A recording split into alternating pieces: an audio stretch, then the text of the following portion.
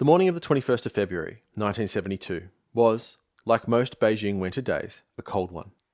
Throughout the winter months, the Forbidden City is blanketed by the massive cold air mass that is the Siberian anticyclone, an enormous lake of cold, dry air that slowly rotates around the Eurasian interior.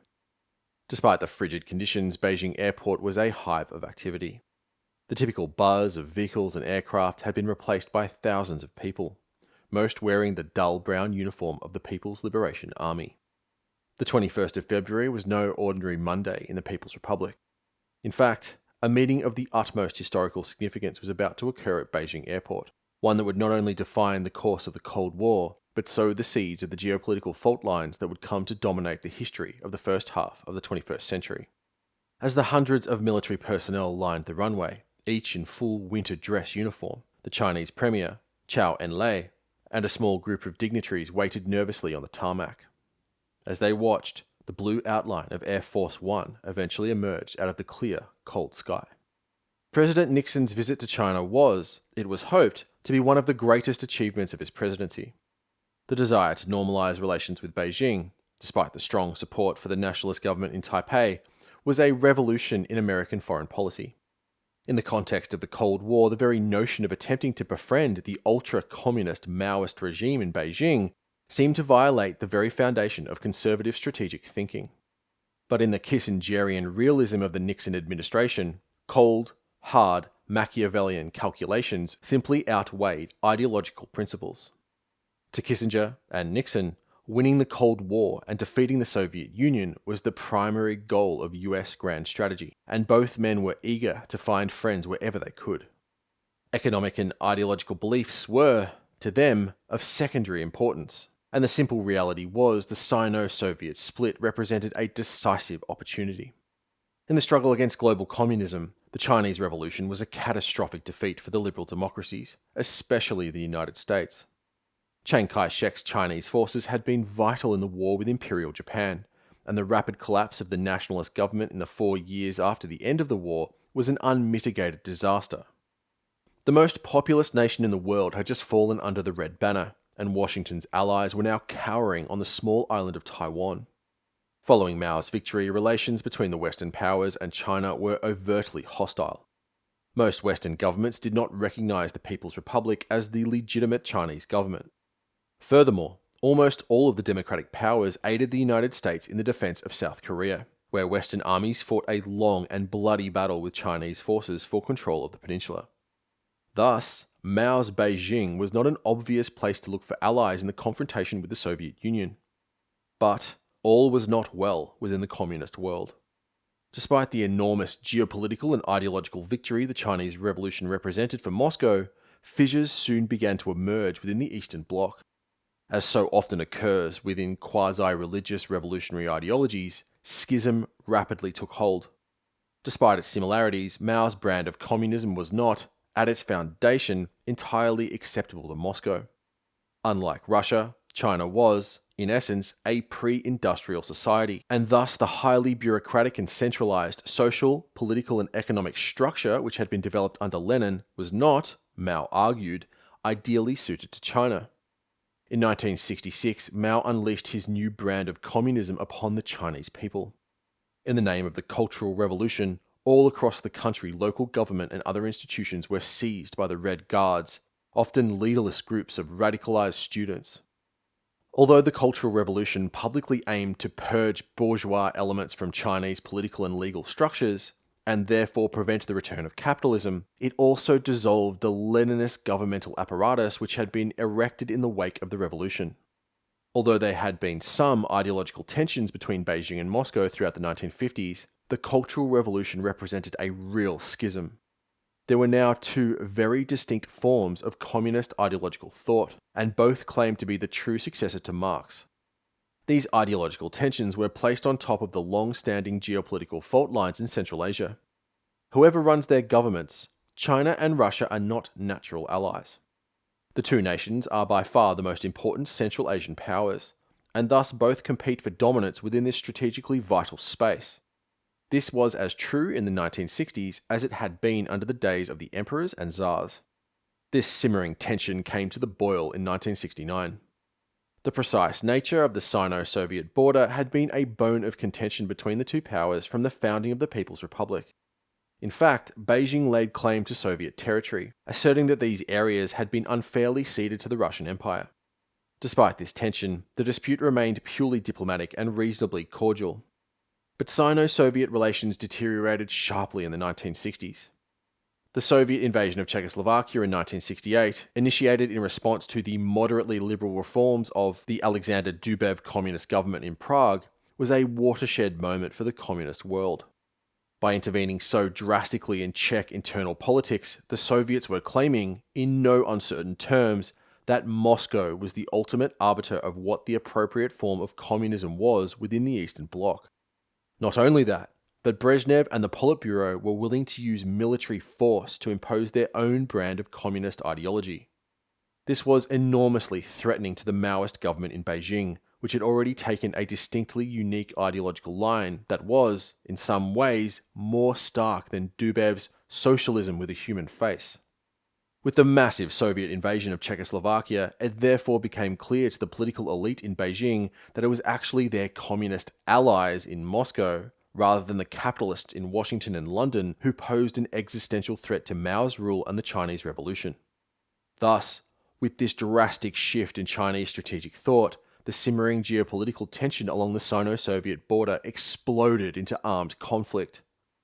The ideological friction was not the only area of significant disagreement. The burgeoning Chinese nuclear program was also of significant concern to Moscow, who had thus far maintained a nuclear monopoly within the Eastern Bloc.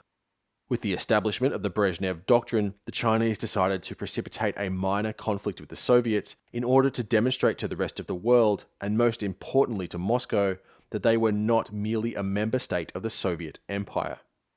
As relations between the Soviets and Chinese deteriorated throughout the 1960s, both sides began to concentrate significant military forces in the area. Despite their substantial material and technological superiority, the Soviets were deeply concerned by the sheer mass of the PLA. Thus, given their inferiority along the border, Soviet forces declined to respond to Chinese provocations throughout 1968.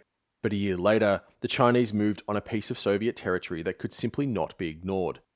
A large PLA element ambushed a Soviet patrol on the disputed Damansky Island. This premeditated attack not only led to significant loss of life, but precipitated the commitment of follow-on forces. The two communist powers were now on the brink of full-blown conventional war. Although the crisis eventually passed, the Sino-Soviet split was now well and truly entrenched. In fact, the Soviets were so concerned by both the burgeoning Chinese nuclear capability and the sheer mass of the PLA that they began floating the possibility of a nuclear strike to the Americans. Thus, a truly unique opportunity had now presented itself to Kissinger and Nixon. The second most significant communist power was now almost at war with the Soviets, and in desperate need of friends. Indeed, only Washington had the power to prevent a Soviet nuclear attack on China. Just 3 years later, not only had diplomatic relations now been established between Washington and Beijing, but Nixon's aircraft was rolling down the runway of Beijing Capital International Airport. Nixon's visit to China was about more than mere symbology, although the optics of a US president shaking hands with Mao Zedong in Beijing were hardly inconsequential. It represented the first step in not only a normalization of relations between China and the West, but the formation of a strategic alignment which would be critical in eventually bringing about the collapse of the Soviet Union. Despite its vast military strength, the USSR was now quite literally surrounded by hostile powers. From Japan and Communist China in East Asia, to Turkey and Iran on its southern border, West Germany and NATO's Northern Army Group on its western flank, and Norway and Canada across the Arctic, the circle of containment was now complete. Such an alignment of the international order forced the Soviets to continue to divert massive amounts of production to the armed forces, continuing to grow the bloated military-industrial complex and distort the wider Soviet economy. Although no one knew it at the time, it would also be the first steps in the most important economic relationship in modern history, a development of, perhaps, greater long-term significance than its impact on the Cold War. Along with the culmination of the Vietnam War, the normalization of relations between Washington and Beijing was an era-defining moment for Australia and Australian strategic policy. The first half of the Cold War had been a very dangerous and fraught period in Australian history, although it is not appreciated as such by most Australians. The nation had been in an almost continual state of armed conflict since 1939.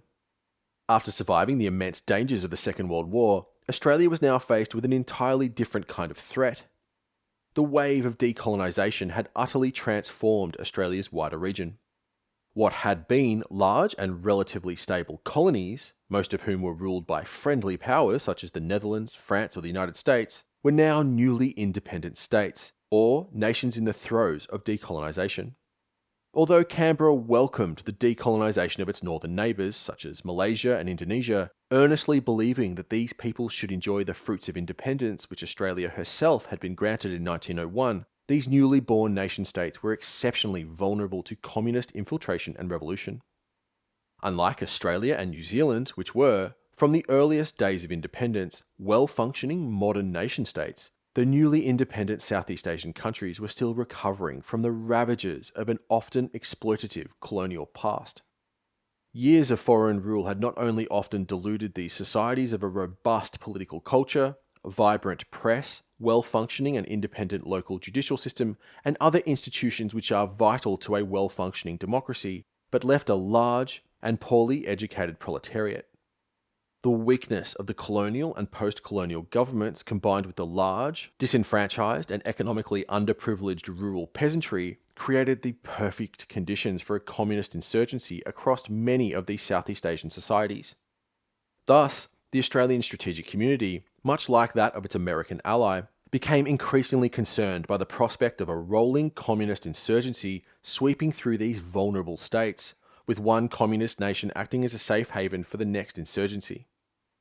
This notion is otherwise known as the domino theory, a concept which is often unfairly ridiculed because it led to a dire strategic miscalculation in Vietnam, one that caused hundreds of thousands and potentially millions of deaths.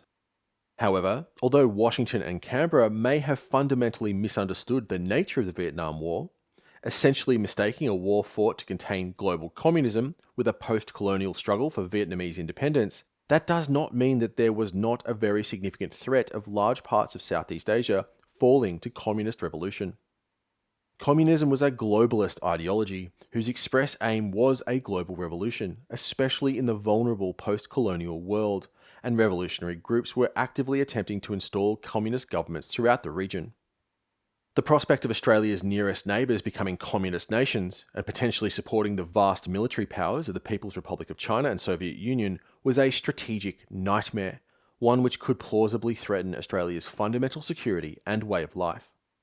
This process led to one of the most tumultuous periods in Australian strategic and military history. Just 5 years after the bloodbath of the Second World War, Canberra was called upon to send her fighting men to war again on the Korean Peninsula, where the communist North had invaded the South. Australia was the first Western nation to follow the United States and deploy combat forces to South Korea, the foundation of which was 3 RAR, supported by RAN and RAAF elements. After the conclusion of hostilities in the middle of July 1953, the Australian military would only have a 2-year break from combat operations before it was called upon again to fight to contain communist aggression. Throughout the 1950s, a communist insurgency raged across the British colony of Malaya, which required a very significant military operation to counter. From 1955, Australia deployed an infantry battalion and fighter squadron, in addition to several other supporting assets. Australian forces would remain in the newly independent state of Malaysia to support the government for almost 10 years after its declaration of independence in 1957, fighting the Malayan National Liberation Army and the Indonesian military throughout the 3-year Indonesian confrontasi, or confrontation, which ended in 1966. 39 Australians were killed in the Malayan emergency, with another 23 falling in operations to contain Indonesian forces in Borneo. Despite nearly 15 years of constant combat operations fighting communist forces across Asia, as the conflict in Vietnam escalated, so did Australian involvement. In response to a request for military aid from the South Vietnamese government, Canberra deployed the Australian Army Training Team Vietnam in July 1962. These 30 personnel were the vanguard of what would become Australia's largest military commitment since the Second World War. At its peak, the brigade-sized Australian task force would contain 8,500 troops. From 1962 to 1973, when the Governor-General effectively ended Australia's contribution to the war, over 60,000 Australians would be deployed to Vietnam.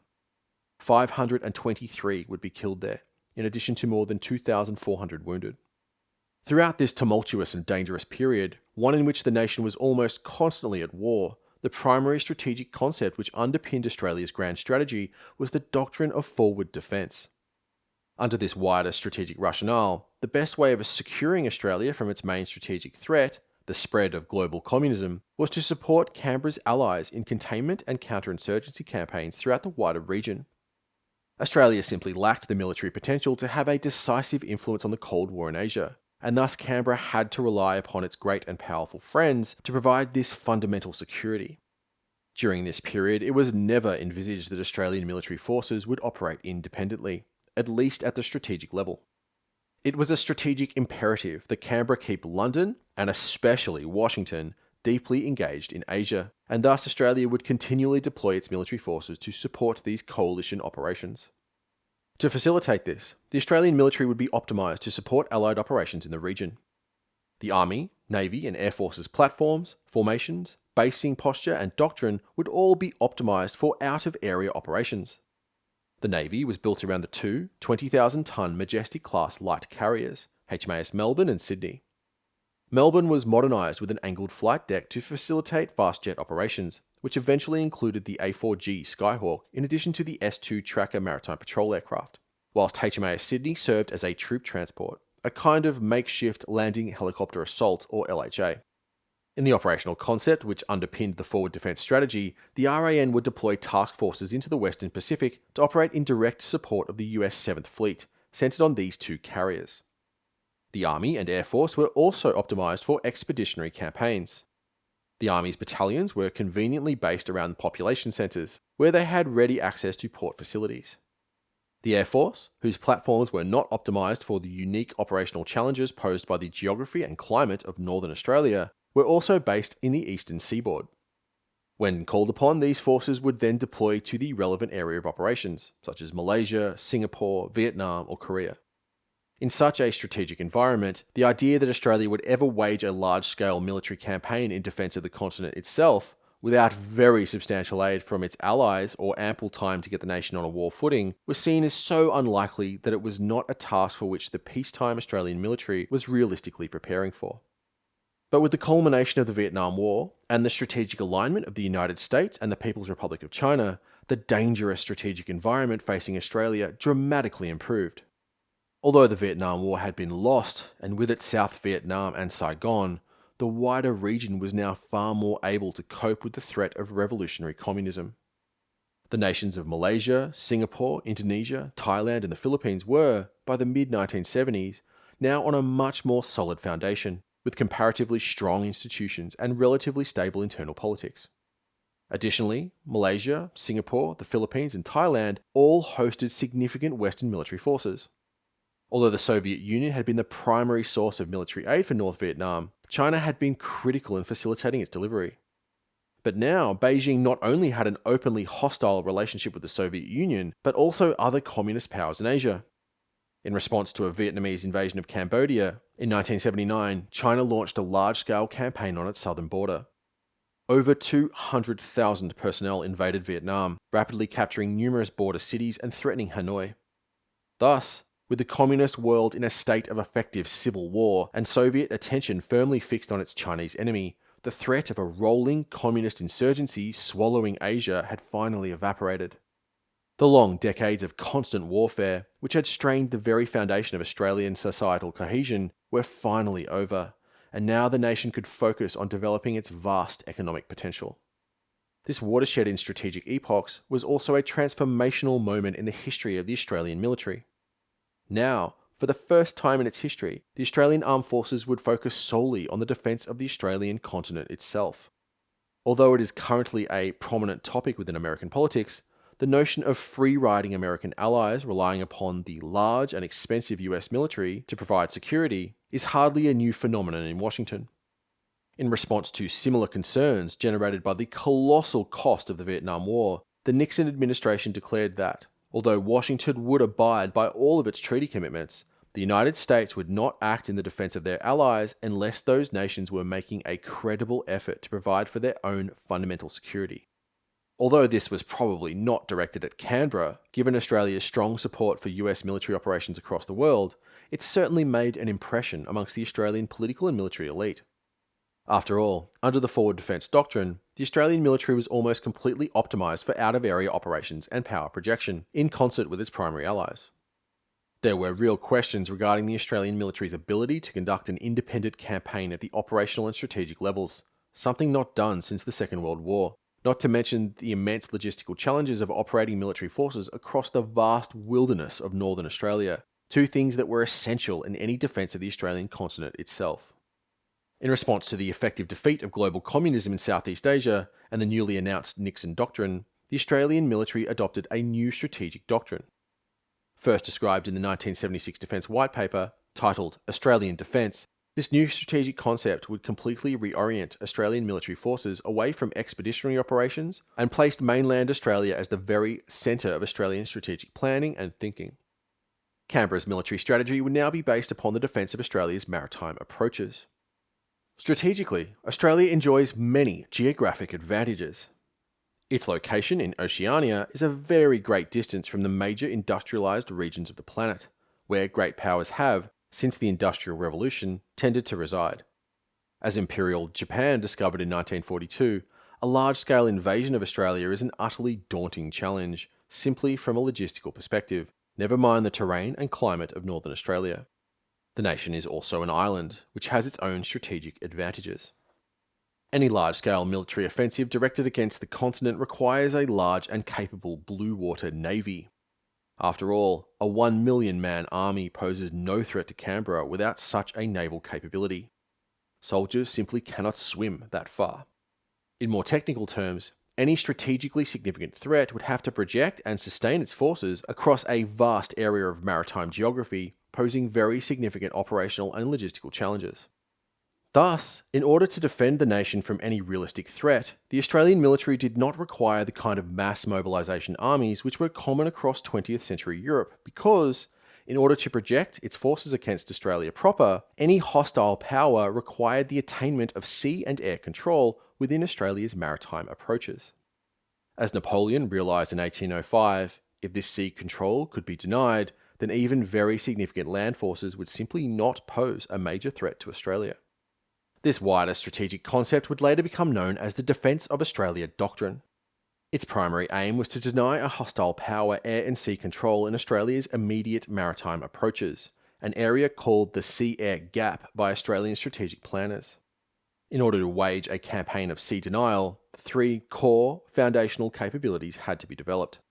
The first was the ability of the Royal Australian Air Force to not only operate in Northern Australia, but mass its forces across the Sea-Air Gap.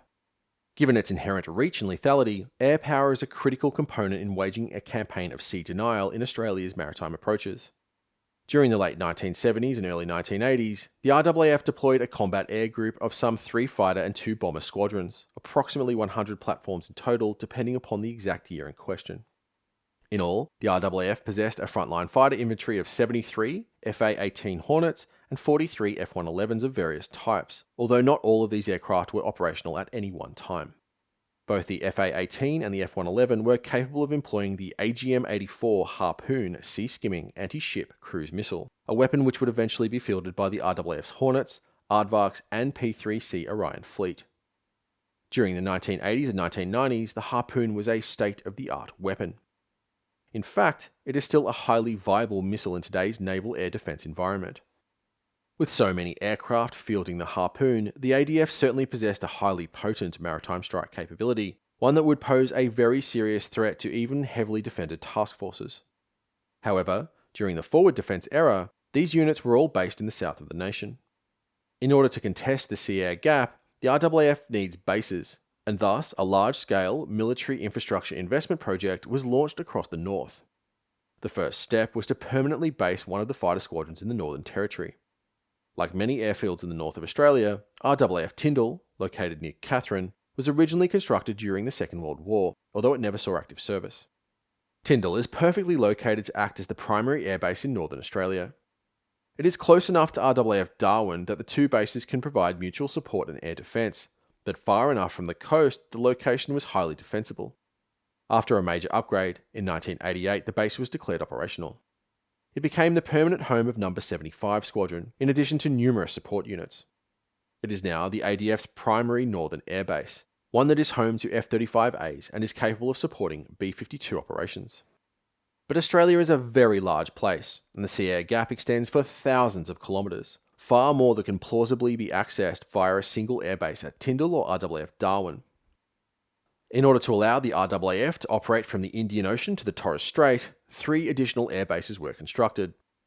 These are RAAF Learmouth, near Exmouth, RAAF Curtin, located in the Kimberley, and RAAF Sherger in far north Queensland. These areas are some of the most remote and sparsely populated in the world. The climate is harsh, and logistical considerations are severe. Thus, permanently manning these bases with the objective of keeping them at an operational status would be both costly and pose a significant strain on the personnel based there. In order to mitigate these challenges, the concept of a bare base was developed. These air bases would be constructed as if they were fully operational, with long runways, accommodation facilities, aircraft shelters, and ammunition and fuel bunkerage. However, virtually no personnel would be based there, bar a few caretaker staff. This would keep the cost of maintaining these facilities down to a bare minimum. In the event that one of these facilities require activation, the combat squadron and all of the supporting crews could simply be flown in from their permanent bases on the eastern seaboard. These facilities were all completed by 1998. But simply being able to operate the RAAF's combat squadrons in the north of the country did not mean they were able to effectively wage a campaign of sea denial in Australia's maritime approaches. One of the most difficult aspects of maritime strike is simply finding ships. The ocean is vast and naval vessels are comparatively small. Plus, they constantly move. When you consider the colossal area of interest and the relatively small sensor footprint of a combat aircraft like a strike fighter, arguably the greatest challenge facing the ADF in achieving the ambitious goals set out by the Defence of Australia Doctrine was in the area of intelligence, surveillance, and reconnaissance. Somehow, the ADF had to generate an accurate and comprehensive surveillance picture of thousands of kilometres of maritime airspace across one of the most sparsely populated areas of the Earth. The acquisition of maritime patrol aircraft, the AP-30C Orion, was certainly a necessary first step, but given their limited sensor footprint and intermittent persistence, clearly more capable surveillance systems were required.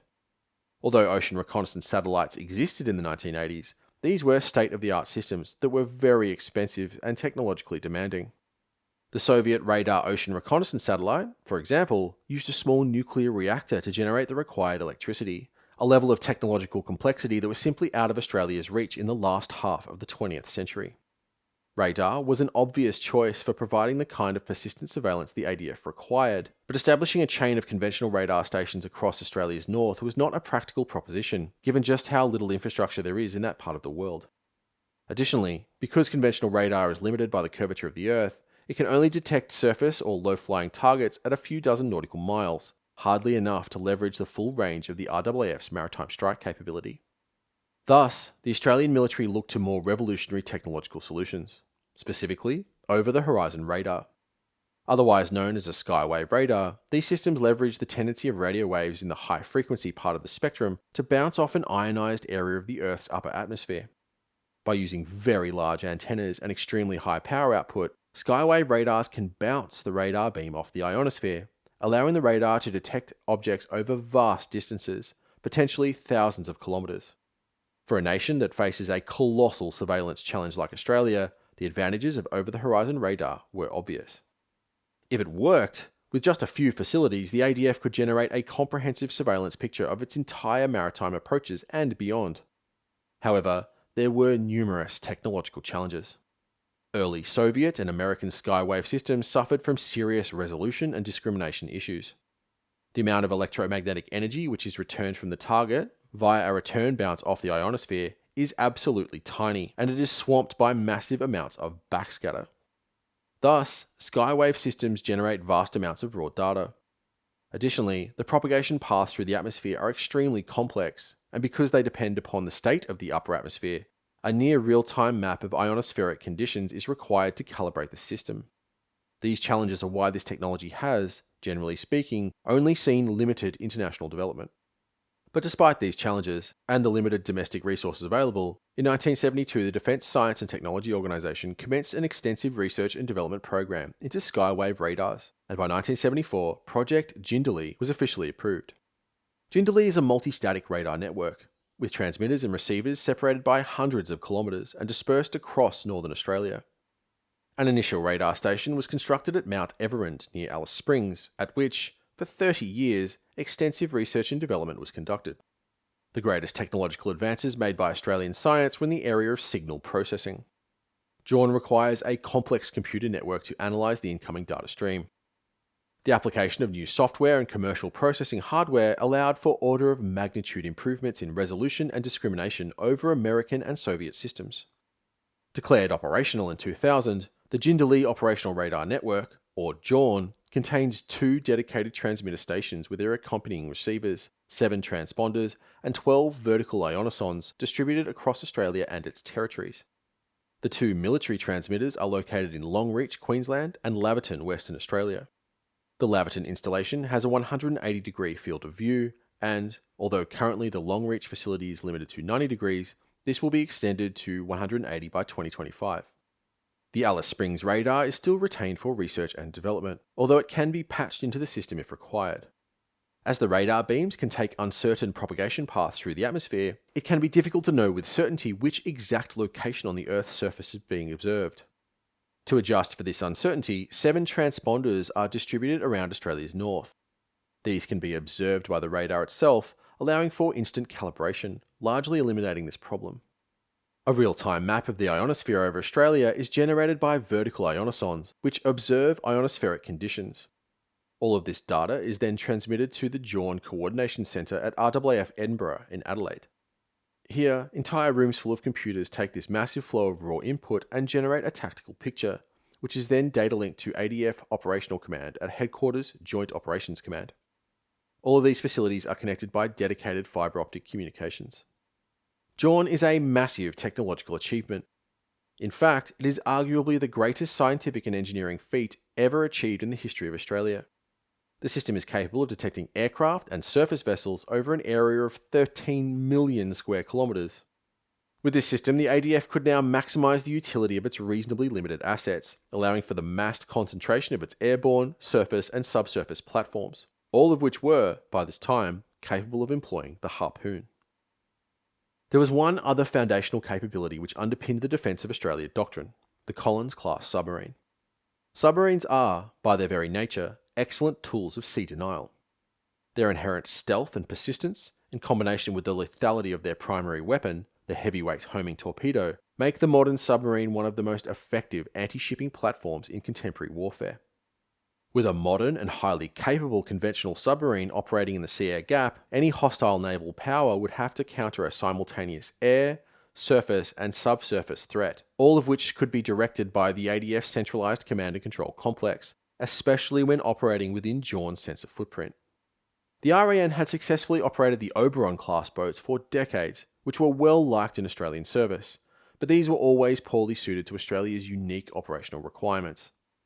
With the Collins, the Australian military now not only had a submarine which was specifically designed to Australian specifications, but was perfect for sea-air gap operations. Australia is a unique diesel-electric submarine operator. Even in a defensive campaign, a submarine's patrol areas are weeks of sailing from the nation's primary naval bases, Fleet Base East and Fleet Base West, which are located in Sydney and Perth. A patrol area in, for example, the Bunda Sea, just to the north of Darwin, one of the major maritime approaches to northern Australia, is 2 weeks steaming from Fleet Base West if the submarine is operating in a reasonably stealthy manner. This kind of endurance is an uncommon requirement for most conventional submarine operators. The Collins was specifically designed to meet these unique Australian requirements. At its launch, it was the largest modern conventional submarine ever developed. It's still amongst the largest today. This size provides range, endurance and persistence, more room for fuel and food, greater accommodation spaces for the crew, and, critically, space for a very large battery bank and powerful electric generators. One of Collins' most important capability enhancements is its very low indiscretion rate.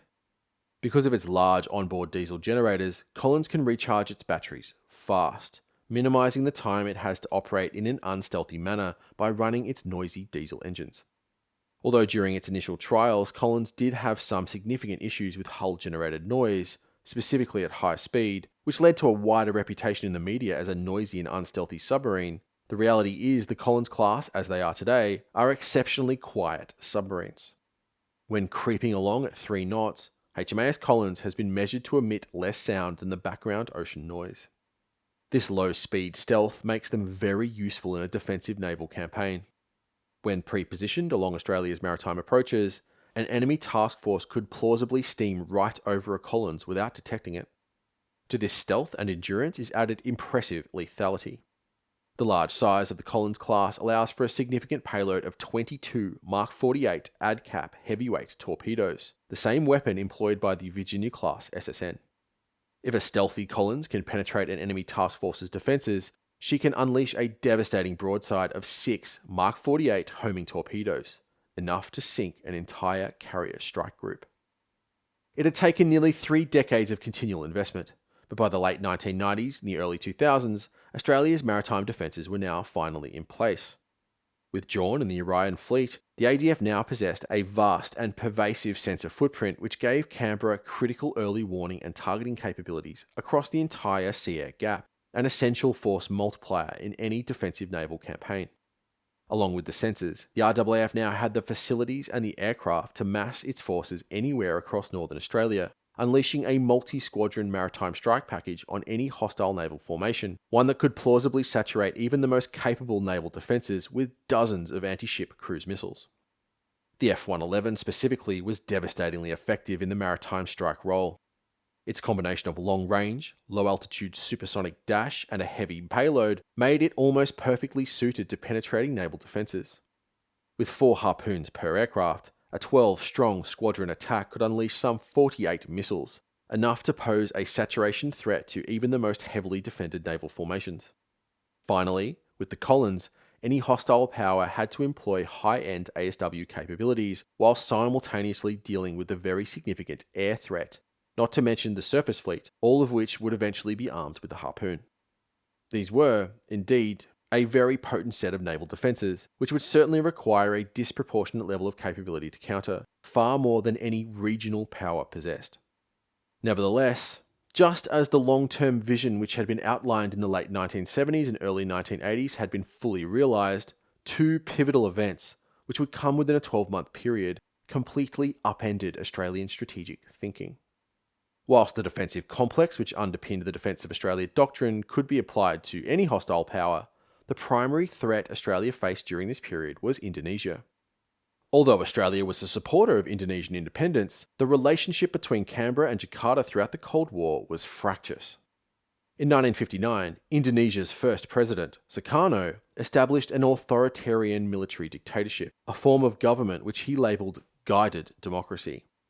This quasi-socialist political movement ended with a military coup d'etat, one led by Indonesia's second president, Suharto, which was conducted in 1967. Thus, from 1959 to 1998, Indonesia, the giant of Southeast Asia, was led by a series of highly threatening authoritarian governments. Major General Suharto's regime had an especially brutal reputation. As an example, some 500,000 suspected communist sympathisers were killed during his rise to power. All throughout this period, Indonesia was an expansionist military power.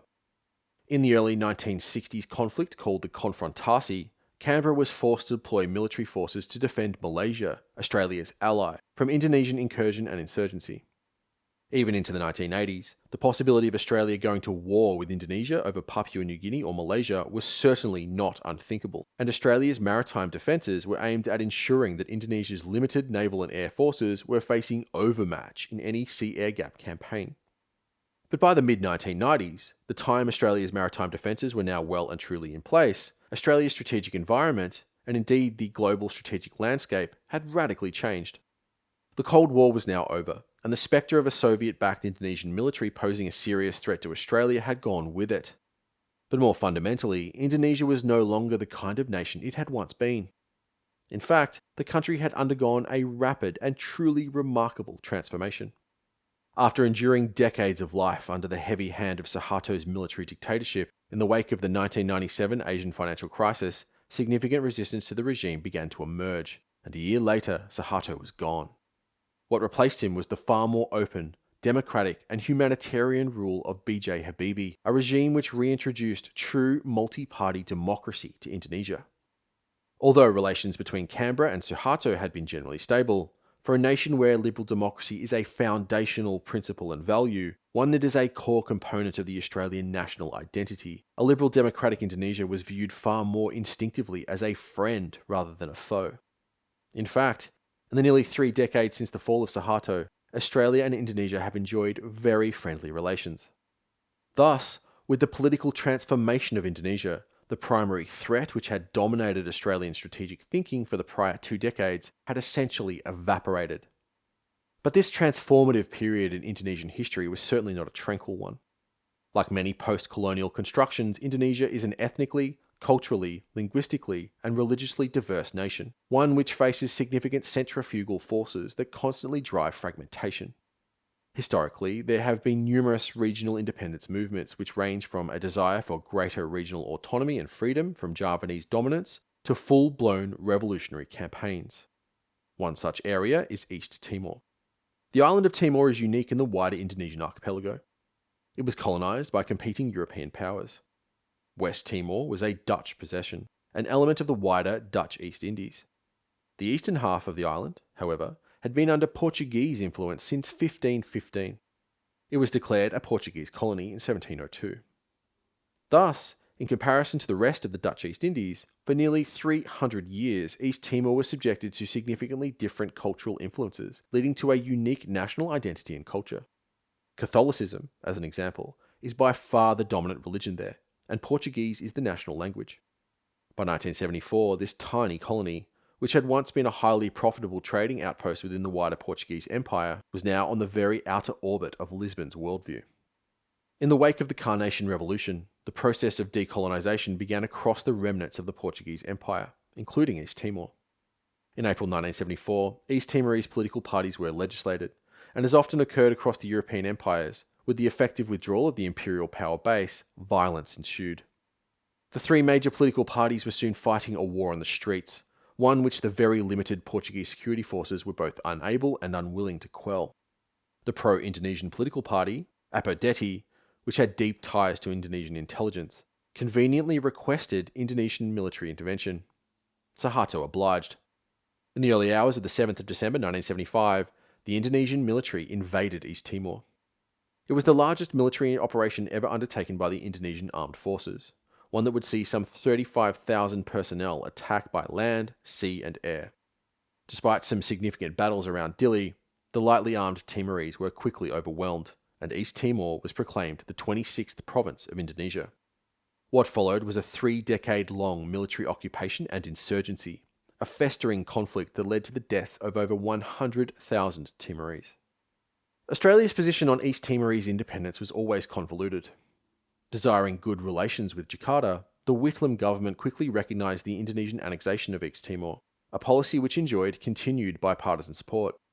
However, the cause of East Timorese independence always enjoyed significant public sympathy. For democratic Australia, the violent occupation of a tiny emergent nation on our doorstep was a difficult pill to swallow. But for decades, maintaining positive relations with Australia's most important neighbour and primary security threat simply took precedence over principle. This bipartisan support for the Indonesian position began to crack in 1998, however. With the fall of Suharto, the question of East Timor once again became a live political issue in Australian domestic politics. The new Indonesian president had no real desire to maintain the costly military occupation, a policy with which he had not been involved at its formulation, and in 1998, Habibie announced significant troop withdrawals from East Timor. For the Australian left, supporting the occupation was never a natural policy position. Indeed, ignoring the numerous human rights violations seems to transgress the very principles for which the Labor Party believed it stood for. The cause of Timorese independence gained the support of a major Australian political party and was a significant issue in the 1998 federal election. The problem could no longer be ignored. Despite the overwhelming coalition victory, it was clear in both Canberra and Jakarta that the question of East Timor had to be addressed. Indonesia was in the grips of the worst economic crisis in its modern history, and East Timor was only one of several provinces with active independence movements. In fact, this was an internal crisis of such significance that the integrity of the Indonesian state was at risk. It was within this economic and strategic backdrop that John Howard's infamous letter landed on the Indonesian president's desk. Howard outlined a change in Australian policy, one which supported Timorese autonomy, although not full-blown independence. There were real concerns in Canberra about the viability of Timor as a nation. Howard proposed a UN-sponsored referendum to be held within 10 years that would ask the Timorese whether they wished to be an autonomous region within Indonesia. Despite positive relations between Habibie and Howard, this letter left the Indonesian president incensed, specifically a reference to the autonomy of the French colony of New Caledonia. Indonesia is a post-colonial state, one with a painful history of imperialism, and being equated with a European colonial power such as France was seen as an insult. The infuriated Habibie scribbled a rambling reply to Howard, one that would become Indonesian policy. Instead of a slow, careful process of negotiated autonomy, an independence referendum would be implemented as soon as possible. It would be held in 1999. The result of this haste was political violence.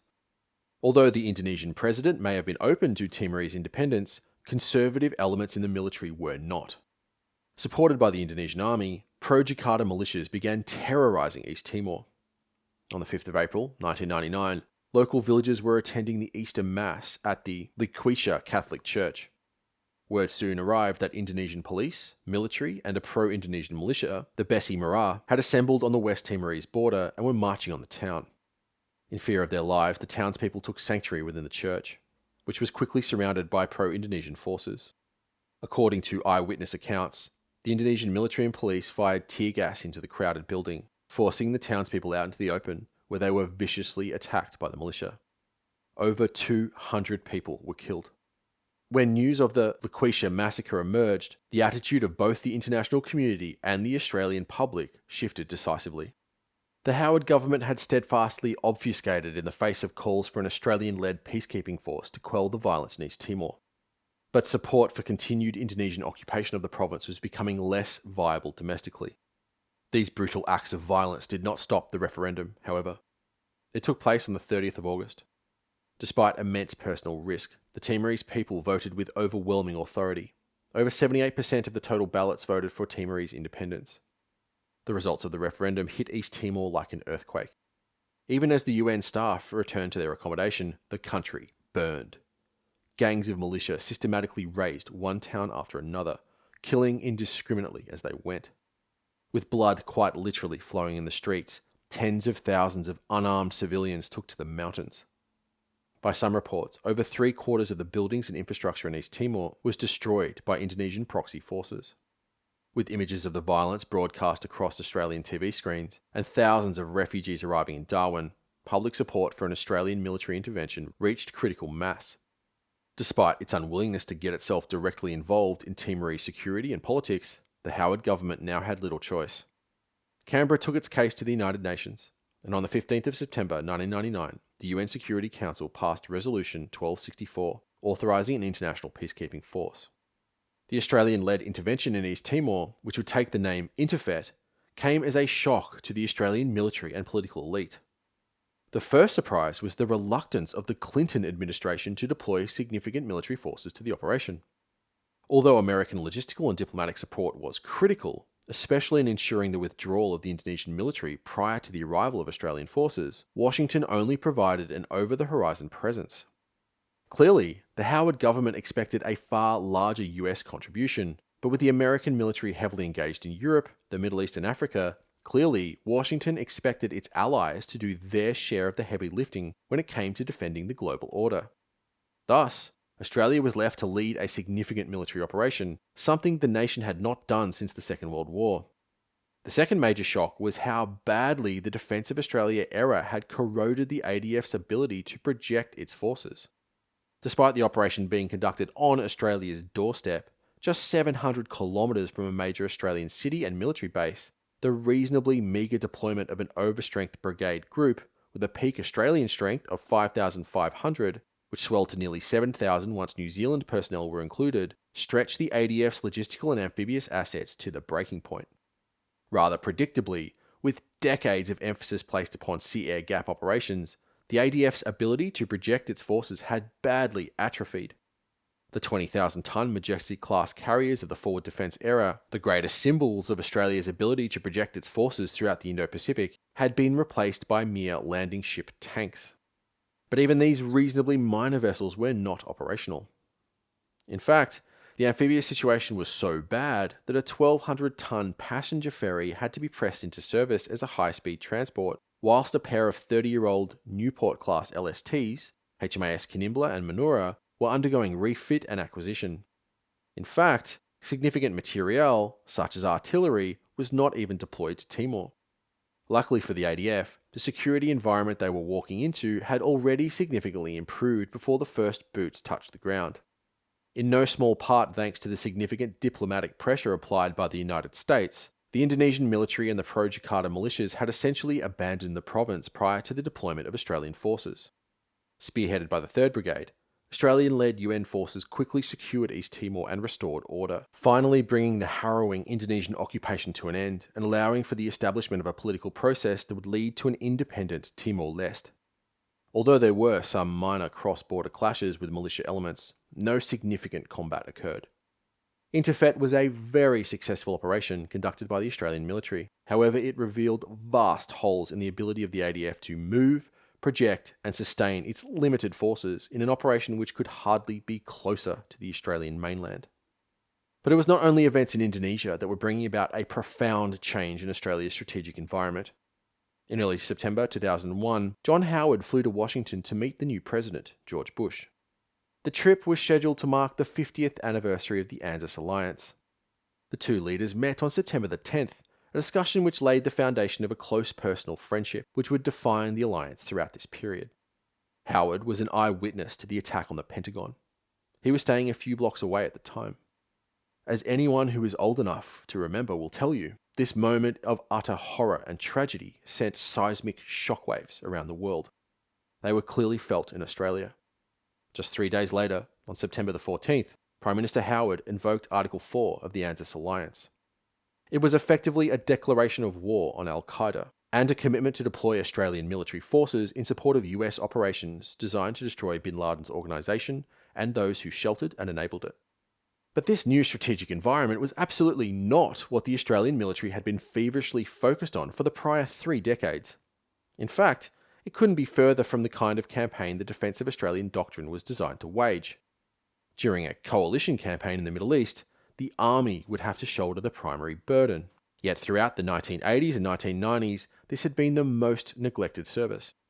In any defence of the Australian mainland, the major manoeuvre elements of the professional army were given the task of countering raiding forces across northern Australia, essentially the third and least important line of defence.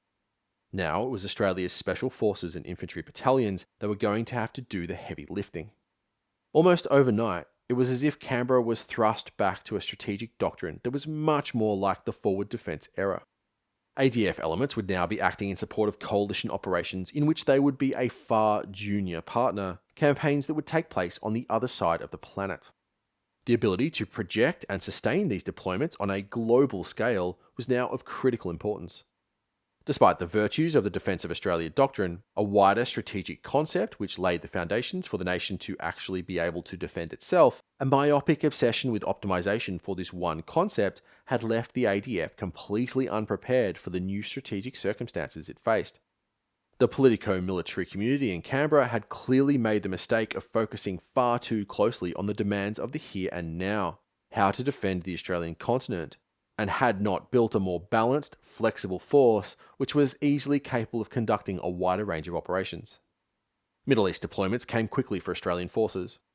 It only took a few weeks for the US military to commence the invasion of Afghanistan, and the ADF rapidly deployed its forces in support. By December 2001, just 2 months after 9/11, Operation Slipper had commenced.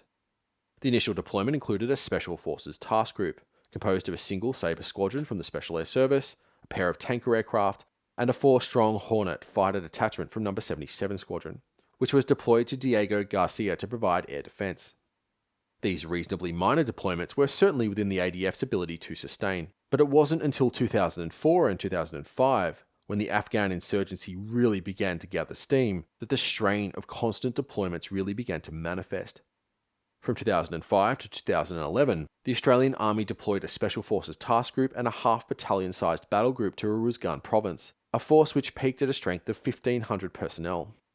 During this peak period in 2009, 5 RAR deployed to Uruzgan with 4 combat teams, company strength combined arms formations with infantry, heavy weapons and armour, 5 mentoring and liaison teams, a special operations task group, an artillery detachment, intelligence detachment, 2 Chinook helicopters, 3 C-130s, and numerous support and logistics elements.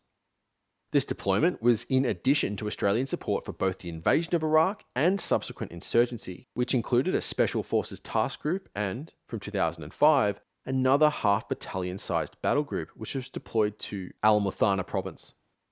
Over 40,000 Australian personnel were deployed to these campaigns, 41 of whom were killed in Afghanistan alone, in addition to 261 wounded. These sustained deployments were some of the longest in Australia's military history.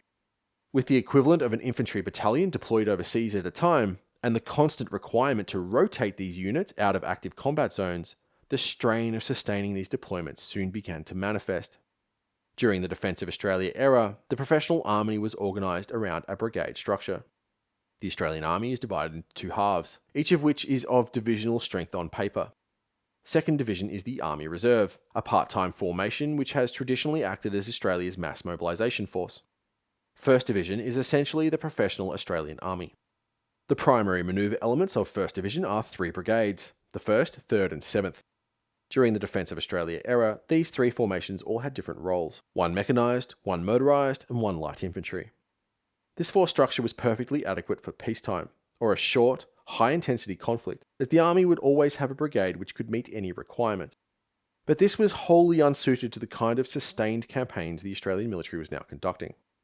Every single battalion of the Royal Australian Regiment did their time in either Iraq or Afghanistan, often for multiple tours. No matter what their nominal role was within the force structure, when they deployed, they did so as light infantry. This meant that specialised skills, such as working as mechanised infantry, waned with time, and requalifying for their nominal roles after deployment became increasingly difficult. Furthermore, many individuals with specialist roles were suffering an unsustainable operational tempo. It was clear that if the Australian military was going to be able to sustain these long-term global deployments, a new force structure was required.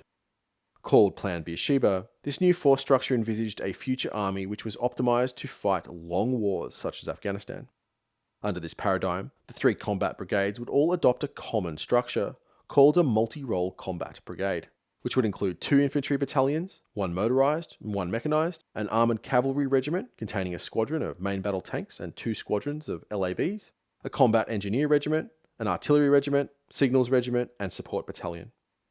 Each of these brigades had an approximate strength of 3,500 personnel, and were akin to a medium-weight formation, with greater mobility and firepower than a motorised brigade, but less than a full-blown armoured or mechanised formation. Adopting a common brigade structure meant the 3 brigades could now follow a 3-year force generation cycle. During this cycle, each of the formations would go through a different 1-year phase. The first of these periods was called the reset phase. During this time, the brigade would conduct a very low operational tempo, allowing for individual soldiers to focus on areas such as career progression, specialised training, and even extended leave. After this low-intensity period was completed, the brigade would move to the readying phase, where the formation would conduct much more intense training, including battalion and brigade-level exercises, which were designed to prepare the formation for deployment. Once the readying phase was completed, and the brigade was certified for global deployment, it would enter the year-long ready phase. This new force structure and the 3-year force generation cycle meant the army would now be able to constantly deploy a brigade group anywhere the government required. And as these formations were now medium-weight, multi-role brigades, they could be deployed to both low-intensity counterinsurgency operations, such as Afghanistan, and high-intensity campaigns, such as a hypothetical conflict on the Korean Peninsula.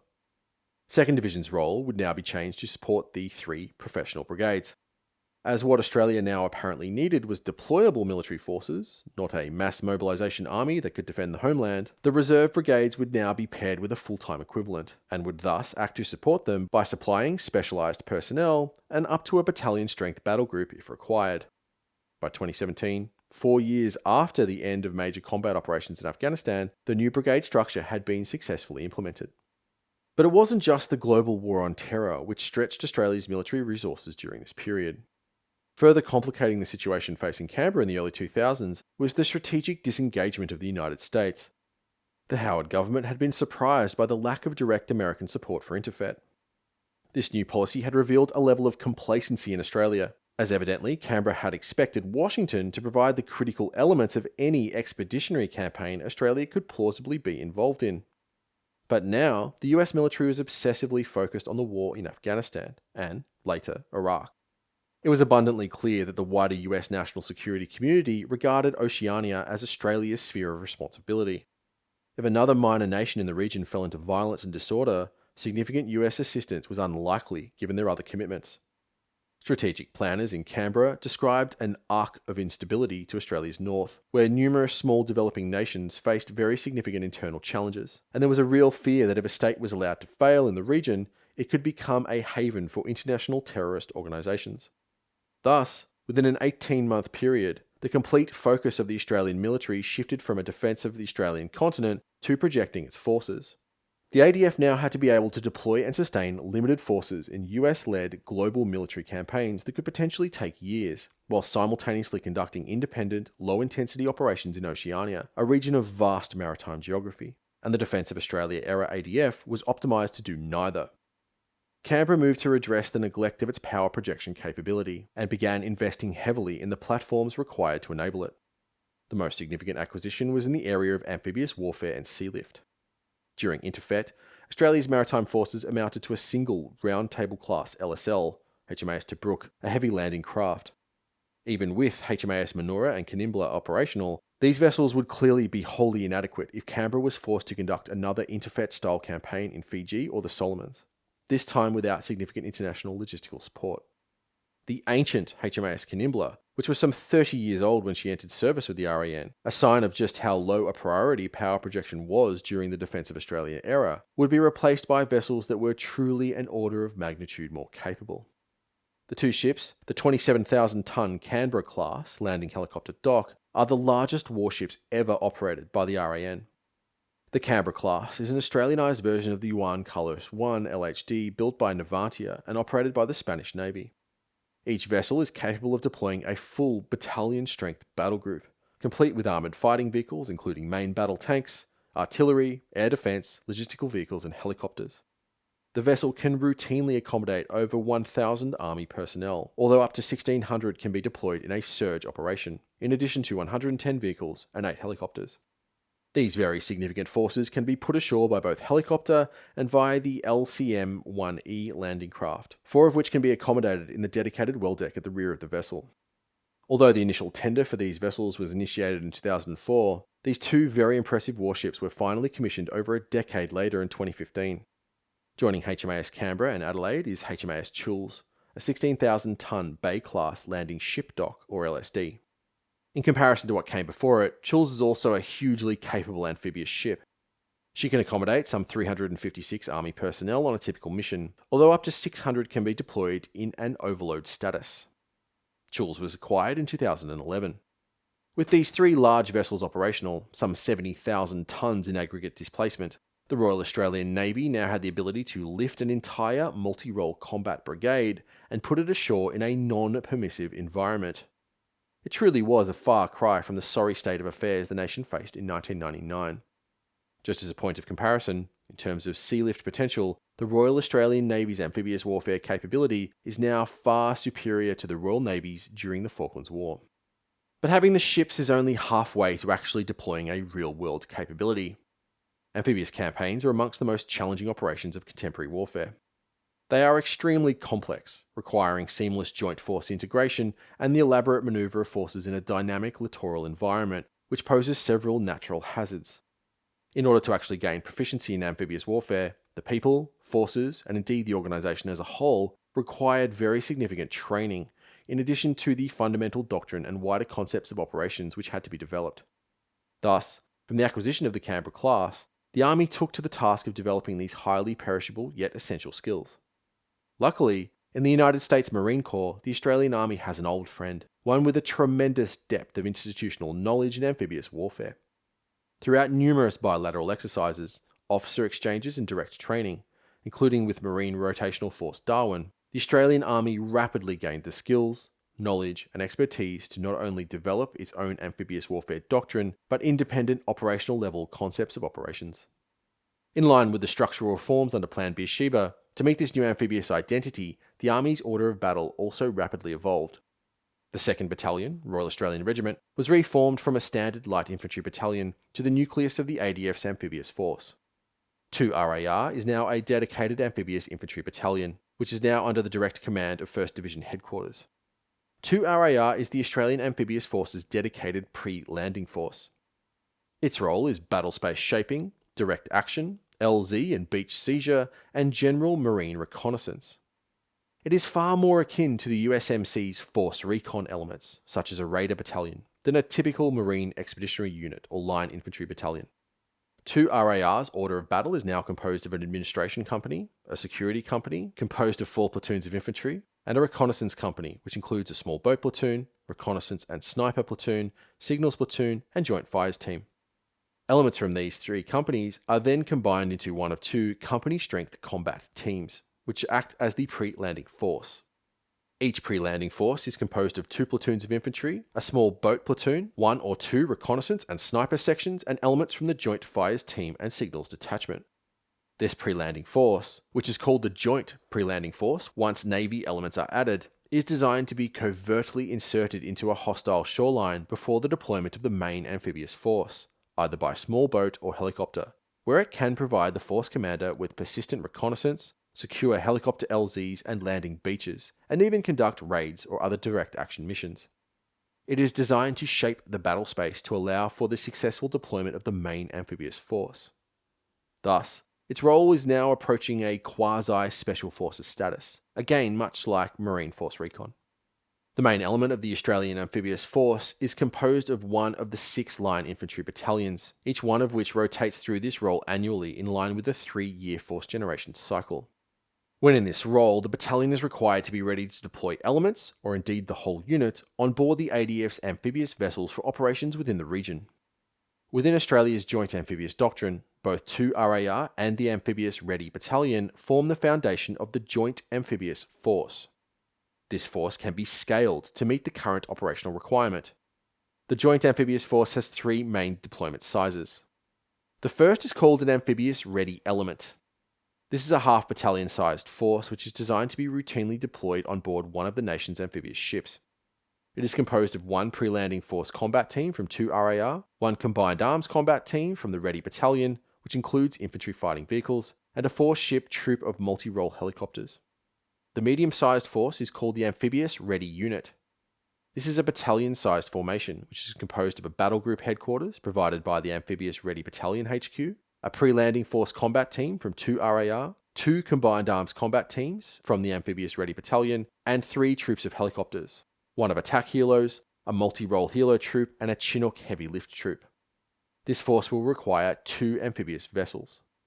The largest deployable element is called the Amphibious Ready Group. This is a brigade-sized formation composed of a battalion headquarters to act as Battle Group HQ, both combat teams from 2 RAR, 4 combined arms combat teams from both battalions of the Army's Ready Brigade, and 4 troops of helicopters. This force requires all 3 of the ADF's amphibious vessels. All 3 units are supported by dedicated logistics elements and beach teams. It took several years to implement these doctrinal, organisational and operational reforms, but by Operation Talisman Sabre 2019, the largest bilateral amphibious warfare exercise in the nation's history, the Australian Amphibious Force was finally declared ready for deployment. It had taken exactly 20 years from INTERFET, but now the ADF finally possessed a world-class amphibious force, one that could certainly meet the needs of a large-scale regional contingency and, if required, even project power well beyond Oceania. By this time, Plan Beersheba had also largely been realised. The 3 brigades were all now following a common structure, and significant investments were being made in the Army's platforms and core combat capabilities. These programs were numerous, including the Boxer combat reconnaissance vehicle and a 155mm self-propelled howitzer. But the highest profile investment was certainly Land 400 Phase 3, which aimed to equip all three of the multi-role combat brigades with a highly advanced, tracked infantry fighting vehicle, which eventually became Hawana Defense's AS-21 Redback IFV, some 450 of which were planned for procurement. In all, by the end of the 21st century's second decade, the ADF generally, and the Army specifically, had undergone profound change. The Defence of Australia-era Army was no more. It was now a heavier, more lethal force, which was optimised for global deployments, operations which could be sustained indefinitely, one with a new amphibious identity. The ADF as a whole was now a force that was far more optimised for out-of-area operations and global power projection. If the Western Alliance became involved in another protracted Middle East campaign, the Army could well and truly sustain a brigade-level deployment for several years, and should another state fail in Micronesia, the Australian military as a whole was now well prepared and equipped to wage an independent, medium-intensity amphibious campaign within the region. By 2020, it was well and truly a military that was very well prepared to fight the last war. As the Western powers were fixated on the global war on terror, a new threat began to emerge in East Asia. The Great Asian Tiger, China, had risen from a period of historic weakness to once again assert itself as a great power. As described previously, the normalization of relations between Washington and Beijing in the early 1970s, and the strategic alignment that followed, revolutionized Australia's wider strategic environment, transforming a hostile and dangerous region into an Indo-Pacific that was dominated by the principles of free trade, development, and economic prosperity. In point of fact, the period following said transformation was one of the most prosperous in Australia's history. Although the late 20th century was dominated by the Cold War and its immediate aftermath, the utter geopolitical earthquake that was the rapid collapse of the Soviet Union, and the power vacuum which followed, a period that would later become known as the unipolar moment, the seeds of the next superpower rivalry were already being sown. Throughout the 3 decades from 1990 to 2020, the world witnessed one of the greatest economic transformations in history. During the 1960s, China was a deeply impoverished country. In 1970, its GDP was roughly the size of Canada's. It was less than 10% that of the United States, despite having a population of over 800 million, 4 times the size. But by 2020, China had grown to become Washington's economic peer, with a reported nominal GDP of $14.6 trillion. Between 1978 and 2020, the Chinese economy grew at a staggering average of 9%, 3 times the global average. China's economic miracle, and understanding why it happened, is one of the most fascinating areas of modern history, but a detailed analysis is beyond the scope of this discussion. In simple terms, China's economic transition can be traced to 2 fundamental drivers. The first was the wide-ranging economic reforms spearheaded by the Chinese Premier Deng Xiaoping, which opened the country to international trade and partially liberalized the economy while simultaneously maintaining strong party and state intervention in the wider economy and political society as a whole. However, as we have seen all throughout modern history, economic liberalization alone is often rarely enough to allow an economy to undergo such a sustained period of economic development. Simultaneously, China entered into a powerfully symbiotic relationship with their new capitalist partners. In the Western powers, especially the United States, China found a massive source of investment and technology, 2 things it desperately required to industrialize and actually utilize its vast labor pool by increasing productivity. These capitalist powers also possessed huge consumer markets which Beijing could then export to, generating a massive terms of trade surplus and, thus, injecting sustained wealth into the nation. For Western businesses, China also represented a once-in-a-century opportunity. A politically stable nation with a business-friendly government that had access to the greatest pool of cheap labor in the world. As Western businesses moved their production to China, Western consumers purchased more and more low-cost consumer goods, increasing the standard of living in the West and generating record profits for business. It was this single economic relationship, one built upon the Cold War alignment of capitalist Washington and Maoist Beijing, that was the engine of globalization throughout the early 21st century. The synopsis presented here is a simplification. Obviously, there is much, much more to this story, such as the transition from a low-cost export growth model to one driven by state intervention, massive and sustained stimulus, and supply-side investment in areas such as real estate and infrastructure, which has been the primary driver of economic growth in China since the Great Recession. But these topics go far beyond the remit of this analysis. What matters here is what this profound economic transformation did to Canberra's wider strategic environment.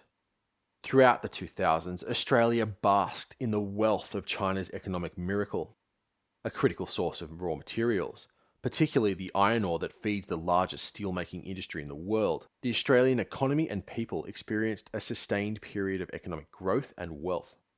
In fact, the mining boom was extremely profitable, and the Australian economy leaned ever more heavily into China as an export market, becoming Australia's leading export destination in 2009.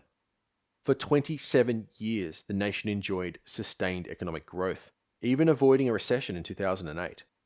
It has been one of the best performing developed economies over the last 30 years, and China's rapid economic development goes a long way to explaining this success. But even as most Australians viewed Communist China as a friendly power, one with whom their future wealth was deeply embedded, storm clouds were gathering on the horizon. Despite the deep economic interdependence between Washington and Beijing, an economic relationship that was, by far, the most important in the world, even in the 2000s, many began to worry about the strategic risks that were being generated by China's rise. It was clear that at some point, China and the United States would become true economic peers, and as every other major economic power has done throughout history, Beijing would look to transform its economic might into other areas of national power, especially its military more generally, and its ability to project power specifically. This seemed to be the quintessential conditions for the Thucydides trap. The prospect of full-blown strategic competition between Australia's primary ally and security partner and its main trading partner was one of great concern in Canberra. Although it may seem naive or almost quaint now, given the strategic environment we are now in, perhaps the biggest Australian strategic concern throughout this period was that, as strategic competition heated up between the two, the United States may force Australia to jeopardize its immensely lucrative economic relationship with China. It was within this wider backdrop that the Australian strategic community finally began to look to China and great power conflict in the Indo-Pacific as fundamental drivers of strategic policy. But it wasn't until 2009 that significant steps were taken to mitigate this very severe threat. The 2009 Defence White Paper was a pivotal document. Called Force 2030, it attempted to reorient the Australian military and wider strategic community away from the global war on terror and stabilisation missions in the immediate region, and began to focus much more clearly on the threat of great power conflict in our region. Section 8.5 stated that it is conceivable that, over the long period covered by this white paper, we might have to contend with major power adversaries operating in our approaches, in the most drastic circumstance, as a consequence of a wider conflict in the Asia-Pacific region. In such a circumstance, it is not a current defence planning assumption that Australia will be involved in such a conflict on its own, but we do assume that, except in the case of nuclear attack, Australia has to provide for its own local defence needs without relying on the combat forces of other countries. To meet this new possibility, something Australia had not really faced since 1945, the Rudd government envisaged a significantly larger and heavier surface fleet. The 8 Anzac-class frigates would be replaced with a new, heavier future frigate, a platform with a strong emphasis on anti-submarine warfare, a vessel which would later become the Hunter class. In essence, the RAN's main battle line, which had been composed purely of frigates in the previous generation, would be replaced by 7,000 to 8,000 ton destroyers. These would be supplemented by 20 offshore combatant vessels, each of which would displace 2,000 tons. These multi-role warships would be modular enough to fulfill the roles of 4 classes of vessels: offshore patrol, hydrographic survey, oceanographic survey, and mine warfare. But by far, the biggest change in Australian investment was the future submarine. The Collins class would now be replaced by a fleet of 12 larger, more capable conventional submarines, a capability which would, it was thought, greatly enhance the ADF's ability to operate within the continent's maritime approaches in the event of great power conflict. Thus, it was these 3 new capabilities that were foundational in Australia's response to China's rise and the increasing strategic tension between Beijing and Washington. An all-destroyer main battle line composed of 12 7,000-ton plus vessels, 3 air warfare destroyers with an option for 1 more, and 8 future frigates, 12 future submarines, which were all significantly more capable than the Collins class, and 20 2,000-ton multi-role offshore combatant vessels. Although it was a significant departure from the previous generation, the Force 2030 order of battle was the result of an evolutionary rather than a revolutionary approach. The RAN's 12 frigates, 4 Adelaide and 8 Anzac classes, would simply be replaced by 12 destroyer-sized vessels which, due to advances in automation, would require a similar-sized crew. Despite eventual capability enhancements in the areas of electronic warfare, ISR and strategic airlift, the RAAF would largely remain the same, with 4 combat squadrons undergoing a generational improvement through the transition to the F-35. The Army, as already described, was on the path to what would become Plan Beersheba. Despite the fanfare, Force 2030's only real groundbreaking departure from the previous generation was the submarine force. As the 2000s moved to the 2010s, the ambitions of the 2009 Defence White Paper languished. Several successive governments neglected these large, costly and long-term capability investments. The Gillard government was, perhaps, the worst offender, effectively cutting defence spending to the lowest level in modern history when measured as a percentage of GDP. This abandonment of defence occurred at a time when the ADF was deeply involved in a costly war in Afghanistan and required very significant investment in fundamental naval capabilities if the Force 2030 order of battle was to be realised. But perhaps Gillard's greatest oversight was the abject neglect of the Collins-class replacement, Project C-1000. It wasn't until 2014 that the initial capability requirements had been decided, and it was 2015, under the Abbott government, that the program finally got underway.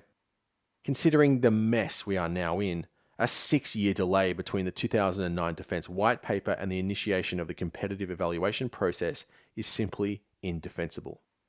Indeed, whilst the 2013 Defence White Paper nominally maintained the core capability ambitions of the Force 2030 concept developed by Gillard's predecessor, it far more heavily emphasised budgetary restraint, an argument which seemed to be fundamentally at odds with the wider strategic environment the 2009 Defence White Paper was designed to mitigate. After all, under Gillard, defence spending reached a historic low of 1.6% of GDP. This is hardly congruent with the fundamental strategic objectives outlined in both the 2009 and 2013 Defence White Papers. But it wasn't just the Gillard government that chose to kick the proverbial can down the road. Although the Conservative Turnbull government certainly treated many of these critical programs with a greater sense of urgency, comparatively short-sighted decisions were also made. For example, an option to procure a 4th Hobart-class air warfare destroyer was declined by the Gillard government. With the production line still up and running, this was still a realistic possibility well into the middle of the decade. During this period, many voices within the Australian strategic community argued that a 4th air warfare destroyer would be a wise choice, keeping Australian shipyards relatively busy and replacing the Adelaide-class frigates on a hull-for-hull basis. But this option was finally put to bed in 2016.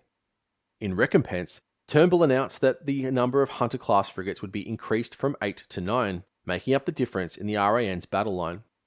Given the cost blowout of the Hobart-class destroyer and the desire to reach a budget surplus, Turnbull clearly decided that deferring the cost of another warship to some future government was a wise political choice. Furthermore, given the economies of scale present in the much larger Hunter-class program, a 9th Hunter was going to cost much less than a 4th Hobart. As attractive as this plan sounded, it meant that, as the 9th Hunter would not enter the water until the late 2030s, Turnbull had effectively shrank the size of the RAN surface fleet from 12 to 11 major surface combatants for a period of 2 decades, the smallest it had been since the 1980s, and all during a future time horizon that both political parties agreed was one of dire strategic risk. The third major element of the Force 2030 concept was the minor combatant vessel. Although it may have flown under the radar, the Force 2030 multi-role offshore combatant vessel had the potential to be one of the greatest capability enhancements across the RAN's order of battle. The concept was ambitious.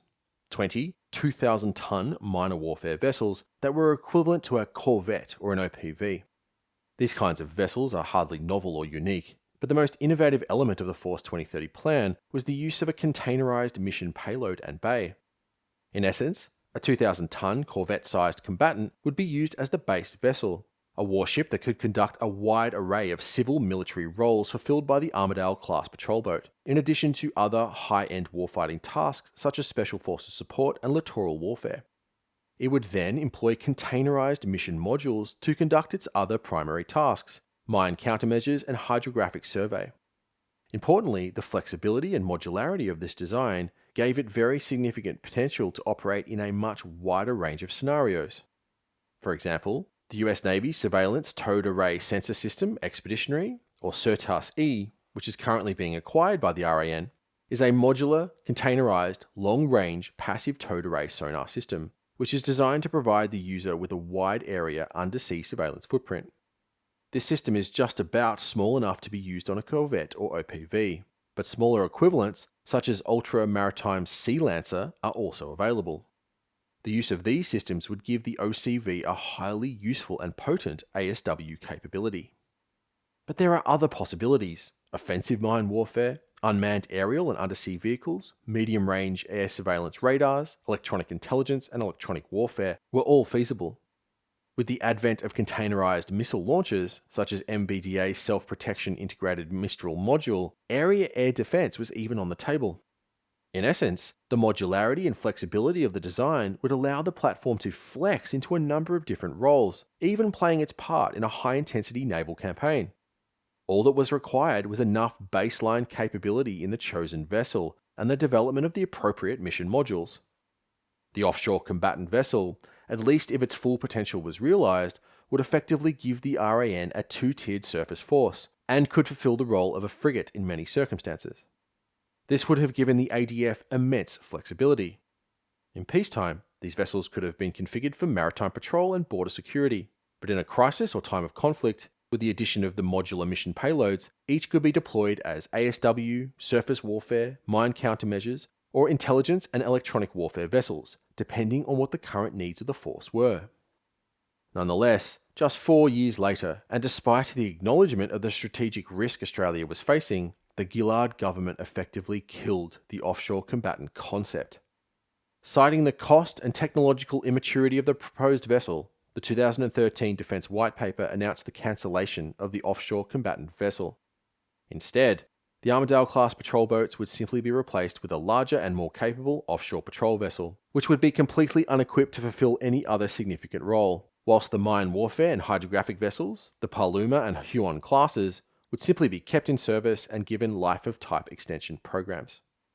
What resulted from this decision was the 12-ship Arafura-class OPV. Based on the Jerusalem-class offshore patrol vessel, the Arafura is a decent OPV, but it is a far cry from the ambitious offshore combatant vessel concept. Even when fully armed, the Arafura lacked the modularity of the OCV, but what little teeth the OPV had were steadfastly and consciously removed. The Arafura is almost completely unarmed. It not only lacks air defense systems, it doesn't even possess a main gun. The baseline Jerusalem class is not only armed with a Bofors 57mm main gun and the Exocet anti-ship cruise missile, but it can refuel helicopters. But even this minor capability was removed from the Arafura class, limiting its utility even further. Obviously, if the vessel were only to be used in peacetime, these changes could well prove to be wise savings, but they drastically limited the class's flexibility and ability to be employed in a wider range of scenarios. Between 2009 and 2019, as the Australian politico-military bureaucracy vacillated, procrastinated, and obfuscated, the People's Liberation Army was embarking on one of the greatest peacetime military expansions in modern history. As an example of just how gargantuan this period of militarization was, in a 4-year period through the middle 2010s, Chinese shipyards launched the equivalent of the Royal Navy. From its humble beginnings in the 1990s, where the PLAN was in essence a brown water force, by the late teens, the total number of Chinese battle force ships, such as frigates, destroyers, cruisers, and aircraft carriers, had surpassed the United States Navy. In terms of hulls, the PLAN is now the largest naval force in the world. This colossal orgy of shipbuilding is essentially unparalleled in peacetime. Take the Type 56 Jiangdao class corvette. This vessel is 90 meters long and displaces around 1,500 tons. It is comparable in size to the essentially unarmed Arafura class, but is equipped with a Type 360 long-range air search radar, the Type 347 fire control radar, a bow and towed array sonar, the Type 065A, a 76mm main gun, two 30mm autocannons, four YJ-83 subsonic anti-ship cruise missiles, which are comparable to the Harpoon, a single-cell HQ-10 surface-to-air missile system, and a pair of triple torpedo tubes. It can also support medium-lift helicopter operations, although it lacks a dedicated hangar. The pocket-sized Jiangdao is about as heavily armed as a frigate. In a 10-year period, from 2011 to 2021, Chinese shipyards produced no fewer than 79 of these potent warships, 52 of which are in Chinese service. Throughout this period, one of these heavily armed corvettes was hitting the water every 2 months. But it's not just minor vessels that the Chinese were producing at a rate of knots. The Type 52D class destroyer is perhaps the most important blue water capable major surface combatant the PLAN is currently fielding. It is the mainstay of the PLA's battle line. The Type 52D is a highly modern and capable vessel. Essentially comparable to the Hobart class, it displaces 7,500 tons at a typical load, contains 64 VLS cells, each of which deploy the HHQ-9 long-range surface-to-air missile, which is a navalized S-300 variant, and the YJ-18, a supersonic long-range anti-ship cruise missile. For surface warfare and point defense, the destroyer possesses a 130mm or 5.1-inch main gun, an 8-cell HQ-10 point defense surface-to-air missile system, and a Type 1130 close-in weapon system. The vessel is also adequately armed to engage submarines, with 2 triple torpedo launchers and the CY-5 anti-submarine missile, which is comparable to an ASROC. In terms of sensors, the Type 52D is just as well equipped. In addition to the HSJD-9 hull-mounted sonar, the vessel deploys a highly modern Type 346A AESA air search radar, which operates in the S-band. In summation, the Type 52D is a highly capable general-purpose destroyer, one that provides a modern air, surface, and undersea warfare capability. In a 12-year period between 2012 and 2024, Chinese shipyards constructed, launched, fit out, and commissioned no fewer than 24 of these destroyers. That is 180,000 tons of displacement in total. A further 9 are either planned or currently being constructed. To give that total some perspective, over the same time frame, Australian shipyards produced 3 air warfare destroyers. As impressive as these developments are, perhaps the most transformational capability the PLAN has developed over the last 15 years is in naval aviation. Despite only deploying its first aircraft carrier in 2012, by the end of this decade, the PLA will possess the second most potent carrier capability of any naval power. The first generation of Chinese carriers are based upon the Soviet Kuznetsov design. The first of which, Liaoning, is actually a Kuznetsov-class carrier, originally launched as Riga, which was purchased from Ukraine when 68% complete. The vessel then underwent a 9-year period of redesign and retrofit at the Dalian shipyard. Liaoning was the foundation of the PLA's naval aviation capability. For years, it acted as a training ship, allowing the PLAN to gain vital experience in carrier operation, including training pilots and developing critical doctrine. It also served as the technological base for the PLA's second carrier, the Shandong, which is, at its foundation, a Chinese copy of the Kuznetsov class. Currently, both of these Stobar carriers are operational, and over the last couple of years, the region has witnessed several PLAN carrier battle group deployments. But the first generation of Chinese carriers pale in comparison to the second. The massive 80,000-ton Type 3 carrier, Fujian, is the most capable and advanced non-US aircraft carrier ever developed. It deploys 3 electromagnetic catapults, which allow the vessel to employ fixed-wing support aircraft, such as airborne radar platforms and tankers. Fujian has enough hangar space for a full 4 strike fighter squadrons, in addition to helicopter and support squadrons. It is truly a supercarrier. A second Type 3 may be in the early stages of construction, although this could be the nuclear-powered Type 4. In addition to helicopter squadrons, which include airborne early warning platforms, Liaoning and Shandong deploy a capable fleet defense fighter, the J-15. Essentially an Su-33 copy, the J-15 is a large, high-performance, multi-role fleet defense fighter, one which is equipped with the active radar homing PL-12 air-to-air missile, the Chinese equivalent of the AMRAAM. in addition to the YJ-83 anti-ship cruise missile, the YJ-91, which is a Chinese KH-31 variant, and various bombs and missiles. A more modern variant, the J-15B, incorporates an AESA fire control radar, improved avionics, and the long-range PL-15 air-to-air missile. The 5th generation, carrier-capable J-31 is also under development. Thus, in less than 10 years, China has gone from a naval power that had no experience in carrier operations to one with the second most capable carrier force in the world. These areas of naval investment are simply examples, but the military expansion of the PLA is occurring across the full spectrum of military technology and capability. From domestic 5th generation fighters to long-range strike systems, to ballistic missiles, to drones, the Chinese military is rapidly becoming one of the most technologically capable forces in the world. Declared spending, which probably substantially underestimates the total funds invested in the military, has nearly tripled over the same 10-year period, from $105 billion in 2010 to $291 billion in 2022. It's hard to underestimate just how revolutionary the transformation of the PLA is, for the wider region and for Australia. It's as if Imperial Japan has re-emerged over a single US presidential cycle, a military that can project extremely significant power well outside of its region, including super carrier battle groups, complete with modern cruisers, capable destroyers, and nuclear submarines. The rapidly modernizing attack submarine capability, both conventional and nuclear boats, poses a realistic threat of successfully interdicting Australia's critical sea lines of communication. The PLA's joint amphibious forces are now capable of seizing bases in Australia's periphery, from which its vast intermediate-range ballistic missile arsenal can target the ADF's northern basing infrastructure and critical economic assets across the country's north, not to mention the forward deployment of significant tactical air power. This was all laughable a mere decade ago.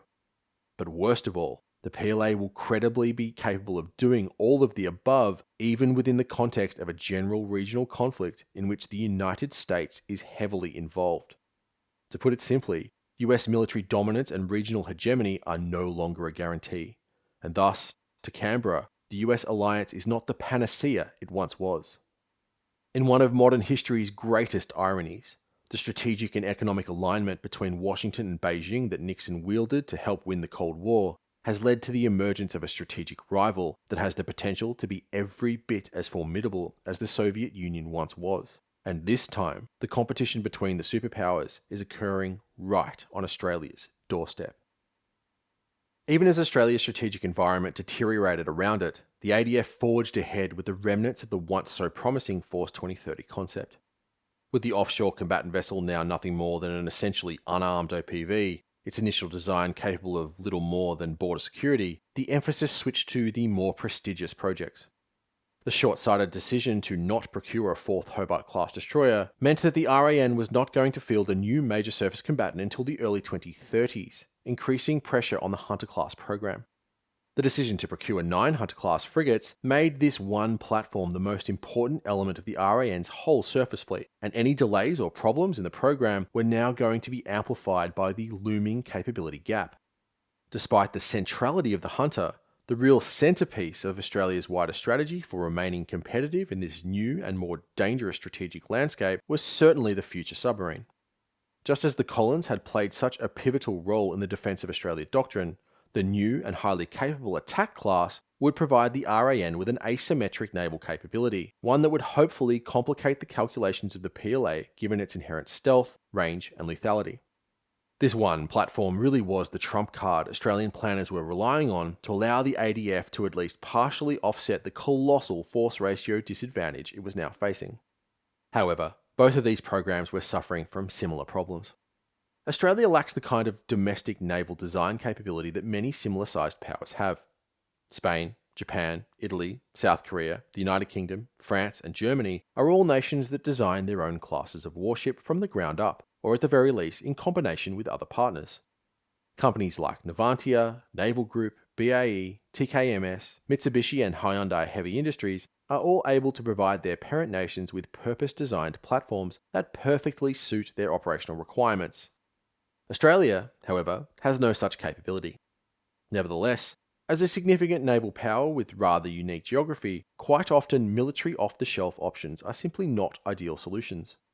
An American, European, or Japanese platform will, by necessity, always be designed to meet some other military's operational demands and circumstances. Nowhere is this more apparent than in the realm of undersea warfare. The vast majority of diesel-electric submarine users deploy their platforms in patrol areas that are very close to their own coastline. This means the ideal displacement for these kinds of boats has been around 2,000 tonnes, especially in the prior generations. Australia, however, has vast distances to cover, making range and endurance critical priorities for the RAN.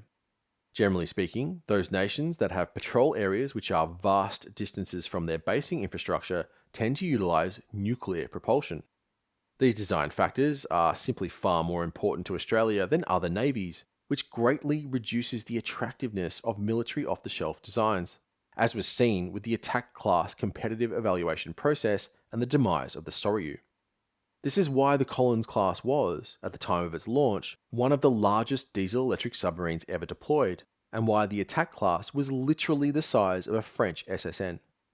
Thus, when it comes to naval platforms, traditionally what the RAN has done is take a foreign design and Australianise it, or in other words, modify it to meet Australian requirements. This is how the Collins was developed. A highly successful Swedish submarine, the Gotland class, was greatly enlarged and fitted with Australian mandated sensors, weapons and combat system, leading to one of the most capable conventional submarines ever designed.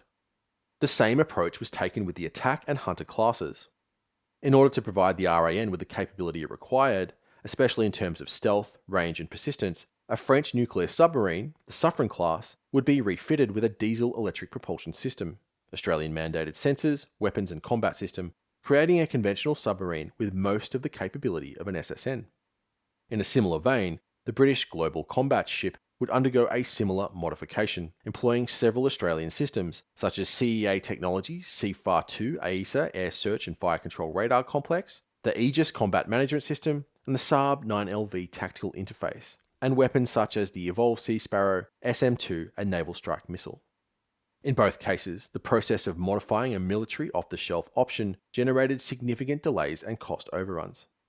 The process of changing a naval design, especially one that has already reached a high state of refinement, is far more difficult and complex than is typically imagined, especially in something like a warship where weight, buoyancy, and stability are all critical concerns.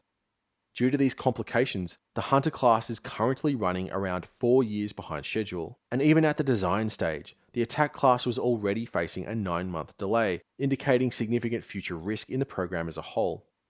By 2021, it was clear that neither platform would be operational before the mid-2030s.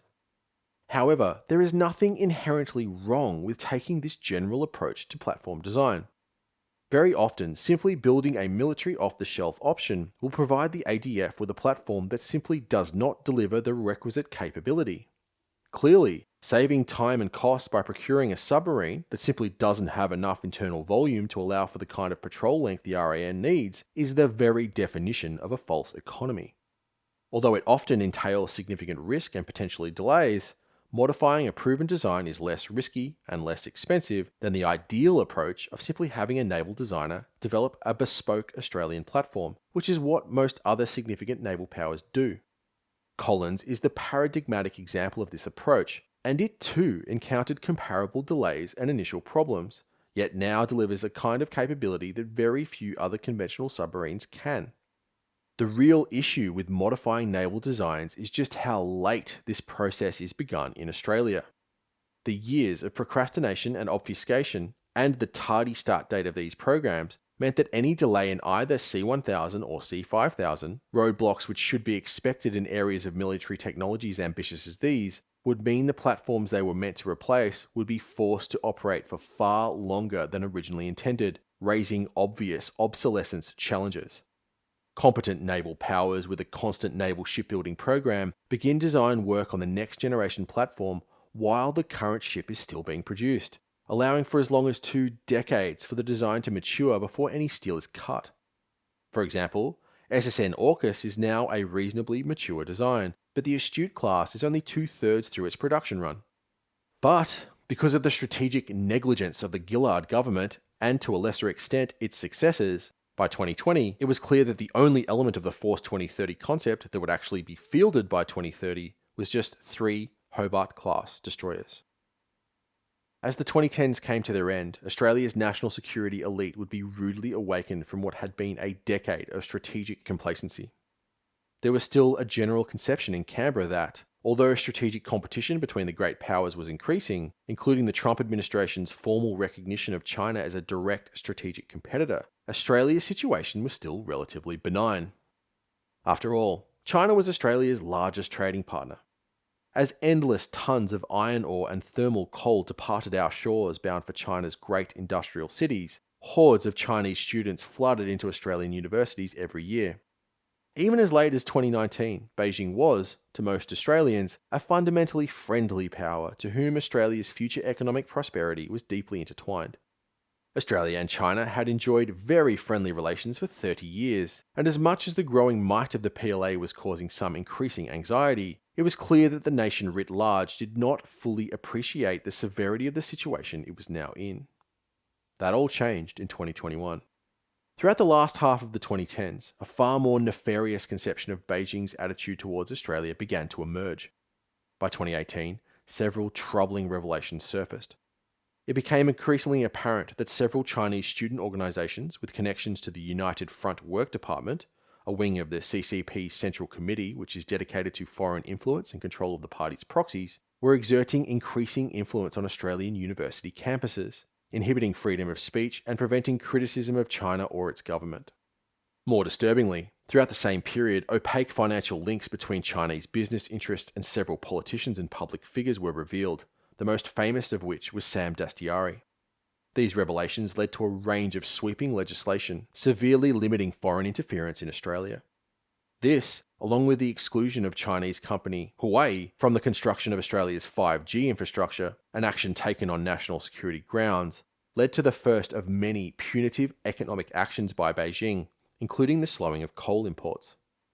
During the 2019 federal election campaign, the Australian Federal Parliament and the headquarters of Australia's major political parties were all targeted by a large-scale, coordinated cyber attack, presumably initiated with the intent to influence the outcome of the election. The Defence Signals Directorate concluded that China's Ministry of State Security was responsible. Thus, between 2015 and 2019, a pervasive and coordinated influence campaign had been revealed, one that aimed to, in the words of Malcolm Turnbull, covertly corrupt and coerce domestic Australian politics and wider political discourse. But the real watershed in Sino-Australian relations occurred during the pandemic. With the Australian economy and people ravaged by lockdowns, the Morrison government advocated an independent inquiry into the origins of the COVID-19 virus. Although this may have been unwise from a diplomatic perspective, it was hardly an unreasonable request for a nation like Australia to make. We still do not fully understand the origins of the worst pandemic in a century, and, as could be expected, Beijing has hardly been completely transparent. Worse, there remains a credible possibility that the outbreak originated from a lab leak in the Wuhan Institute of Virology. Although some response had to be expected, what occurred shocked the nation.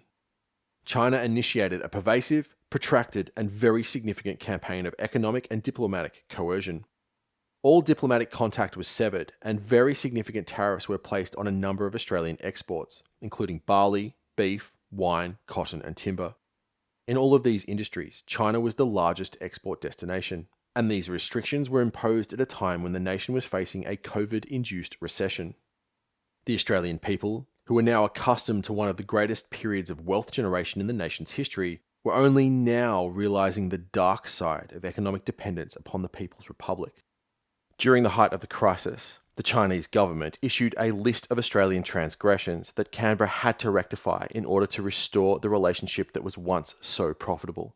These included banning Hawaii from the rollout of 5G over unfounded national security concerns, foreign interference laws viewed as targeting China and the absence of any evidence, calls for an inquiry into the origins of the coronavirus, siding with the US anti-China campaign, speaking out on the South China Sea, speaking out on human rights allegations in Xinjiang, accusing the government of peddling lies, thinly veiled allegations against China on cyber attacks, which Beijing say lacks evidence, and new foreign relations laws, which give the federal government power to veto state or local government agreements with foreign governments.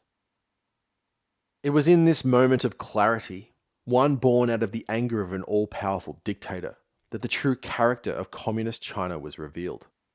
In essence, if Australia wished to maintain positive relations with its largest trading partner, it could not decide which companies constructed its critical infrastructure at either the state or federal level, could not prevent foreign nationals from seeking to covertly influence its domestic politics, could not comment on Chinese actions in the South China Sea or domestic human rights abuses. Criticism which has almost exclusively originated from the free press and not the government. Allow Chinese security services to remotely penetrate its critical political institutions with cyber attacks without raising a public objection, God forbid the prospect of taking any retaliatory action. And most importantly, call for a truly independent investigation into the origins of a pandemic that has wreaked havoc on the Australian economy and society writ large. None of the above could be achieved without a foundational violation of Australian sovereignty, essentially granting the Chinese Communist Party a veto over not only Australian law, but what articles Australian newspapers were free to write. The bargain was simple: bend the knee and take the money, or accept the consequences. This is what a region dominated by communist China looks like.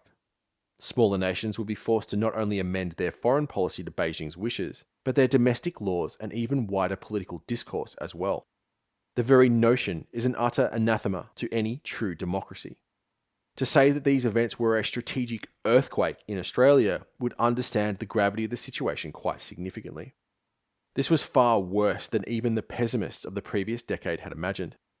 Not only was China now arming itself with a military that would pose a very significant threat to both Australia and the region, even with US involvement, but Beijing had revealed itself as a coercive regional power that believed its position of military and economic strength entitled it to dominate the internal politics of its neighbours, and Australia had now felt the full force of this coercive diplomacy. This episode was truly a watershed, both in attitudes of Australia's politico-military elite and in the general public. Various polls conducted by the Lowy Institute noted the dramatic shift in public attitudes towards China, with the majority of Australians now viewing Beijing as a threat, as opposed to an economic partner. It was within this wider strategic, economic, and diplomatic environment the first major shift in Australian strategic policy took place. From its inception, there were significant questions around the future submarine program. Nuclear propulsion had been ruled out at the formulation of the C-1000 program on the grounds that Australia lacked a domestic nuclear industry. As subsequent events have clearly shown, this was a weak rationale for the exclusion of the technology. There were, after all, nuclear reactors that did not require refueling, largely alleviating the requirement for a domestic nuclear fuel cycle. Most probably, the real reason for this restriction was political, as the supposed nuclear taboo felt by the general public would generate too much opposition to the program. As subsequent events have shown, this conception severely underestimated the intelligence of the Australian people. From a tactical and operational perspective, a nuclear submarine was always the best fit for the Royal Australian Navy, and in the attack class, the RAN was effectively trying to replicate the capability of an SSN with conventional propulsion. As previously discussed, C-1000 was encountering some unforeseen difficulty at the design phase, and although it was on the Projects of Concern list, and the Australian National Audit Office noted significant risk in the program as a whole, its audit did not reveal any fatal roadblocks. However, by the early 2020s, real questions around the fundamental viability of the attack class were beginning to surface. In order to fulfill one of its primary operational roles, Australian submarines routinely operate in very hostile environments in East Asia, especially the South China Sea. However, as the PLA's space-based surveillance capability becomes more and more pervasive, the moments of indiscretion, a time when a conventional submarine is forced to come to the surface and recharge its batteries, could, by the mid-2030s, prove to be a fatal technological weakness.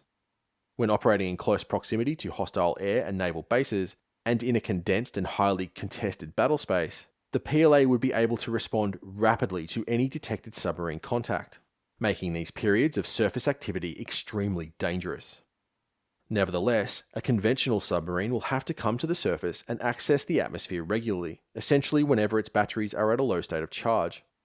This need to snorkel could, in effect, make the South and East China Sea so dangerous as to effectively preclude the attack class from operating there. Air-independent propulsion technologies, which can allow a conventional submarine to remain submerged for an extended period, have their own limitations and penalties, especially in terms of internal volume, displacement, and power output, downsides which led to their exclusion during the competitive evaluation process. Nuclear submarines, on the other hand, in addition to their aggregate performance advantages, have no moments of indiscretion, completely alleviating this problem. Thus, the Australian government began quietly pursuing a nuclear alternative to the attack class program. On the 15th of September 2021, the world awoke to the announcement of a brand new security pact. Dubbed AUKUS, this trilateral collective security agreement committed the governments of Australia, the United Kingdom, and the United States to provide Australia with a nuclear submarine capability, in addition to collaboration on areas of emergent military technology, such as electronic warfare, hypersonics, and cyber. The attack class, the centerpiece of the Force 2030 concept, was immediately and summarily cancelled. The operational limitations of conventional propulsion is the official rationale behind the cancellation of Project C1000 and its replacement by the British SSN-R, which would later be renamed SSN-AUKUS, a program which Australia joined as a partner with the United Kingdom. Whilst these problems are certainly real, one cannot escape the conclusion that the desire to pursue an alternative to the attack class was heavily influenced by Beijing's campaign of coercion and intimidation. Through AUKUS, the Morrison government sought a symbol of not only Australia's complete unwillingness to acquiesce to coercion, a statement to both its friends and its enemies that Canberra was not going to be pushed around, but also that it was not alone in the world. Nuclear submarines are the premier anti-shipping platforms in contemporary warfare. They are, in a very real way, the 21st century equivalent of a dreadnought-class battleship, and by acquiring these vessels, Australia was establishing itself as a formidable naval power. But in a more general sense, through AUKUS, Australia was underlining its ever-deepening security relationship with two of its oldest and closest friends, powers who were now sharing their deepest technological secrets. It was a powerful message to Beijing that by acting in such an aggressive manner towards smaller regional powers, it was not achieving its strategic aims, but rather only hardening opposition. Whilst AUKUS is a revolutionary agreement for Canberra, one that will serve as the foundation for Australia's place as a major naval power of the 21st century, the decade of wasted time and billions of wasted dollars that the attack class now represents simply cannot be excused. Although it certainly garnered the most attention, the AUKUS agreement was only one of a number of changes in Australia's strategic posture. As important as nuclear submarines are, they only represent a single class of platform and are hardly a grand strategy in and of themselves. Thus, as perhaps the most important element of the Albanese government's wider strategic policy, the new Labor administration commissioned an independent review of Australia's wider strategic posture, the ADF's force structure, sizing and funding. As opposed to a more traditional white paper, this newly named Defence Strategic Review would be led by two individuals who were not active members of the ADF or political class: the former Defence Minister, Stephen Smith, and the former Chief of the Australian Defence Force, Air Chief Marshal Angus Houston. These two august individuals were tasked with conducting a large-scale force posture review, hopefully from a position of independence that could allow them to bypass much of the institutionalization and cultural constraints which inevitably exist within hierarchical organizations, especially those with such deeply entrenched norms as a military. The review was tasked with the following objective. The purpose of the review is to consider the priority of investment in defence capabilities and assess the Australian Defence Force's structure, posture, and preparedness in order to optimise defence capability and posture to meet the nation's security challenges over the period of 2023 to 2024 to 2032, 2033 and beyond. The DSR contained both classified and public reports, the latter of which is, by necessity, far less detailed. Thus, when engaging with the document, many of the evaluations upon which core strategic assumptions have been made are simply unavailable to us. The picture the authors paint of Australia's wider strategic circumstances are, nonetheless, grim. The sections on the nation's strategic environment certainly make for troubling reading, although, again, without the fundamental intelligence assessments upon which this evaluation is based, it is hard to know for sure just how concerned we should be. In the latter Cold War period, Australia faced no direct military threat. The post-Cold War era that followed the collapse of the Soviet Union featured the emergence of the United States-led unipolar order. The global war on terror era, although politically and militarily very significant, did not pose an existential threat to Australia, nor to the United States-led regional strategic order. Australia's strategic circumstances and the risks we face are now radically different. No longer is our alliance partner, the United States, the unipolar leader of the Indo-Pacific. Intense China-United States competition is the defining feature of our region and our time. Major power competition in our region has the potential to threaten our interest, including the potential for conflict. The nature of conflict and threats have also changed. The use of the term existential threat in a document as carefully worded as this should not escape our attention. One of the key areas of deterioration the authors underline is the loss of strategic warning time. Prior defence planners had determined that Australia had a 10-year time horizon to prepare for any large-scale conflict. That given the state of the regional military actors, it would take any significant power at least that long to deploy military capabilities that were of sufficient scope and scale to plausibly initiate a general conflict or to threaten the Australian mainland. The DSR now concludes that we no longer enjoy the luxury of a decade to prepare for a serious conflict. In essence, the intense military build-up in East Asia, especially the new capabilities being fielded by the PLA, mean Beijing could plausibly initiate a conflict over the next decade, and, thus, Australia must prepare accordingly. Over and above advocating for any specific force structure or platform choices, the Defence Strategic Review's primary recommendation, and really its most significant contribution, is the strategic concept of national defence, which the authors argue should act as the foundation for Australian grand strategy. The concept is, in the author's own words, ambitious. Through this idea, the DSR claims to fundamentally restructure the core strategic concept upon which the current strategic posture and force structure is founded, the Defence of Australia Doctrine. Indeed, the authors claim that this new strategic paradigm is fundamentally different from the defence of Australia as it has existed since the 1970s. In fact, they argue that the Defence of Australia concept is both outdated and completely unsuited to the current strategic epoch. Their alternative strategic paradigm, national defence, embraces a much more focused, whole-of-government and whole-of-nation approach to grand strategy and Australia's defence. Essentially, what the authors are arguing is that the nation as a whole must be placed on something which is much closer to a true war footing, or at least a posture that is able to withstand the rigours of superpower competition in our region, a geostrategic circumstance where Australia will be a target for very significant pressure across the full spectrum of aggression and coercion. National defence is, in this sense, a much greater encompassing concept than the defence of Australia ever was. Under this paradigm, all the tools and capabilities of the Australian nation, military, scientific, economic, and diplomatic, must be focused in our immediate region, the Indo-Pacific, with the express aim of ensuring Australian security within the context of intense competition between the superpowers.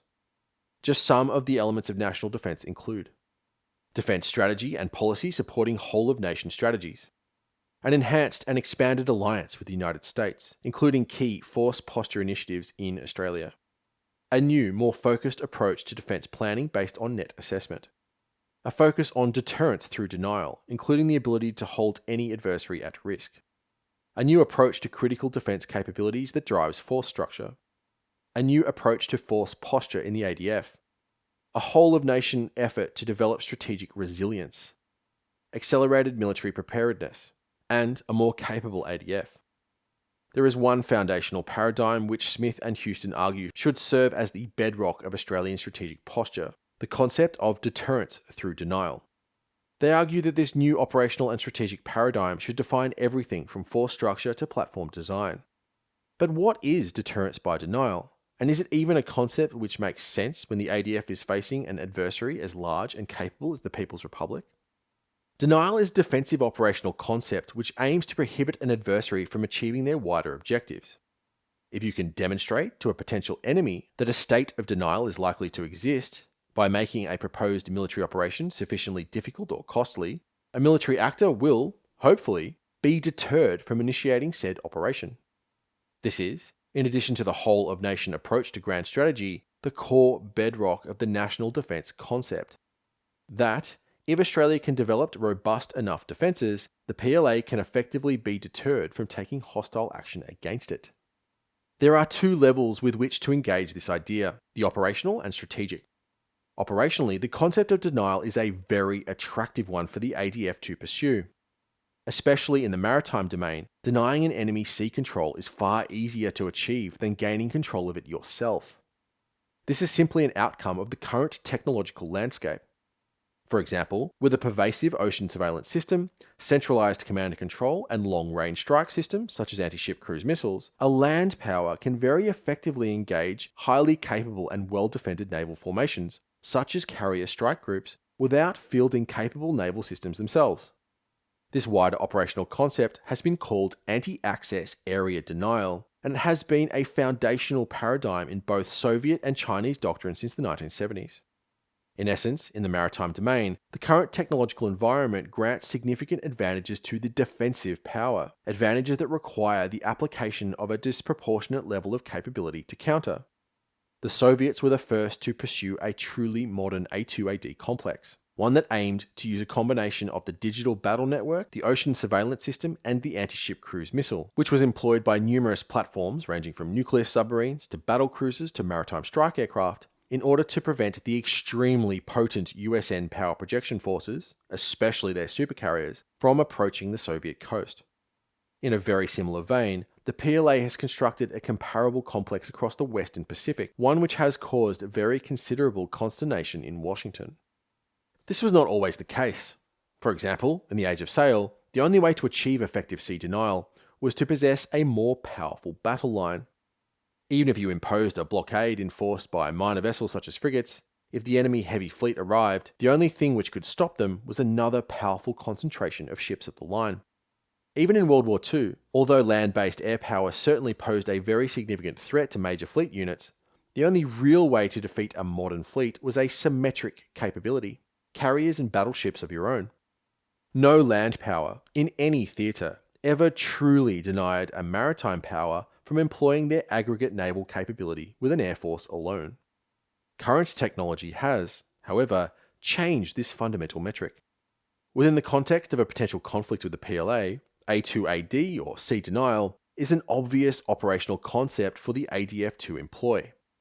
By relying upon a highly capable ocean surveillance system, digital command and control, and long-range strike systems, such as the LRASM, the ADF can theoretically impose very significant attrition upon any PLAN task force which aims to project significant naval power against the continent. It is this military asymmetry which is the primary advantage that makes A2AD so attractive for a power like Australia, one with significant economic resources and access to cutting-edge military technology, but the inability to field symmetric capabilities, such as highly capable carrier strike groups. In fact, although the DSR claims that national defence is a completely new concept upon which national strategy should be founded, the Defence of Australia doctrine was also founded upon a concept of sea denial. This is, in reality, a far more evolutionary, as opposed to a revolutionary, approach to Australian defence. Thus, from an operational perspective, in the event of a general regional conflict, denial is a highly attractive paradigm upon which the ADF can build a wider campaign plan. In any such war, Australia will be a critical logistical base from which the Western Allies can project very significant power into both Southeast Asia and the Indian Ocean, crucial areas of weakness for China. Therefore, the PLA will be highly incentivized to strike Australia's northern basing infrastructure in order to deny it to the United States, especially to prevent its use by strategic air power. Simply by staying in the war, Australia will be doing more than its part to win it, and, therefore, any such campaign waged by the ADF will be defensive. When you are facing a far superior aerospace and naval power and you need to fight a defensive campaign, denial is an ideal foundational concept with which to wage said campaign. If the ADF can hold the PLA's precious high-end naval platforms at severe risk, such as their carriers and LHDs, we may be able to prevent Beijing from employing them against the nation's northern basing infrastructure. At the very least, even if we are unable to deter Beijing, if we can impose enough attrition on these forces, we can avoid sustaining catastrophic damage. Without its most potent tools of power projection, its naval aviation and amphibious forces, the level of threat the PLA poses to Australia is significantly diminished and, arguably, within the ability of the ADF to absorb. But what about at the strategic level? Is deterrence by denial, in and of itself, an effective strategic concept for Australia? The authors of the DSR certainly believe so. In fact, deterrence by denial is the foundational strategic concept upon which the national defence paradigm is built. They note, current Australian defence policy is based on deterrence through denial. This military application of deterrence theory is based on the concept of establishing effective deterrence capabilities relative to the threat. This thought is later extended. By developing a resilient and capable ADF that can hold forces at risk in our northern maritime approaches, Australia could deter attacks on Australian forces or territory. Once this idea is examined in any detail, it quickly becomes clear that this is an operational as opposed to a strategic concept. What I mean by that is any deterrence by denial which could plausibly be achieved by the ADF may well influence the operational decision-making of PLA command, but applying that to political leadership in Beijing is another thing entirely. The more potent ADF envisaged by the DSR, one that is optimized for denial operations and can very credibly impose highly significant losses on the PLA power projection forces, may well make the costs of initiating a limited military campaign on Australia not worth the potential benefits, especially when Beijing's core strategic interests would clearly not be in play. But how likely is that scenario? The very notion that China would initiate military operations against Australia in a purely bilateral context is almost unthinkable. It's very hard to imagine a plausible chain of events that could bring such a conflict into fruition. In any case, surely, Australia's alliance with the United States has a far greater deterrent effect than any anti-access area denial capability the ADF could plausibly generate. How much cost is a potential war to the Western alliance as a whole to Beijing, and how does that compare to the threat imposed by the ADF? Thus, unless we are now saying that US alliance commitments are not credible, which the authors surely are not, then the need to deter through denial a unilateral PLA attack on Australia seems to be a strategic red herring. It is an action which is already deterred through collective security agreements. In any case, if the US alliance is not credible, then Australia is in a far worse position than even the DSR imagines, and perhaps an independent nuclear deterrent is something that should be realistically considered.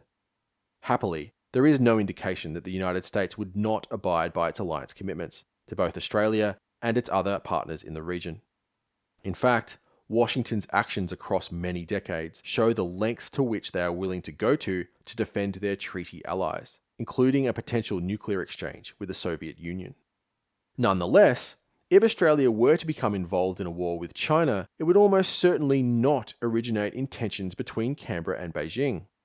The far more likely scenario is a conflict breaking out in the Western Pacific around Taiwan, one that rapidly escalates to include the United States and its allies. That kind of war, one in which the PLA tried to subjugate Taiwan by force of arms, precipitating Western intervention, is far, far more likely than any unilateral attack on Australia. In that kind of conflict, given the immense strategic risk Beijing would have already undertaken, specifically in going to war with the United States, and in which the CCP's core strategic interests would be at stake, Canberra's ability to influence decision-making in Beijing would surely be so insignificant that we may as well call it irrelevant. Arguably, there is no military capability that Australia alone can deploy which can generate any substantial deterrent effect in any plausible Taiwan contingency. At best, the Western powers as a whole may be able to deter Beijing from initiating a war of conquest in Taiwan and across the First Island chain, but Australia would only ever be an element in that wider capability. Considering the fact that China may very well be willing to risk a war with the United States in order to achieve its strategic objectives in Taiwan, only together can the Indo-Pacific democracies hope to convince leadership in Beijing that they lack the military capability required to achieve their wider goals. Thus, if Australia is really serious about deterring China more generally, then it can only realistically do so through more robust collective security agreements.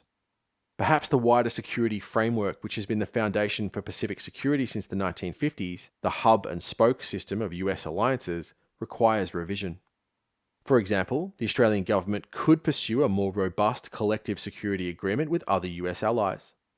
At the strategic level, A full-blown trilateral treaty alliance between Australia, Japan, and the United States would probably have a greater deterrent effect than any deterrence by denial strategy the ADF could possibly deploy, especially if this was expanded to other like-minded powers.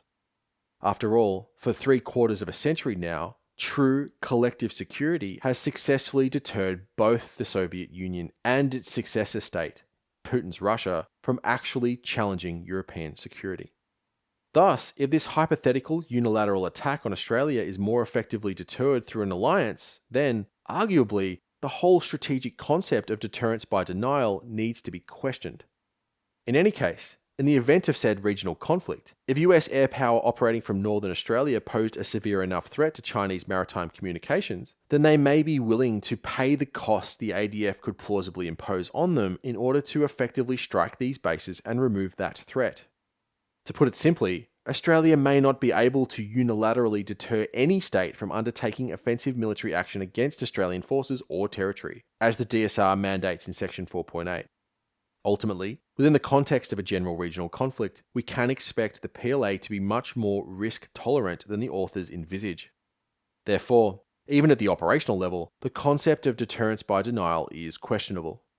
If PLA Command believes that striking Australia with significant power projection capabilities will substantially impact the wider Allied war effort, they may simply be willing to absorb the attrition and attempt to penetrate our defences.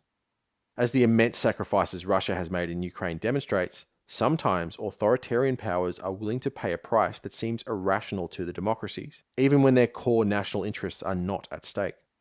Therefore, arguably the ADF's force posture, platform design and capability should not be designed around the objective of deterring the PLA, but rather imposing such significant attrition that they simply are not able to project the kind of power against Northern Australia which would pose a really crippling threat, by possessing the ability to sink 1 or 2 carriers, for example. At least in the maritime domain, by preventing the operation of power projection forces within our northern approaches, anti-access area denial does pose a realistic possibility of achieving this, even if the PLA decided upon large-scale joint operations targeting Australia's northern basing infrastructure. Once we move beyond the primary domains of sea and air, where most of this war would be fought, if anything, the utility of deterrence by denial diminishes. Take the cyber domain as an example. It is generally assumed by many active scholars that in the domain of cyber warfare, the offense has the advantage over the defense. Cyber defenses need to be watertight, while cyber attacks only require the exploitation of individual weaknesses. This notion has been questioned in recent years, with several authors noting the similarities between the offensive and defensive in cyber operations, and the difficulties of achieving highly complex offensive tasks with cyber tools alone, especially if the end goal is some kinetic effect. Nonetheless, for deterrence by denial to be an effective concept in the cyber domain, critical Australian infrastructure, including in the private sector, would have to be so robust that even highly sophisticated state actors, such as the Ministry of State Security, could not penetrate them, or at least was so unlikely to succeed that attempting cyber attacks on areas of strategic vulnerability, such as Australia's power grid or banking sector, are simply not worth the time. Considering how low the cost of initiating offensive cyber operations is, deterrence by denial simply does not seem to be a relevant operational concept here. Rather, having far more capable offensive capability is a more reliable way to impose such significant costs on Beijing that they might refrain from attacking critical Australian digital infrastructure. So, as we can see, one of the foundational precepts upon which the doctrine of national defense is built, deterrence by denial, may have questionable strategic utility. Denial is absolutely the right operational concept which should guide the ADF's wider doctrine, campaign planning, platform choice, and force structure. But we should not kid ourselves into believing that we possess the kind of strategic weight to actually deter Beijing, at least in the most plausible military contingencies. Nonetheless, there may be some other benefits to including the concept within the wider doctrine of national defense. The first is in the area of competition and hostile action that is below the conflict threshold, and would therefore not trigger Article 4 of the ANZUS Treaty. These are routinely referred to as grey zone operations, which aim to harass, coerce, and disrupt without actually escalating to full-blown kinetic conflict. When facing these kinds of coercive operations, As Australia already has over the last 5 years, the concept of deterrence by denial does make a great deal more sense. As the DSR argues, things like influence operations can be effectively countered by enhancing national resilience, which includes an informed public, national unity, democratic assuredness, and an appropriate domestic legal framework. Economic coercion, again something Australia has experienced, can also be mitigated by supply chain and export diversity, in addition to the often overlooked but absolutely critical area of energy security. If Australia can demonstrate a substantial level of resilience, then the utility of grey zone operations will diminish to a level that, hopefully, Beijing will not actually employ them, achieving deterrence by denial. Additionally, documents like the DSR do more than outline national strategy. They communicate Australia's strategic intent to the region and the world, both friends and adversaries. By underlining Canberra's desire to deter China from taking hostile actions towards it, the authors are reiterating Australia's position as a status quo power that fundamentally desires nothing more than to live in a peaceful and secure region, and, thus, the militarization outlined in the document is not fundamentally offensive. This will reassure a region that may be concerned by the escalating tensions between Canberra and Beijing. As described previously, the authors of the DSR view the concept of national defence as being fundamentally different from the defence of Australian doctrine which preceded it. This is, in reality, only partially true. The DSR emphasises the fact that the Defence of Australia doctrine, as it was initially formulated, was intended to counter low-end and enhanced low-end regional threats, meaning originating from powers like Indonesia. National defence, they contend, is clearly aimed at deterring an emergent superpower with military capabilities at the very highest level. Clearly, the kind of military threat the nation faces now is far larger than anything encountered since the Second World War, and the level of military investment recommended is commensurate with that threat level, and far larger than the ADF possessed during the Defence of Australia era. Furthermore, national defence aims to put the nation on something approaching a war footing, with a strong emphasis on domestic defence industry, especially the ability to produce sophisticated precision-guided munitions. Given the immense expenditure of munitions witnessed in Ukraine, it is clear that in the event of any extended regional conflict, domestic munitions productions at scale will be essential in Australia's war effort. Nevertheless, to call national defence a revolutionary concept in comparison to the Defence of Australia doctrine would be a misnomer. The foundational concept of operations which underpins this wider strategic doctrine is essentially the same as the doctrinal concept which preceded it. National defence will still look to leverage Australia's geographical advantages to deny China sea control within its northern maritime approaches.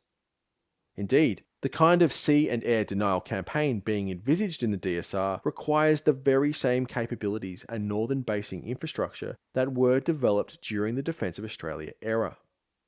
Jawn, a potent submarine force, and the staging of tactical air power from Australia's northern bases will still be critical elements in waging the kind of defensive sea denial campaign national defence envisages.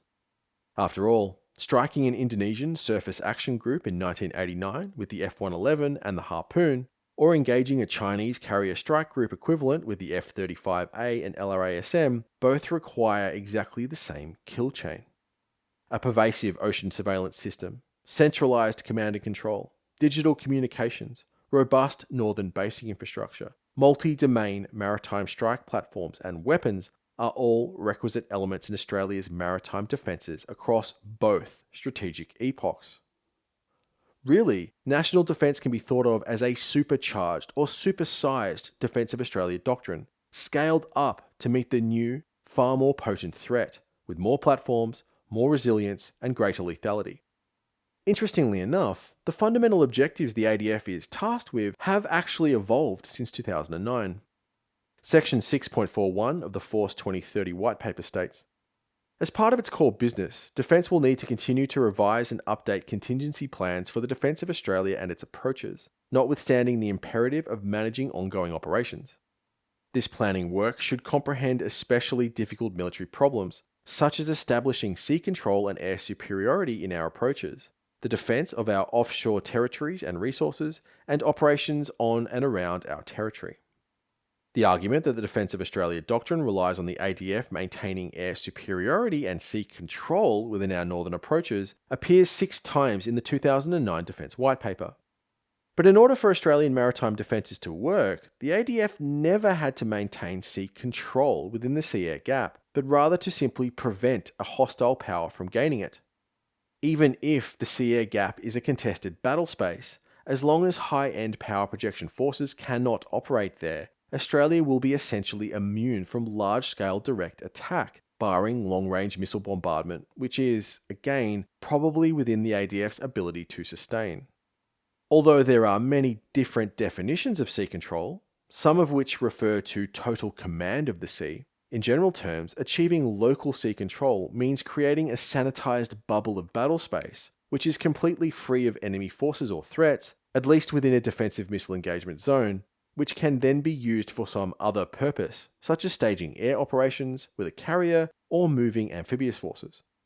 The kind of pervasive sea control, otherwise known as command of the sea or naval dominance, which was advocated by historical naval theorists such as Alfred Thayer Mahan, is far less relevant in a technological era with platforms such as fifth-generation fighters and nuclear submarines.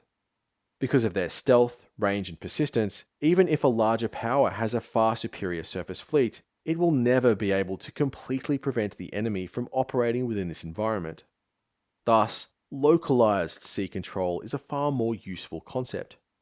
In order to defend Australia, the ADF never had to establish that kind of sea control within the sea-air gap. All it has to do is prevent an enemy from achieving it, a far easier task. Even the notion of air superiority is debatable in the context of a region of such vast maritime geography, where air bases are separated by great enough distances that both sides will plausibly be able to operate their air power and neither can assert superiority.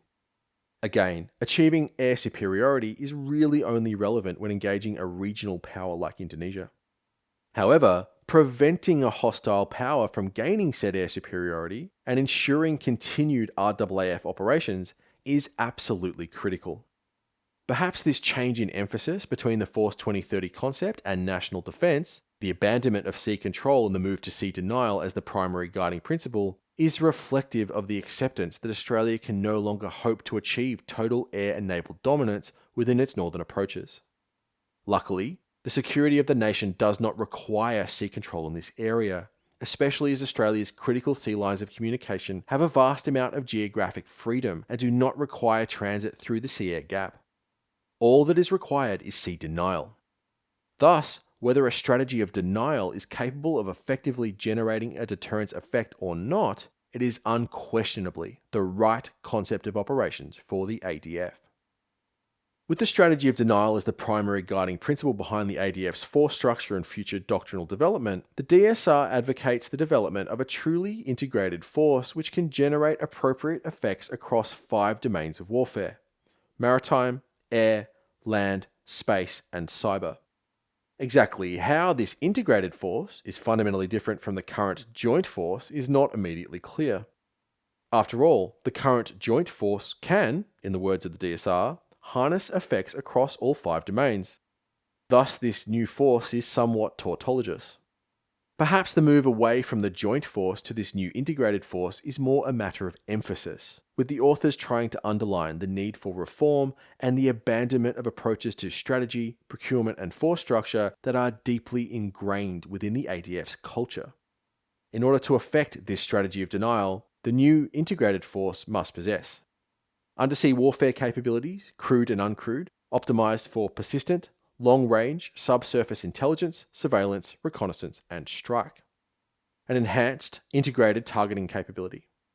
An enhanced, long-range strike capability in all domains. A fully enabled, integrated amphibious capable combined arms land system. Enhanced, all-domain maritime capabilities for sea denial operations and localized sea control. A networked expeditionary air operations capability. An enhanced, all-domain integrated air and missile defense capability. A joint expeditionary theatre logistics system with strategic depth and mobility. A theatre command and control framework that enables an enhanced integrated force.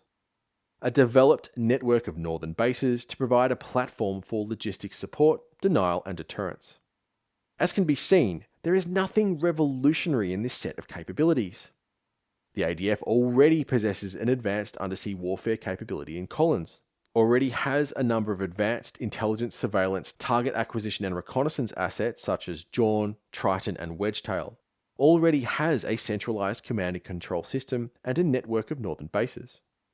Really, what is being advocated here is a more focused, enhanced, and capable Defence of Australia framework, one that is designed to leverage long-range weapons and generate an A2AD footprint throughout the sea-air gap, a system that is capable of engaging very high-end threats. With the renewed emphasis on the Indo-Pacific contained within the DSR, and the move to a focused force, which is one of the central themes of the document, the Royal Australian Navy has now become the centrepiece of the ADF, a role more typically held by the Army. As an island nation, one would have expected the Navy to be the senior service, but as Australia has historically fought as part of a much larger whole, the primary way the nation has contributed to the wider alliance's global position is through land power. That was certainly the case throughout both World Wars, the forward defence era, and the global war on terror period. This situation, however, is clearly very different.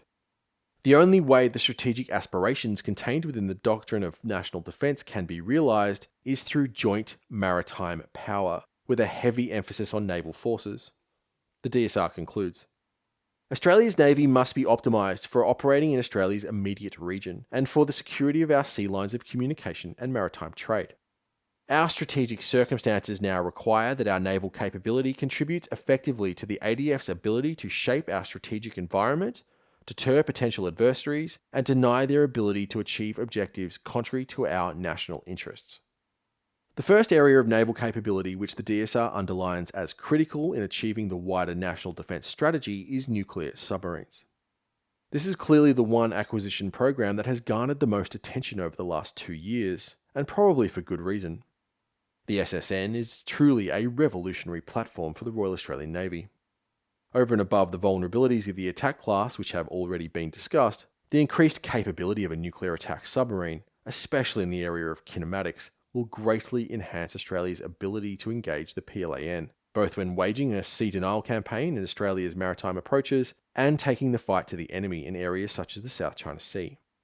The sheer speed of a Virginia-class SSN, which can steam at over 30 knots indefinitely, completely changes the way the submarine can be employed.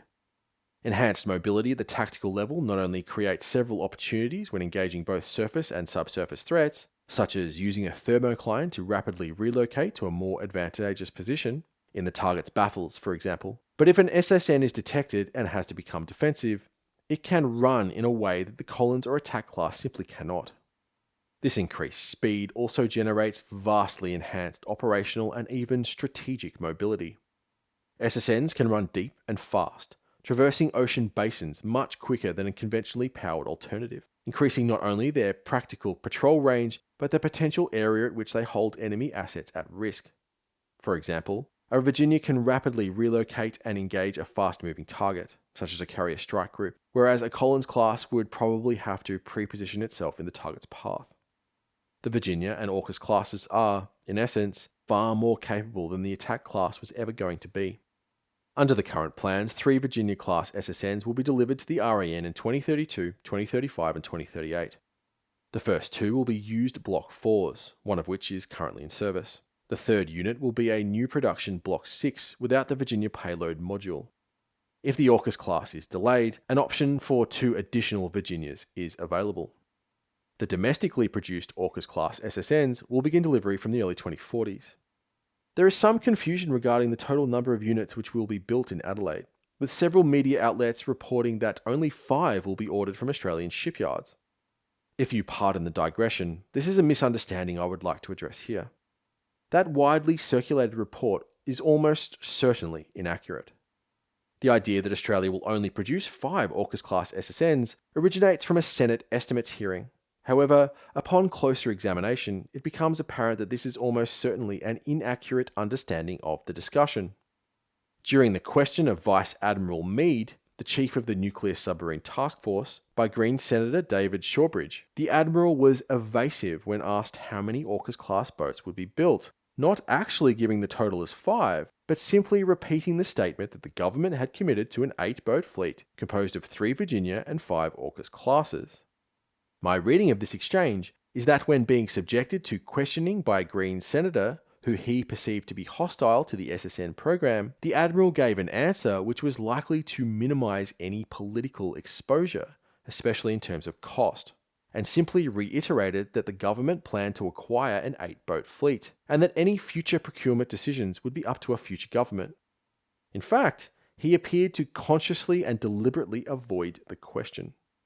There are 2 fundamental reasons why Australia will almost certainly produce at least 7, if not 8, AUKUS-class SSNs. The first is the fact that the first 2 Virginia-class boats we are acquiring are reported to be used Block 4s. The Virginia-class submarine has an expected service life of approximately 33 years. This is largely determined by its nuclear reactor. As the SG-9 reactor uses a highly enriched uranium core, it is not designed to be refueled. Instead, the fully fueled reactor is inserted into the submarine during construction and left there until decommissioning. This significantly decreases through-life maintenance costs by eliminating the requirement to refuel the submarine. This is also one of the reasons why Anglo-American reactors are so attractive to Australia. Because they do not require refueling for the life of the vessel, Australia does not require a domestic uranium fuel cycle to operate them. But this means extending their service life to 45 or 50 years is not a realistic proposition because it would require the installation of a brand new reactor complex. This is simply cost prohibitive, especially when you consider the obsolescence challenges faced by a 33-year-old submarine. At that point, a user will get far more value by simply constructing a brand new vessel, probably of the following class, which is one of the many reasons why both the United States and the United Kingdom employ a continuous submarine production program. When you apply this to the Royal Australian Navy, it becomes quickly apparent why the RAN simply cannot avoid producing more than 5 SSNs. If the RAN was to acquire the Block 4 USS Vermont, for example, that vessel would reach the end of its service life in 2053 or thereabouts. At that point, the Osborne Yard may have only produced as few as 4 or 5 AUKUS-class SSNs. So, as we can see, Admiral Meade was not lying at the Senate estimates hearing. Under the current plans, there will be a period of time in the early 2050s where the RAN is operating 3 Virginia and 5 AUKUS-class SSNs. However, the key detail he excluded is the fact that 2 of those Virginia-class boats will be at the very end of their service lives and require immediate replacement. Assuming the SG-9 is still in production, replacing the reactor on a 30-year-old submarine, especially when you have an active production line in Australia, makes very little sense from either a cost or an obsolescence perspective. Thus, we can be sure that, if only 3 Virginias are procured from the United States, at least 7 AUKUS-class vessels will be produced in Australia. The second reason why we should expect a far larger production run in Australia is the stated desire of the Australian government to adopt a wider policy of continuous naval shipbuilding, a commitment that was reaffirmed in the DSR. Competent naval powers with a mature naval design and shipbuilding industry, the kind of nation Australia clearly aspires to be, all employ continuous naval shipbuilding programs. Rather than producing ships as quickly as possible, these powers ensure that their defence industry has a steady stream of work. This avoids the so-called valley of death between shipbuilding programs. If a shipyard is left without work for several years, the highly skilled workforce is simply forced to move to other sectors of the economy, leading to both a skills shortage and a drastic loss of efficiency when the next class of ship is ordered.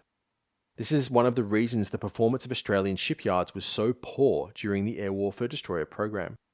Skill retention is especially important for any SSN production line, given the technological complexity of nuclear submarines and the highly specialized workforce required to build them. Thus, the goal is not to simply acquire 8 submarines and then cease production, but rather to maintain a fleet of 8 boats and constantly have at least 1 under construction. That is how competent and sustainable naval industries operate. The commitment to a continuous build program has significant implications for fleet size. In essence, there is a minimum number of boats which can plausibly sustain continuous production at the Osborne shipyard. Let's do some back-of-the-envelope calculations to illustrate this point. The operational life of an AUKUS-class submarine will probably be between 33 and 35 years, a limitation largely driven by its reactor design. For the sake of this example, let's assume 33 years. Current plans indicate that Osborne will begin construction of the first of class in the early 2030s. For the first vessel, we should probably expect a build time of approximately 10 years, after which the speed of production will increase significantly. After all, ASC has never built a nuclear submarine before, and it took the yard at Barrow-in-Furness 9 years to deliver HMS Astute, an indication of the engineering challenge faced by Australian industry here. That would put the first Australian AUKUS class in the water in 2041. From that moment, there is a 33-year clock ticking, during which time ASC has to complete its production run of AUKUS-class vessels and then deliver the lead ship of the replacement class to allow HMAS AUKUS to be retired in 2074. With an 8-boat fleet, this is just barely feasible. If we assume a typical 3-year average production drumbeat, it would take Osborne a further 21 years to deliver the next 7 units of the AUKUS class.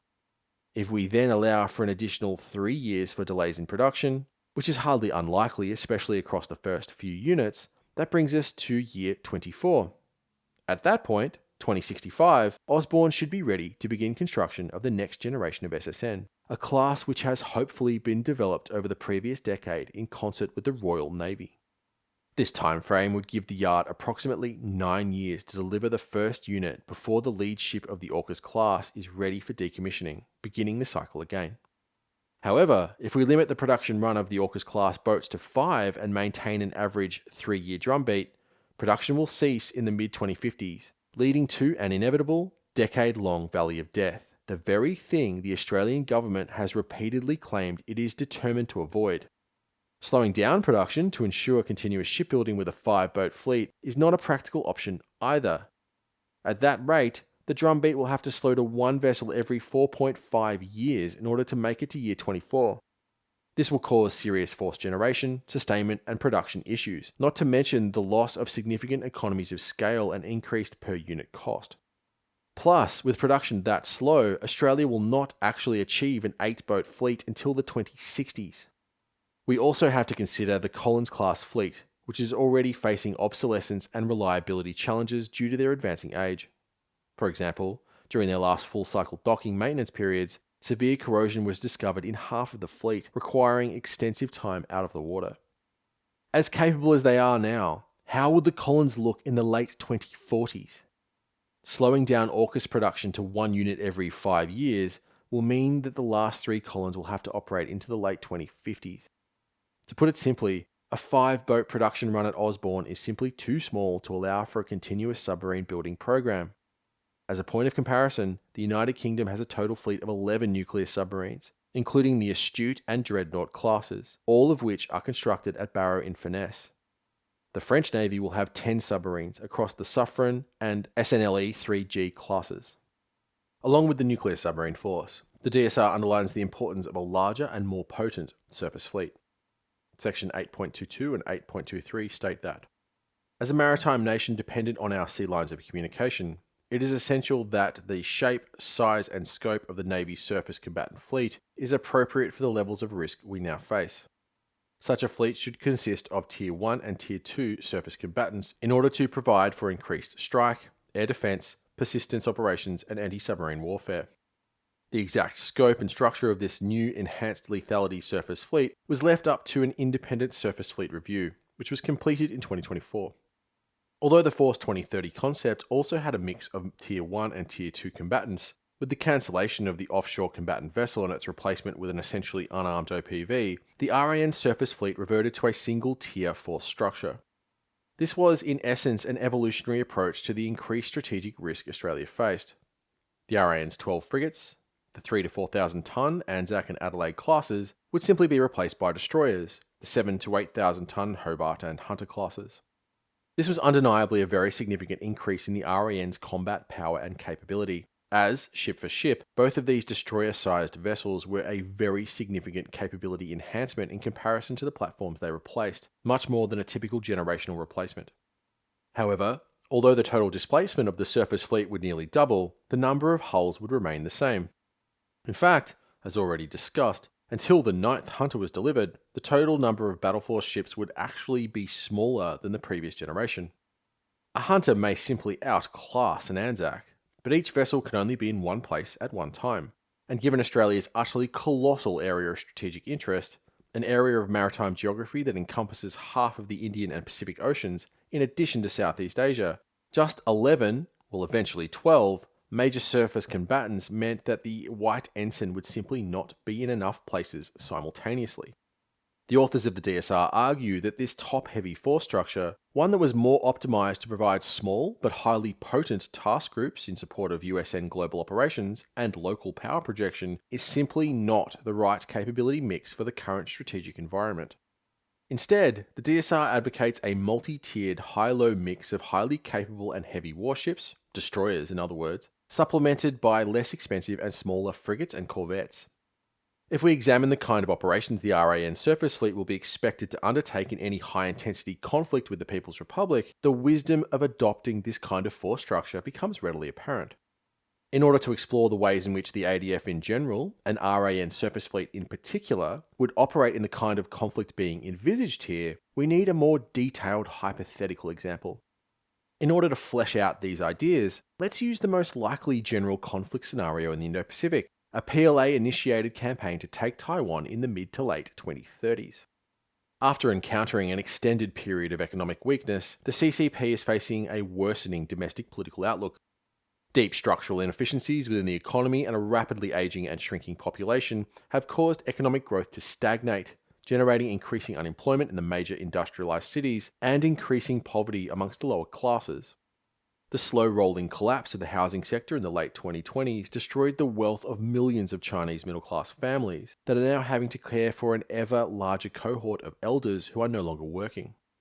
The balance sheets of provincial governments, all of whom relied upon the sales of land leases to generate funds and cover liabilities, have been devastated by the collapse of investment in the overblown real estate sector, limiting the state's abilities to aid middle and lower class families struggling with the increased responsibility of aged care. This also led to significant instability in the Chinese financial sector, especially the so-called shadow banks, most of whom had massive exposure in the real estate market. The CCP responds by increasing domestic oppression and tightening its control over the Chinese economy and society writ large, stifling innovation and further curtailing economic growth. Xi's government is able to slow down the economic correction and quell large-scale unrest, but popular opposition to the CCP's rule only increases as the 2020s become the 2030s. Eventually, in the mid-2030s, the collapse of a major bank leads to mass protests and riots across China's major cities. For an authoritarian government which has justified its monopoly on power by its promise to deliver economic progress, this is a crisis of legitimacy not witnessed since Tiananmen Square. In order to distract the highly nationalistic Chinese people from the dire economic conditions and unite them against the great foreign enemy, political leadership in Beijing decide to take on the immense risk of war with the United States and begin military operations to take Taiwan. Although this is a hypothetical scenario, it is certainly not an implausible course of events, especially given the current trajectory of the Chinese political economy. War is an inherently unpredictable phenomenon, filled with friction and uncertainty, and a future Sino-American conflict is certainly no exception. However, limitations and capabilities of the forces involved, the technology and the geography, allow us to make some basic determinations on what the most plausible courses of action for both sides are likely to be. The first assumption we can make is that the PLA will not invade Taiwan. The risks of doing so are immense. This would be the largest amphibious operation witnessed since Overlord, and the PLAN has virtually no experience in blue water amphibious operations, especially on the level of corps or field army. Rather, we can expect joint PLA forces to initiate a blockade operation designed to isolate Taiwan from international trade, a nation that is completely dependent upon imports of several critical goods such as food. In our scenario, on day one of the conflict, PLAN surface and subsurface forces begin blockade operations and a massive missile and air bombardment of the island is commenced. Because its forces are essentially all concentrated in the region, whilst the United States military has a global footprint, the PLA has a window of opportunity where it will possess a potentially decisive force ratio advantage. If Beijing waits for Washington to respond before striking US assets, that will simply allow the United States to rapidly redress this force ratio imbalance by reinforcing the region. This will incentivize the Chinese to strike first and strike hard. Therefore, in our hypothetical scenario, calculating that the United States will certainly intervene to break any blockade of Taiwan, Chinese political leadership decides to begin military operations against US assets in the theatre on day one of the conflict, specifically to prevent their use by the substantial Allied forces that are quickly flooding into the theatre. Allied bases in Okinawa, the Philippines, and Guam are all subjected to a very heavy intermediate-range ballistic and cruise missile bombardment, in addition to a large-scale air campaign targeting Okinawa, inflicting heavy damage to these facilities. This is followed by a large-scale Chinese amphibious offensive across the First Island chain. Phase 1 of this offensive has the objective of seizing island bases in the Ryukyu and Batanes island chains, from which Chinese air and missile forces can be staged, further isolating Taiwan and extending the PLA's wider anti-ship missile engagement zone and A2AD footprint. With these secure, Phase 2 could plausibly include a military operation to take Okinawa, if it has been effectively isolated by the PLA's missile forces. It has always been Beijing's stated strategic objective to eject US military power from the First Island chain, and with military conflict now initiated, and these bases isolated by the wider A2AD complex, Beijing may well decide that now is their opportunity. Phase 2 of this amphibious offensive could also include the seizure of island bases in the southern South China Sea with the aim of securing the PLA's right flank and defending the Indonesian maritime choke points.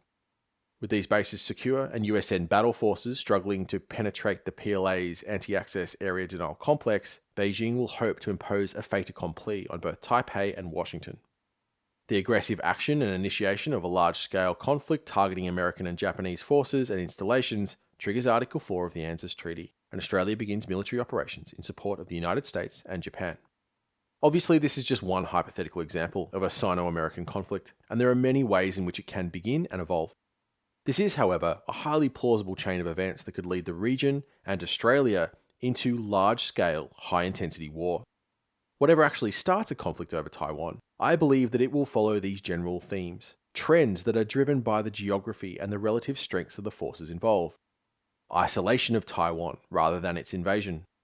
An early offensive and the seizure of island bases by the PLA, whilst they have a positive force ratio, including massed airstrikes on major Allied bases. The reliance upon its wider anti-access area denial complex to keep USN power projection forces away from both Taiwan and the Chinese coast, rather than its blue water naval forces. A campaign by the Western powers to break the blockade, thereby keeping Taiwan in the war. The imposition of a counter-blockade on China by dominating maritime choke points in the Indonesian and Philippine archipelagos. And finally, an American-led amphibious counteroffensive with the aim of establishing air and missile forces back on the First Island chain. In this kind of conflict, we can realistically expect RAN warships to conduct missions in support of 3 basic operations. 1. Engaging hostile naval formations in the context of a high-end defensive naval battle waged within Australia's northern maritime approaches. 2. Sea line of communication defense in the Eastern Indian and South Pacific Oceans, including convoy escort and offensive anti-submarine warfare. And finally, 3. Conducting offensive operations in support of a wider Allied campaign across the First Island chain, especially in conjunction with the ADF's amphibious force. One of the primary ways we can expect the Allies to prosecute a wider conflict in the Indo-Pacific is by the imposition of a strategy called the FAR blockade. China is an economic and demographic colossus. It possesses over half of the world's manufacturing capacity and 54% of global steel production. This would seem to give it a tremendous advantage in a long war, especially if we were re-waging World War II. However, this massive investment in production comes with serious liabilities. China is immensely dependent upon imports of raw materials to feed this massive productive capacity. Even though China is the 4th largest producer of iron ore, more than 70% of global iron ore exports are consumed there. Without those imports, most of China's vast steel mills will have to remain dormant. The same is true for crude petroleum, copper, and even machinery and electronics, all of which China imports on a vast scale. Without these goods and economic inputs, the productive capacity of the Chinese economy will shrink dramatically, and normal economic life will be severely disrupted. Almost all of these critical imports arrive by sea. When it comes to global trade, China is a prisoner of geography. Unlike nations like the United States and Australia, which both have thousands of kilometres of unfettered access to the world's oceans, China's coast is constrained by a vast area of archipelagic maritime geography. In essence, there is a chain of islands that runs from Malaysia to Japan, through which Chinese ships and goods have to pass if they wish to reach the open ocean sea lanes, the highways of global commerce. Chinese strategic planners refer to these maritime barriers as the first, second, and third island chains. Beijing is acutely aware of its geographic vulnerability. With US military power arrayed along the first island chain, China can be effectively isolated from the world, cutting it off from a global economy in which it is deeply embedded. This geographic vulnerability has been a core driver of Chinese grand strategy over the last 30 years, and is one of the primary reasons why Beijing is so determined to eject the United States from the Western Pacific. Thus, in any conflict over Taiwan, we should expect the Western allies to try and exploit this geographic advantage by interdicting Chinese trade along the first island chain, a strategy called the Far Blockade. Australia will play a critical role in the execution of this Far Blockade strategy. Indeed, here, Australia poses an existential threat to China, not because of the military capability the ADF possesses, but because of its proximity to the Indonesian maritime passes. Much like it was in the Second World War, Australia is an ideal location from which to project power into Southeast Asia. The vast majority of China's liquid fuel imports traverse the Indian Ocean and transit the Malacca Strait, and Australia's northern basing network is an ideal location from which to stage potentially decisive amounts of US strategic and tactical air power.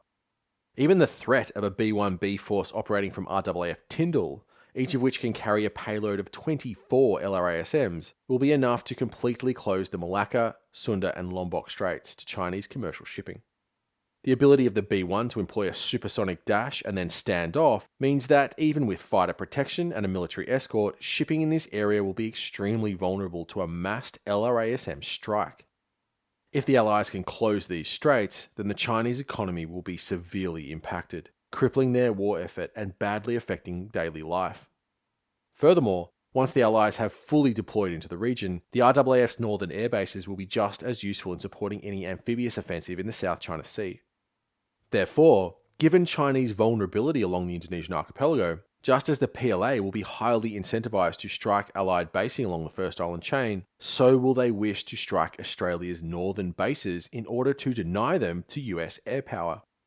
Again, much like their wider offensive, they will also wish to conduct this operation in the very early stages of the conflict, well before the US can deploy enough assets to Australia to make its defences far more formidable.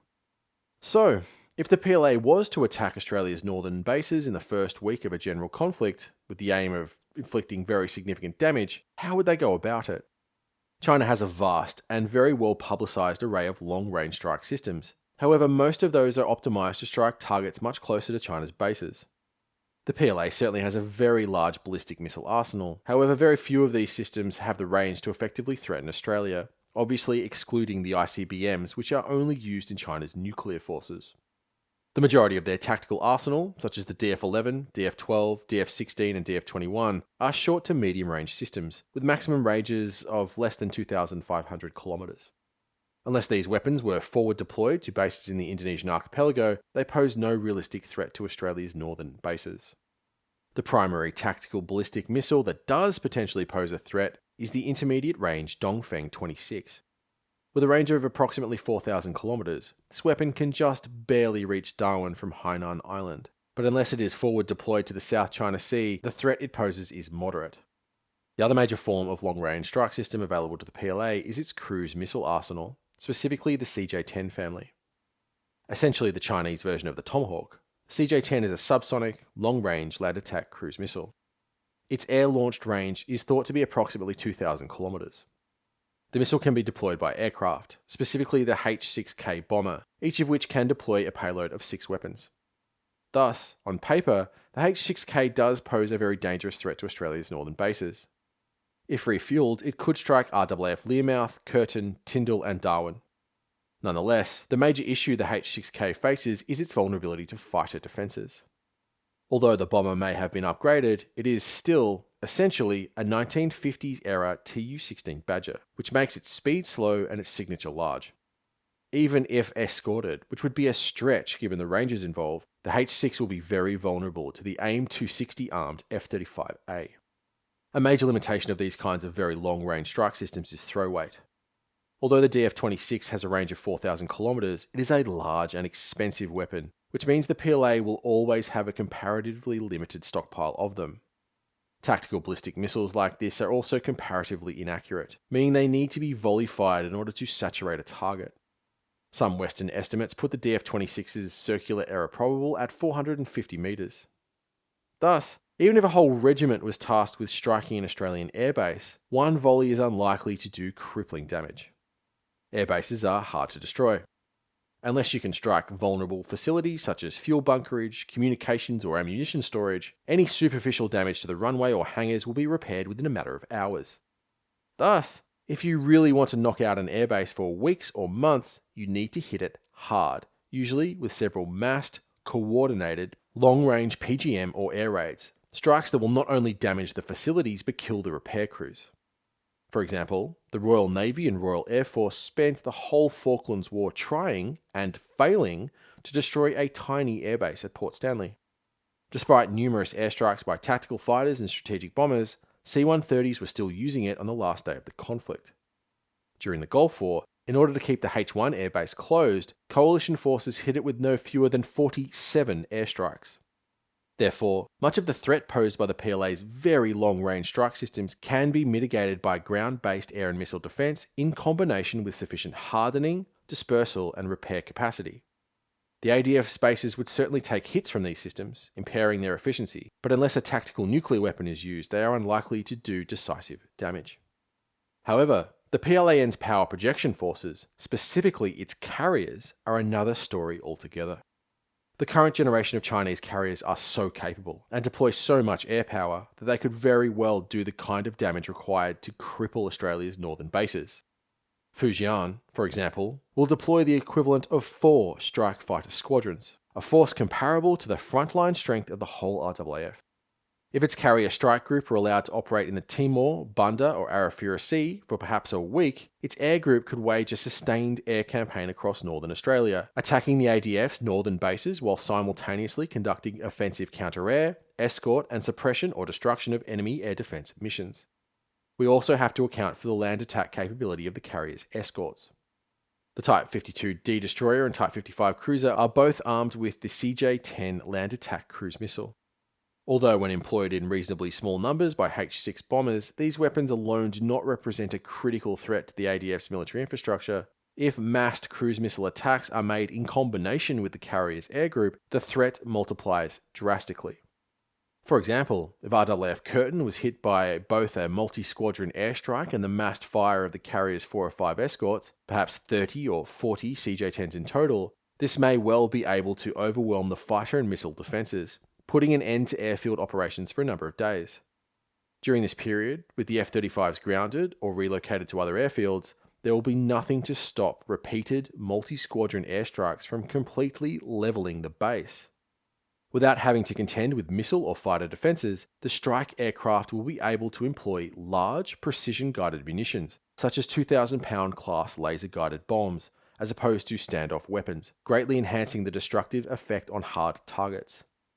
Thus, through this repeated abuse, the base could be completely destroyed over a period of days.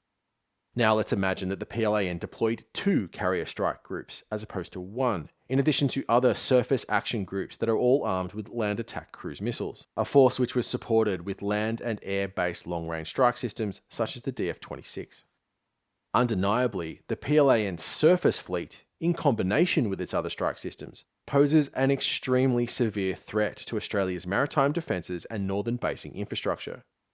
If these bases are effectively destroyed, or at least damaged to the point that they can no longer support large-scale air operations, Australia's primary defensive complex, and indeed its whole defensive strategy, will have been fatally compromised.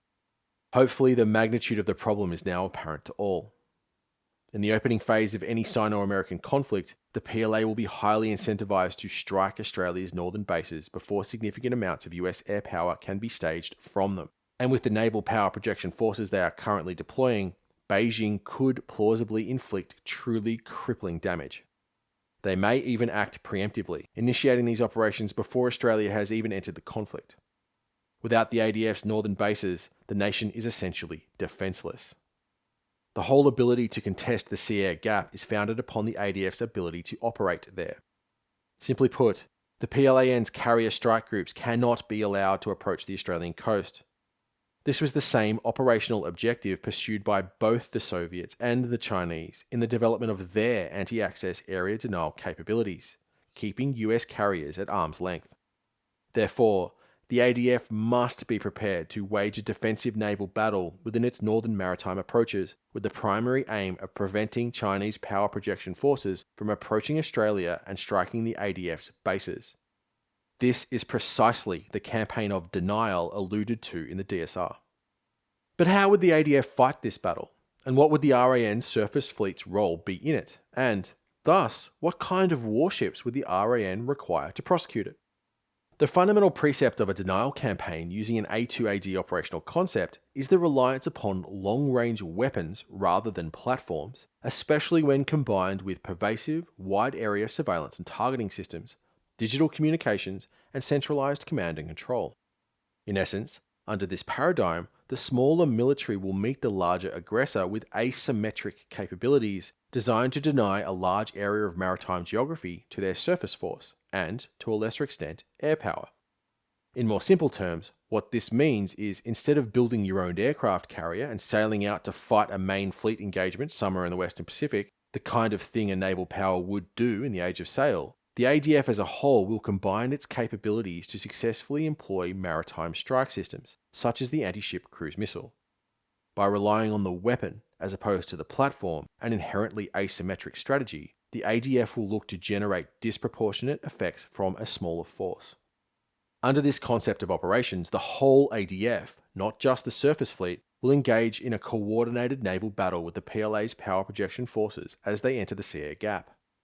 In order for this to work, the whole ADF has to operate as one joint, or as the DSR would put it, integrated force, all of which is linked together with high bandwidth digital communications and directed by a centralized command and control complex. The key weapon which enables this concept of operations is the anti-ship cruise missile, be it the NSM, JSM, Tomahawk, or LRASM, which will be employed from surface, subsurface, airborne, and land-based platforms. For this weapon to be effectively employed en masse, the whole ADF has to form part of a distributed battle network. Target detection, localization, and classification will be conducted by the ADF's ocean surveillance system, composed of space-based sensors, high-altitude long-endurance drones like Triton, submarines, and, most importantly, Jawn. This complex will locate enemy naval formations as they enter the ADF sensor footprint, providing targeting data to centralized command and control. Once a firing solution has been gained, all of the ADF's launch platforms, be they surface ships, submarines, strike fighters, or land-based batteries, will maneuver into position, again all directed by centralized command and control and connected via data link. When these platforms are optimally positioned, the whole force will conduct a coordinated, standoff cruise missile attack, launching dozens, if not hundreds, of anti-ship cruise missiles at the target formation. As the target formation maneuvers, it is tracked by the ocean surveillance system, allowing centralized command and control to then transmit course updates to the missiles in flight via satellite. If properly resourced and executed, this kind of defensive concept of operations is exceptionally dangerous. For example, if the ADF were able to quietly maneuver a number of its warships into missile range of a hostile carrier strike group, this anti-ship cruise missile fire would complement the dozens of air-launched weapons delivered by the RAAF's strike fighter squadrons. A single F-35A can employ 6 joint strike missiles on a single sortie, or alternatively 4 LRASMs. That gives a 16-strong squadron-strength maritime strike package a combined throw weight of some 96 JSMs, each of which has a standoff range of 300 nautical miles. Not accounting for unmanned platforms, which could also employ these weapons, the RAAF has a current strength of 4 strike fighter squadrons. When we add surface ships, submarines, and shore batteries, the total volume of fire the ADF can plausibly generate becomes tactically significant, posing a very severe saturation risk to enemy task forces. Contemporary anti-ship cruise missile combat is all about mass and saturation. The modern warship's missile and gun defenses are so capable that in order to maintain a high chance of achieving a hit, you have to overwhelm them. That means getting as many missiles on target in the shortest possible time frame. Thus, in order to engage something as capable as a PLAN supercarrier strike group, the ADF will need to hit it with everything it has, all at once. This includes surface warships. Certainly, given the weight of fire the ADF could theoretically generate, the ability of essentially all of its platforms to stand off, and its enormous and pervasive sensor footprint, this kind of massed, coordinated anti-ship cruise missile strike stands a very good chance of saturating a hostile carrier strike group's defences and striking the PLA's capital ships. Getting a frigate or a destroyer close enough to a carrier strike group without being detected is probably not as far-fetched as one would intuitively imagine. The ocean is massive, and ships are comparatively tiny. Detecting a lone warship, especially one that is observing strict emissions control, can be quite difficult. During numerous exercises with the USN, lone warships have been able to approach to anti-ship cruise missile range without being detected or engaged, although obviously this cannot be guaranteed. The Naval Strike Missile has a range in excess of 100 nautical miles, which increases the chances, although employing the several hundred nautical mile ranged Maritime Strike Tomahawk would allow the RAN's warships to keep well out of harm's way. But this is the huge advantage of operating within your own sensor footprint. When the RAN's vessels are conducting a defensive battle, they can rely upon the wider ocean surveillance system for situational awareness as opposed to their own sensors, making them much harder to detect as they maneuver. This is the very essence of a home field advantage. But the warship itself is not fighting enemy ships in the traditional way, sailing forth to duke it out with comparable vessels, the kind of battle witnessed at Trafalgar, Jutland, or Savo Island. Rather, it is simply yet another launch platform for the anti-ship cruise missile. It is an element of the larger whole, a single node in the battle network, a link in the kill chain. It's the entire anti-access area denial complex as a whole, the so-called system of systems, that is actually waging the battle, not the individual platform, be it a fighter or a warship. This is certainly a highly esoteric and technical description of a defensive naval battle waged in Australia's northern maritime approaches, and probably one that is hard to understand. So let's use another hypothetical example to flesh out the concept. It's 2034, and day 11 of a general conflict in the Indo-Pacific. The war began with a massed, coordinated offensive conducted by the PLA targeting military infrastructure across the First Island chain, one that came with very little warning. Naval Station Okinawa was devastated by a massive ballistic and cruise missile bombardment, one that did tremendous damage to the fleet support and airfield facilities. Clark Air Base in Luzon and numerous facilities in Guam were also subjected to a similar treatment, although the damage here was less severe. The Harry S. Truman Carrier Strike Group is engaged some 250 nautical miles to the west of Okinawa. 2 regiments of H-6 bombers, supported by another 2 regiments of J-16 long-range strike fighters and electronic warfare elements, hit the formation with a massed anti-ship cruise missile strike. Despite an intense outer-air battle in which over a dozen Chinese aircraft were shot down, the majority of the strike package reached YJ-12 launch range. A few leakers managed to penetrate the massed missile and gun defences. 2 make hits on the carrier, blowing a hole in the flight deck and starting a very serious fire in the hangar. Although air operations are halted and the air group has to divert to the Japanese home islands, the damage is eventually brought under control. The Arleigh Burke destroyer, USS Forrest Sherman, is not so lucky, however. A YJ-12 impact detonates her forward VLS complex and 5-inch magazine, sending her to the bottom with a very heavy loss of life. Alive, but badly bruised, the strike group limps north towards the safety of Japanese air cover. The following days witnessed a coordinated amphibious campaign across the region. Chinese amphibious strike group equivalents made landings in the southern Ryukyus and northern Batanes, and by day 4, Ishigaki and Itbayat islands have fallen, and PLA amphibious forces were moving to secure the whole southern arm of the Ryukyu island chain. These islands are now strongly held by brigade-sized formations, and DF-21D and YJ-18 batteries are operational by day 3. A massive air battle over Taiwan is still ongoing. The ROC armed forces are desperately trying to stop the colossal missile and air bombardment from destroying critical elements of its integrated air defense system. During the battle, the PLAAF sustains heavy losses, especially from surface-to-air missile fire, including the deadly Patriot batteries, but soon achieves something approaching air superiority over the island. The Taiwanese are certainly aided by their fortifications, with most of their critical capabilities, such as command and control, buried deep in the mountains. And although they continue to impose attrition on the attackers, the ROC military is unable to fully prevent the PLA from striking targets across the island. Taiwan is rapidly surrounded by PLA and battle forces, with dozens of submarines, several surface action groups, and a carrier strike group deployed to its east. At the initiation of hostilities, Beijing declared a 100 nautical mile exclusion zone around the island, stating that any foreign vessel within this zone will be treated as hostile, be it civilian or military. Taiwan has been cut off from the world. From the opening moments of the war, the United States military, still reeling from the massive and unforeseen Chinese offensive, is desperately trying to surge its capability into the Indo-Pacific. However, with its forces dispersed all over the world, this is taking some time. By the second week of the conflict, elements have made it to Australia. 4 B-52s, which had evacuated Guam as the first MRBM bombardment hit, were now sitting on the tarmac at RAAF Tyndall. By this time, they were joined by the full strength of a US Air National Guard F-16 squadron, 3 tankers, and 2 airborne early warning and control aircraft. Luckily, one of the first units to arrive on Australian soil was a Patriot surface-to-air missile battery, a unit which was flown in directly from Germany. The battery had only just energised its radar when the first DF-26 missile was detected. A PLA MRBM regiment, which had been forward deployed to 3 Chinese bases in the Spratly Islands, rapidly began targeting Australia's northern air bases. This bombardment was, at present, not much more than harassing fire, and although most of the incoming missiles were intercepted, 3 warheads did land within the base perimeter, inflicting some moderate damage in the process. Much more significant units have been allocated for relocation to Australia, including a whole B-1B squadron, a full fighter wing, and a US Army division containing 3 full-strength brigade combat teams. However, these units are still mobilising in the continental United States. The ADF has also been desperately trying to surge its capability to the north of the country. Within a week, the Bear bases, RAAF Sherger in far north Queensland, RAAF Curtin in the Kimberley, and RAAF Learmouth in the Pilbara were fully activated and hosting F-35A flights from numbers 3 and 77 squadrons. In fact, essentially all of the RAAF's combat power was now in the north of the country.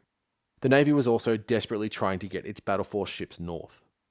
The RAN surface forces, which were operational and not conducting their deep maintenance cycles, were all activated and put to sea, and by day 10, several destroyers and frigates had reached Darwin. After a rapid refueling, these all departed the city. Fleet Base West, the home of Submarine Rotation Force West and the RAN Submarine Force, was a hive of activity.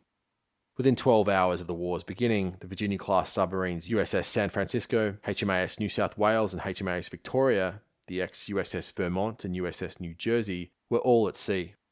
Steaming north at 25 knots, the 3 SSNs reached the Timor Sea in just 70 hours. The morning of day 9 brought ominous news.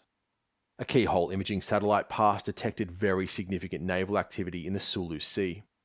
A break in the cloud cover revealed 3 large naval task forces heading southeast at high speed. These appeared to be 2 carrier strike groups and a detached surface action group. Only 1 Kuznetsov-class carrier could be classified, making one of these formations the Liaoning carrier strike group. This information was rapidly passed from US Pacific Command to Headquarters Joint Operations Command. 3 hours later, ADF Command received a contact report from the Collins-class submarine HMAS Rankin, which had been on patrol in the area. Rankin had detected the 3 task forces, but was not in position to intercept.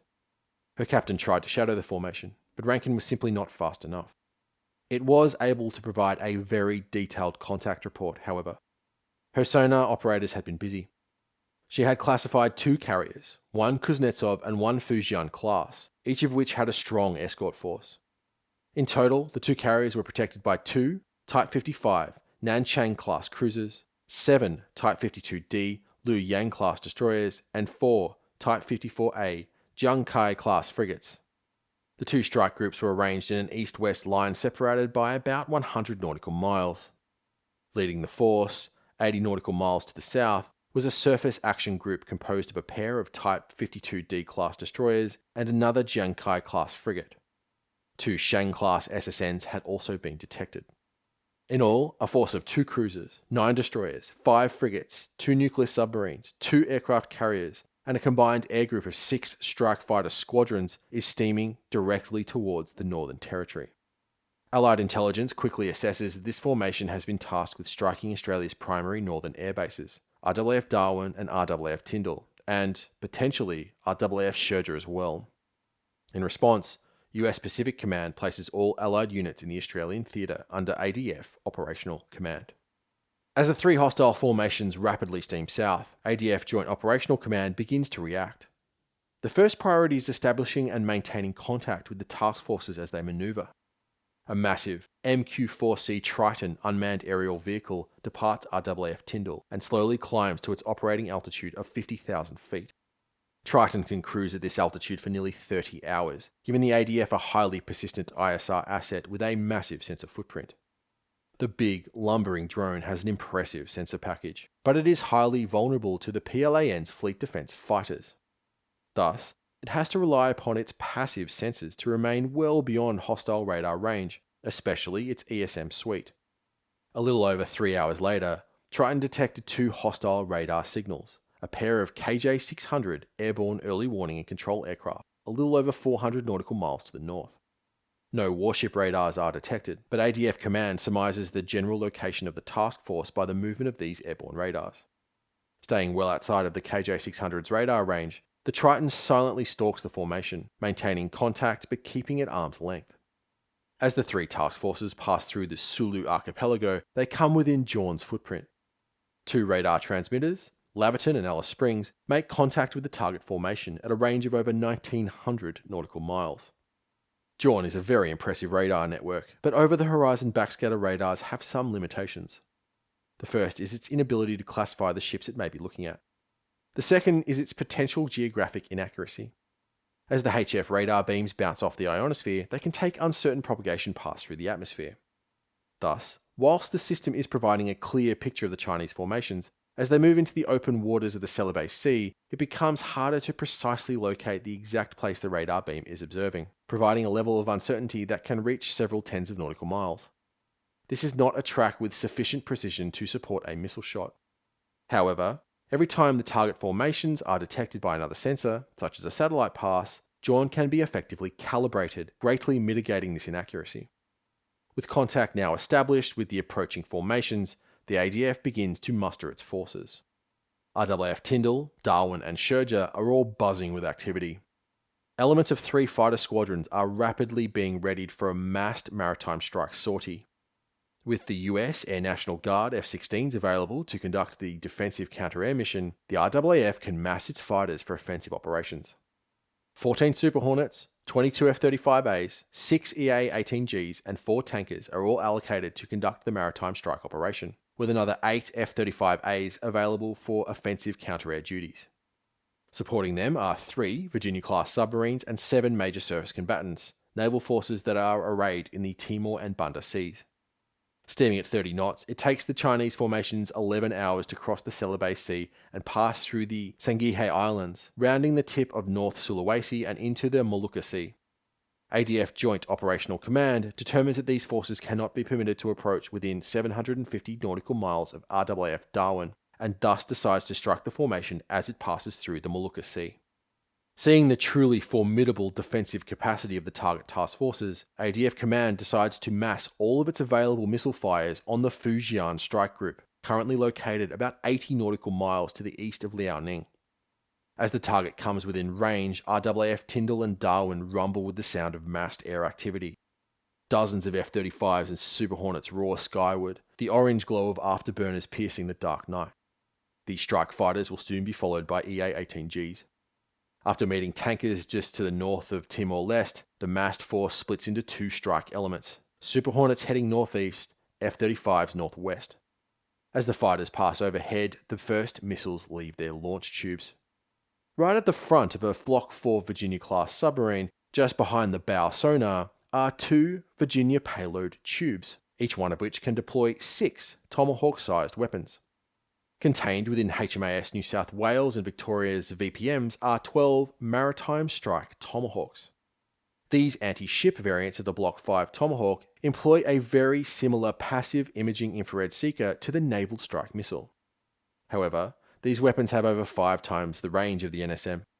44 Maritime Strike Tomahawks break the water as Victoria, New South Wales and USS San Francisco, which has been integrated into the ADF's battle network and is armed with 20 weapons, all empty their magazines. 50 nautical miles to Victoria's west, a force of 4 destroyers, 2 Hobarts and 2 Hunters also launch their Tomahawks, sending another 32 downrange. With the 72 Tomahawks now on their way, the two fighter elements begin approaching the target formations. The F-35A element is armed with the air-launched variant of the Naval Strike Missile, which is called the Joint Strike Missile. The Super Hornets, on the other hand, deployed the Long-Range Anti-Ship Missile. Both packages are supported by a pair of EA-18Gs and a flight of F-35As tasked with offensive counter-air. The Fujian is well protected. In addition to the airborne radar coverage, 6 flights of J-15B and J-35 Fleet Defense fighters are airborne over the 2 carriers, 2 full squadrons worth. These are patrolling in an arc about 50 nautical miles to the south of the carriers. Another 3 flights are sitting at Alert 5. If the incoming strike elements are detected and intercepted, the Australian squadrons are likely to suffer significant casualties. Nevertheless, in this battle, the ADF is aided by the massive range of its weapons.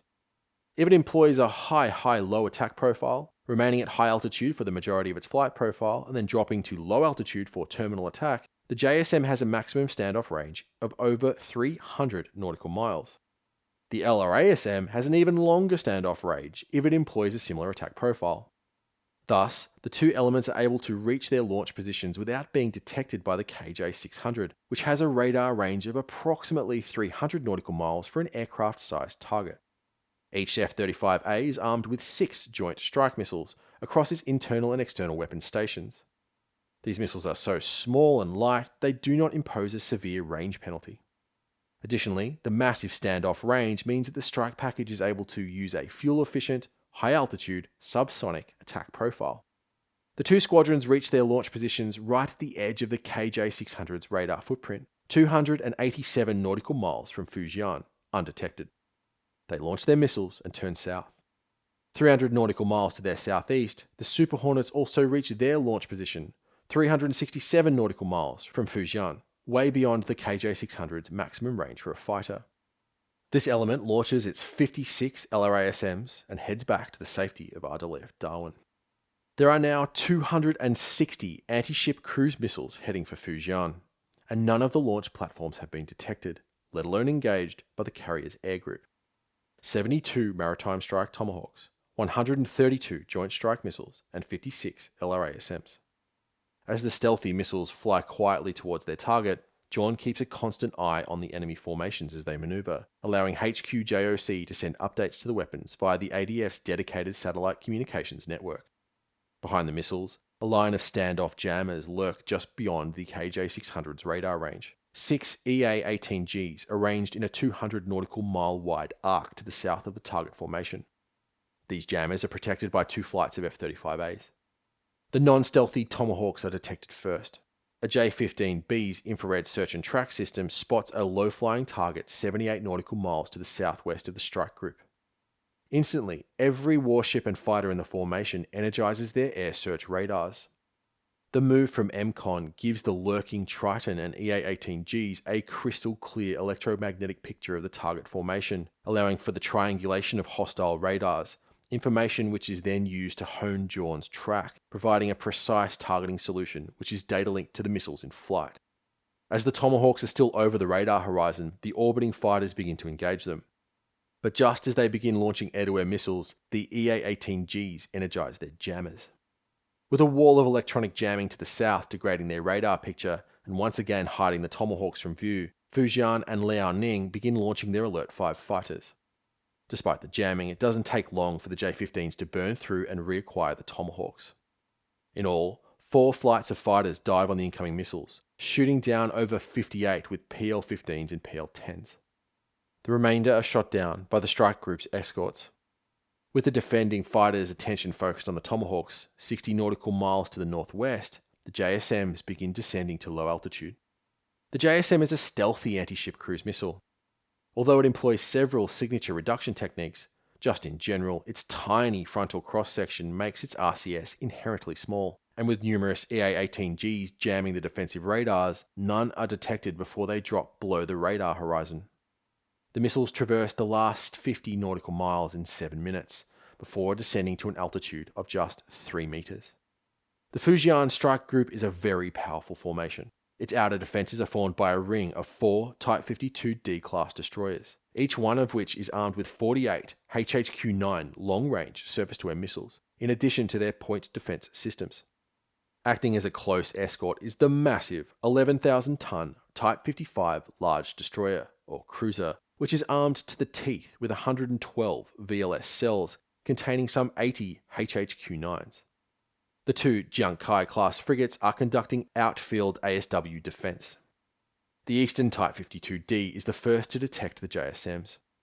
The highly capable 346A S-band AESA air search radar picks up the first Vampire at a range of just 8 nautical miles. As the swarm of small, stealthy cruise missiles scream over the radar horizon at 600 knots, the radar screens on board the Chinese destroyers are rapidly filled with targets. Within moments, missile after missile leaves the VLS complex on board the destroyers as dozens of HHQ-9s hurtle downrange. Flying at 600 knots, it takes just under a minute for the JSM to close the distance, 48 seconds on average. The defensive missile fire is effective, with 5 defending warships directing their fire at the incoming swarm of anti-ship cruise missiles. But the HHQ-9 and HQ-10 are line-of-sight systems, drastically limiting their range for sea-skimming targets. These quickly begin hitting the incoming JSMs, but there are simply too many missiles and not enough time. The strike group has been saturated by the sea-skimming anti-ship cruise missile attack. In all, 103 JSMs are downed by the defensive missile fire, but the remaining 29 all acquire Fujian. Western second-generation anti-ship cruise missiles have a major advantage over current-generation Eastern Bloc weapons such as the YJ-18. Because they employ passive, imaging infrared sensors, each missile can be programmed to target a specific class of warship. Generally speaking, radar seekers, such as those used by the YJ-12 and YJ-83, do not possess the requisite resolution to discriminate between target vessels in the same formation. What that means is an incoming missile volley will tend to engage both the capital ship and its escorts. Western equivalents, like the JSM, however, will ignore these less important vessels and only attack the highest value target, massing their capability and increasing the chance of a hit. With so many leakers, there is little chance of the carrier's point defense systems, both its Type 1130 30mm close-in weapon system and HQ-10 point defense missile, intercepting all of them.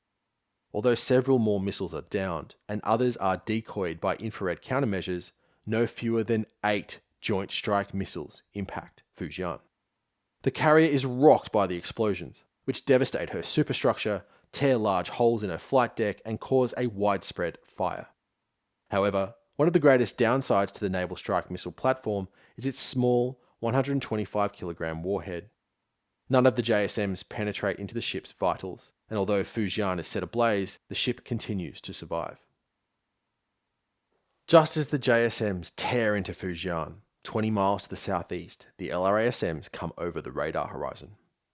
These two are stealthy cruise missiles, and unlike the Tomahawks, none have been picked up by an airborne radar. They are first detected by the Type 52D, which is deployed to the formation's east. Again, they are already over the radar horizon when the destroyer's air search radar picks them up. Just like the JSMs, the LRASMs ignore the escorts and swarm the carrier, screaming through the defensive missile fire at 600 knots. 41 are shot down by the defending destroyers.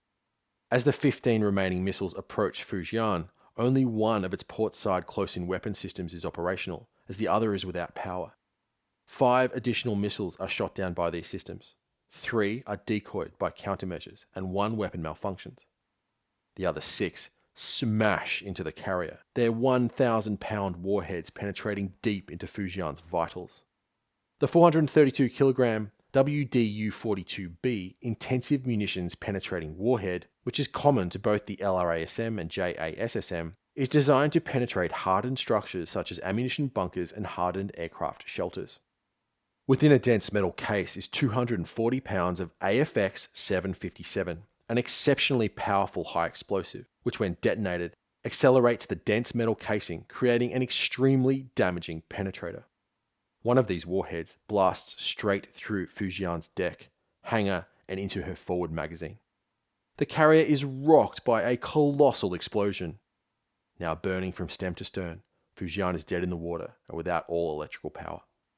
Reeling from the loss of one of only 2 Type 3 supercarriers, PLA Joint Southern Theatre Command cancels the operation. The Liaoning Strike Group and the Detached Surface Action Group are given orders to revert course and immediately steam for the safety of friendly air cover. Most of Fujian's strike group, however, remain with the carrier, as her remaining crew desperately try to save the ship. Elated by the success of the battle, ADF HQ JOC decides to push their luck and try and finish Fujian off. 3 Anzac-class frigates and the SSNs are ordered to close in. The Anzacs, unlike the Hunters and Hobarts, are not armed with the maritime strike Tomahawk, but rather simply the naval strike missile. Certainly a capable replacement for the Harpoon, the canister-launched NSM provides the same terminal lethality as the Joint Strike Missile.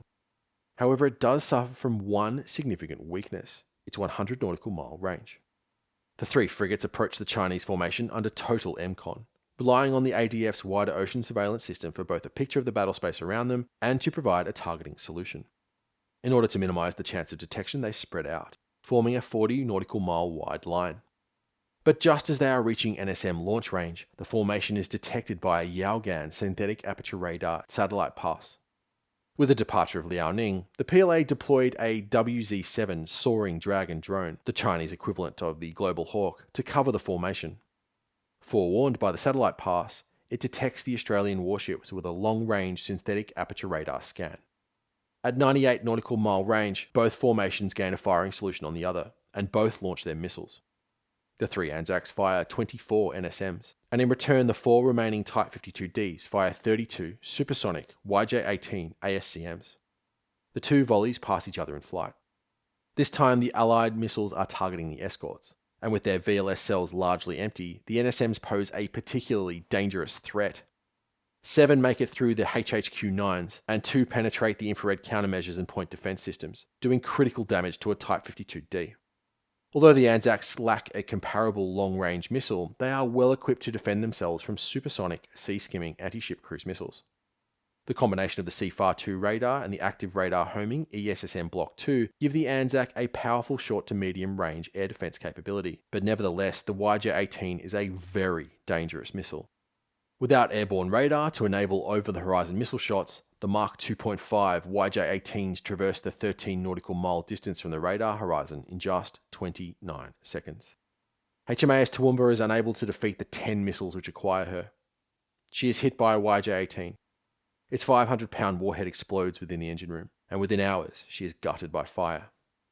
With the threat of repeat massed air attack and Allied naval activity, the remaining Chinese warships decide to abandon Fujian, which is now little more than a blazing hulk. 4 hours later, USS San Francisco finally finishes her off with torpedoes. Obviously, this is just a hypothetical example designed to show how this wider concept of operations works. There are many other plausible ways in which a modern naval battle like this could unfold. For example, in this hypothetical, the PLA did not try to blind ADF surveillance or targeting systems or its wider battle network. But what we can see here is the fundamental concepts and mechanics of a defensive engagement based on the A2AD concept of operations. As stated clearly in the DSR, this is an operational concept which the Australian military is currently embracing. Furthermore, many of the weapon systems described here, such as Maritime Strike Tomahawk and the Joint Strike Missile, have not yet been acquired by the ADF, but they are certainly highly plausible capability acquisitions, considering that the ADF is currently integrating their related systems, NSM and Tomahawk. But this is, in essence, what a strategy of denial looks like when the rubber meets the road and you have to actually apply this wider doctrine in a defensive naval battle. Again, there are 5 primary elements to the ADF's A2AD kill chain. A pervasive, distributed, multi-domain ocean surveillance and targeting system, centralized command and control, platforms operating across numerous domains, long-range anti-ship cruise missiles, and, finally, high bandwidth, durable, redundant digital communications linking the whole battle network together. So, now we understand what an engagement like this looks like, and if fighting this kind of a defensive naval battle is one of the primary roles the RAN surface fleet will need to fulfill, what kind of warship would best suit this wider operational concept? Fundamentally, everything revolves around the employment of the anti-ship cruise missile. However, not all missiles are equivalent. Currently, the RAN's warships use canister-launched ASCMs. For many decades, this has been the Harpoon, a missile that has served the ADF well. This weapon is in the process of being replaced by the Naval Strike Missile. The NSM is certainly a capable generational replacement for the Harpoon. It is lighter, stealthier, employs passive sensors, is network enabled, and has a longer range. Critically, because of its lack of electronic emissions and tiny electromagnetic and infrared signature, the missile is very hard for naval defenses to intercept, or indeed defeat by soft kill techniques. Despite its impressive capability, the NSM is, however, limited by its reasonably short range, just 100 nautical miles or thereabouts. This severely limits its utility when facing large and heavily armed threat formations such as supercarrier strike groups, task forces that will simply outgun any plausible RAN surface force. In essence, if you have to approach within 100 nautical miles to employ the NSM, then you are exposing yourself to the enemy's very significant missile capability.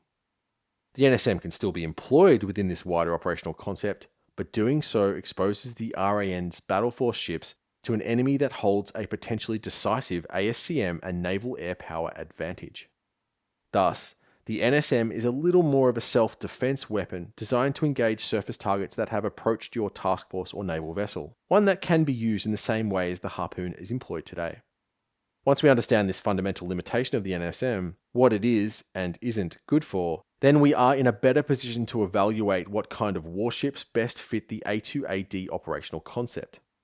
Clearly, some strike-length VLS space is an imperative, so these warships can employ larger, more capable and longer-range anti-ship cruise missiles, such as the Maritime Strike Tomahawk, and potentially the surface-launched LRASM, which is currently under development.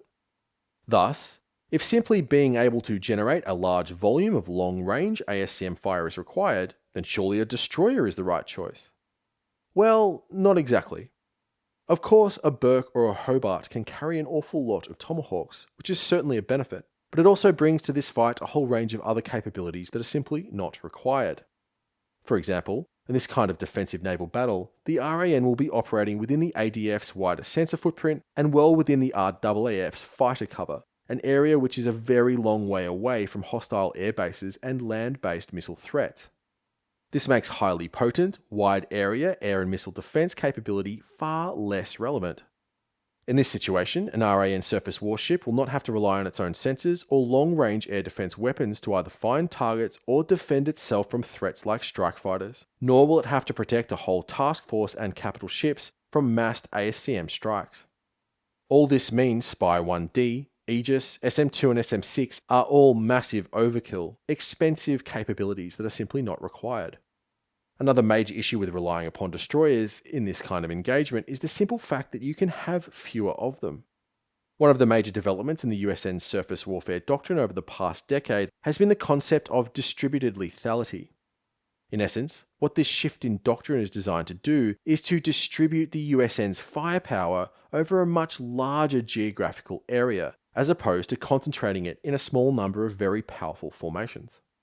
This is designed to make it far harder for the enemy, who possesses their own highly capable ocean surveillance and targeting capability, from having a clear picture of the battle space.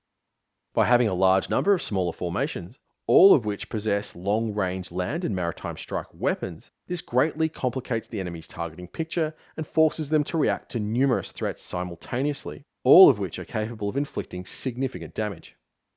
The USN plans to do this by the employment of a large number of hunter-killer surface action groups, each of which is small by USN standards but heavily armed.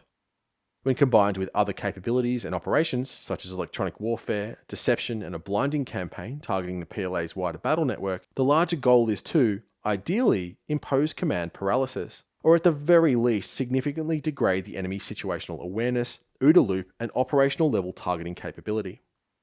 Although the distributed lethality concept is designed to penetrate an enemy A2AD complex, its fundamental features can also be applied to enable area denial.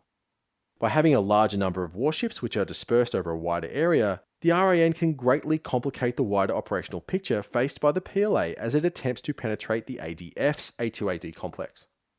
With a dispersed force, meaning ships either acting individually or in small task forces, operating over a wide geographical area, this will both increase the chances that some elements will remain undetected, while simultaneously complicating the enemy's targeting picture and making it more difficult for PLA command to prioritize the most threatening contacts, preventing them from massing their own offensive capability. Because the RAN will be operating well within range of friendly fighter cover, it does not need to mass its missile defenses, as it would if it were fighting a blue water naval battle or deploying an amphibious strike group. Therefore, our ideal warship should be able to employ VLS-launched long-range ASCMs, in addition to canister-launched naval strike missiles. It does not need to have a wide-area, high-end air warfare capability, but it does need to defend itself from potent air and missile threats. In addition to a close-in weapon system, ESSM Block 2 combined with an S-band AESA air search radar and a modern combat system would seem to fit that bill perfectly, allowing the warship to engage threats well beyond the radar horizon and giving it the ability to potentially defend other vessels if required. The standard missile family is simply not necessary and could be considered a bonus capability. Combined with a requirement for ESSM, this leaves us with a minimum of 16 strike-length Mark 41 VLS cells. Finally, in the unlikely case this warship was to come within visual range of the enemy, a capable 5-inch main gun is also logical. When you add the other basic systems a major warship needs to fulfill other roles, such as a hull-mounted and towed array sonar, lightweight torpedoes, and a hangar and flight deck to accommodate a naval helicopter, what we end up with is a general-purpose frigate in the 3,000 to 4,000 ton range. In terms of procurement cost, compared to a destroyer, the RAN can have many more of these vessels, each of which typically has a far smaller crew. This is, by definition, a Tier 2 warship, one that can effectively engage a high-end enemy if it is operating within the wider ADF's fighter, missile, and sensor footprint, but would require integration with a destroyer to face that kind of threat outside of it. By supplementing the fleet's destroyers with a Tier 2 vessel in this kind of battle, the RAN can have more vessels in more places, both increasing the total weight of anti-ship cruise missile fire the ADF can generate, and significantly complicating the enemy's targeting picture and situational awareness more generally. The second major task the RAN will be required to undertake in a general regional conflict is ensuring Australia has access to the global economy.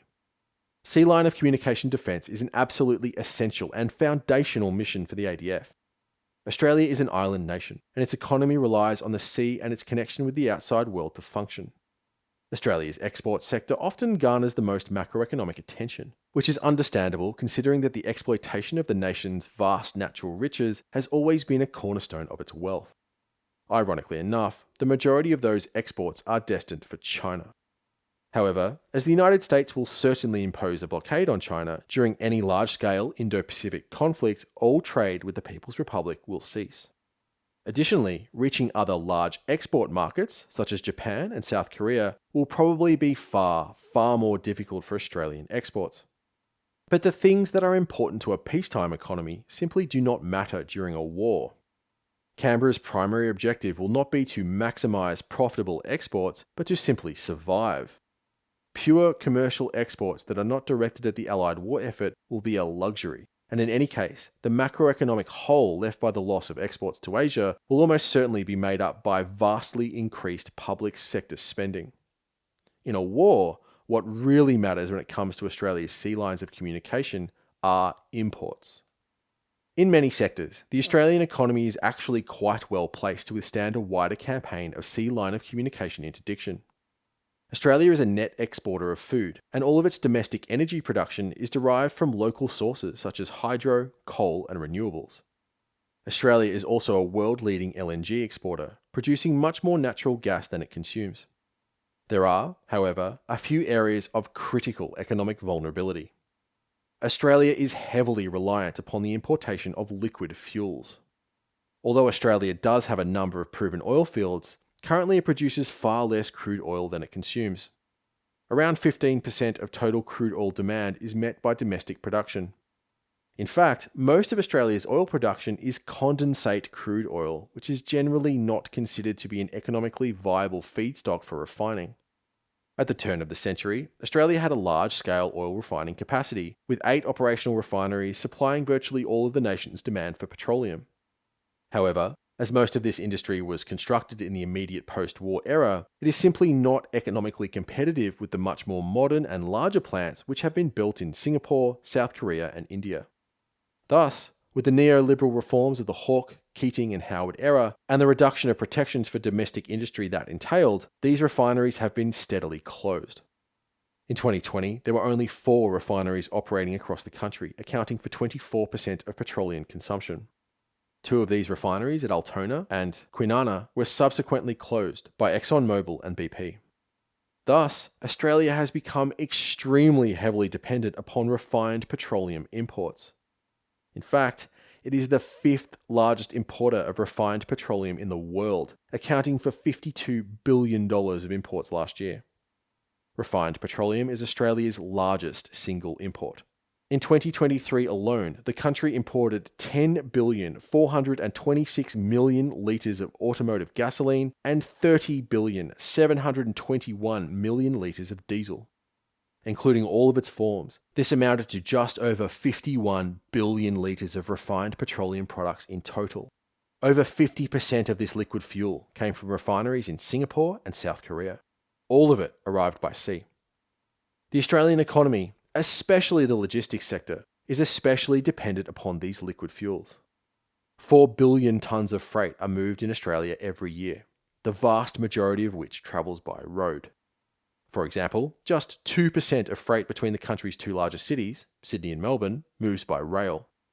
The vast majority of the other 98% is delivered by a truck. As a counterexample, rail freight movements across the United States in 2020 amounted to 27% of the total. Only 500,000 Australians used rail to commute in 2021, compared to nearly 7 million who drove. Given the fuel savings of moving by rail and the lack of electrified alternatives, these trends only underline the nation's dependence upon diesel and petroleum. Without imports of these fuels, the entire Australian economy would, in a very real way, come to a screeching halt.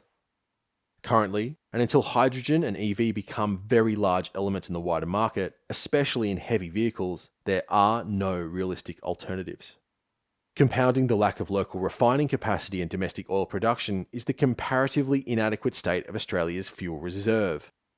In May 2024, the nation only possessed 28 days' worth of automotive petroleum reserves, far short of the IAEA's 90-day recommendation. Just in order to meet Australia's demand for liquid fuel imports, some 681 average-sized LR1 tankers need to arrive per year, each one of which can deliver approximately 74 million litres of refined liquid fuel. That's nearly 2 a day. Therefore, if a conflict were to break out across the Indo-Pacific today, in a very real way, Australia's economic life and death will depend upon a convoy of 13 tankers arriving every single week. Obviously, maintaining deliveries of containerized goods will be important as well, but the simple arithmetic is that without enough liquid fuel imports, economic life in Australia will not be possible. Given the lack of reserves and how inelastic petroleum is, even a minor disruption in supply will generate a very severe price shock, one that will reverberate around the economy. It will certainly be this economic vulnerability that the PLA will aim to target.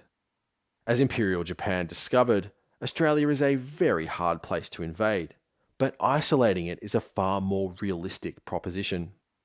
By far, the majority of these liquid fuel imports, which largely originate from refineries in Singapore and South Korea, transit the Eastern Indian Ocean and Western Pacific. However, in such a hypothetical conflict, we should absolutely not expect Australia's critical imports to traverse the primary battle area along the First Island chain and well within the PLA's A2AD missile engagement zone. Australia will, by necessity, have to seek alternate suppliers for a large majority of these imports, such as the Middle East and India, both of which have a growing number of large and modern refineries. Perhaps trade with Singapore may still be possible, but given the proximity to PLA military installations, even this is questionable. Finally, the US may be able to help, although Washington will probably have to dip into the Strategic Petroleum Reserve to do so. But we need to remember the scale of the problem here. Australia is an advanced G20 economy with a massive demand. Again, it is the 5th largest importer of petroleum in the world, and the US is already hard-pressed to meet its own requirements. So we should not expect the United States to be able to supply all of Australia's needs. Thus, realistically, Australia will probably have to look east for alternate suppliers. But luckily, Middle Eastern petroleum producers should have a surplus with China under blockade, and India, a nation with a growing strategic partnership with Australia, is the world's 4th largest refiner of petroleum. All of this means that in the event of a war, the RAN will almost certainly have to run large, weekly convoys across the Indian Ocean with as many as 20 tankers. For Canberra, its life and death will depend on those convoys getting through. If they don't, the simple reality is Australia will be forced to sue for peace. The whole war effort will depend upon it. So, how would the battle for Australia's sea lines of communication play out within this larger Indo-Pacific conflict? The thing about sea lanes is that, unless you have to transit a maritime choke point, they are flexible. Tankers bound for Australia will probably concentrate in India, which might actually be the origin for a good portion of Australia's liquid fuel imports, at which point a convoy can be formed. The convoy route from India to Australia can be moved south, but to do so will lengthen the journey. For example, if a convoy were to leave Chennai and then track a southerly course, keeping several hundred nautical miles south of the Cocos-Keeling Islands, the total journey to Fremantle is around 3,300 nautical miles, which will take around 7 days steaming at 20 knots. Unless air bases are taken in the Indonesian archipelago, or Myanmar becomes an active participant in the conflict, two unlikely events, at least in the initial stages, then this route is simply beyond the reach of most Chinese air power. Any H-6 strike package departing Hainan Island would have to transit Indonesian airspace, and even at its closest approach, the convoy would still only just come within 2,000 nautical miles, requiring a direct flight. This is simply too far for a realistic airstrike, and it is also well beyond the range of any of the PLA's land-based maritime strike systems, such as anti-ship ballistic missiles. Additionally, the PLA's wider targeting complex and ocean surveillance system is not optimized for Indian Ocean operations, and thus is probably not capable of supporting a land-based anti-ship cruise missile or ballistic missile strike in any case. By far, the greatest threat to this convoy route is from the PLA's massive submarine force. Because of their stealth, range and persistence, submarines are the premier tool of trade interdiction, a role they have so ably filled since the Great War. But, again, the distance from the PLAN's Southern Theatre Command bases means that the majority of Chinese submarines lack the endurance and range to conduct lengthy patrols in the Indian Ocean. For example, the small Type 35 Ming and Type 39 Song classes, the former of which is essentially obsolete, are designed to operate in China's near seas and along the first island chain. There are, however, two classes, or family of classes, that are more than capable of operating within Australia's western sea lines of communication. The first is the PLAN's SSN force. Currently, this is composed of 6 units of the Shang class, although others are in production. While the Shang is not an especially advanced SSN, for example, the US Naval Institute estimates that its acoustic signature is equivalent to late Cold War Soviet designs, such as the Victor III and Akula 1, it still possesses the range, speed, and endurance to pose a severe threat to trade in the Eastern Indian Ocean. The major limitation of the Shang is the relatively small size of the fleet. With less than 10 operational and far more pressing operational requirements in the Western Pacific, we should not expect large numbers of these units to be assigned to the Indian Ocean. By far the more realistic threat faced by the ADF is the very significant large displacement SSK force. Currently, the PLA fields large numbers of modern diesel-electric submarines that displace 3,000 tons or more, and are thus capable of conducting long-range patrols. This force currently consists of between 10 and 12 Russian-designed and manufactured Kilo-class SSKs, and approximately 21 Type 39A and Type 39C Yuan-class attack submarines. The US Department of Defense estimates that the total number of operational Yuan-class boats will reach 25 by the middle of this decade. Chinese shipyards are continuing to produce these attack submarines, including more advanced variants such as the Type 39C. As we move into the 2030s, we should expect the Yuan to make up an increasing proportion of the PLA's order of battle as older classes are replaced by these large and capable boats. By far, the Type 39A and its later variants are the most potent of the PLA's SS force.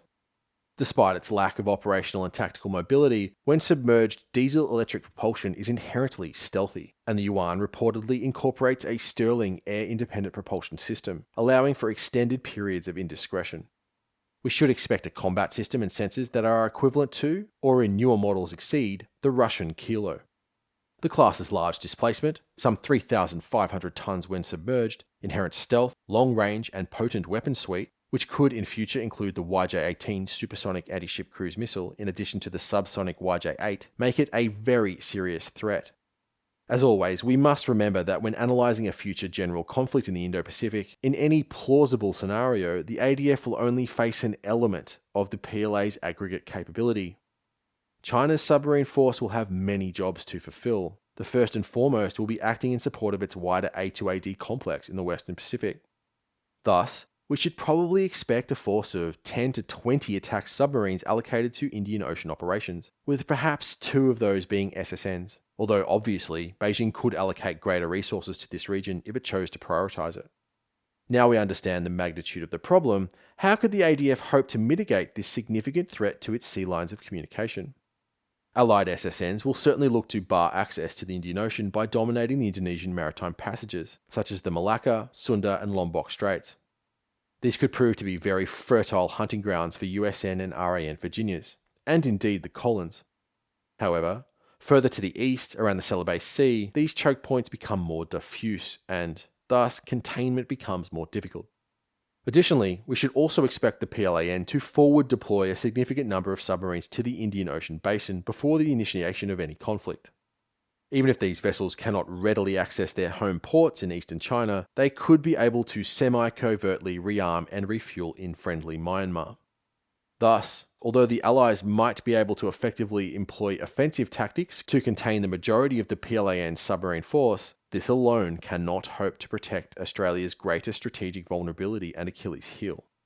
The combination of wide area undersea surveillance, provided by the recently acquired SIRTAS sonar system, will enable the operations of hunter-killer groups, formations which will certainly impose attrition on the PLA submarine force. But given the immense area of vulnerability, these are probably not enough to provide the requisite security.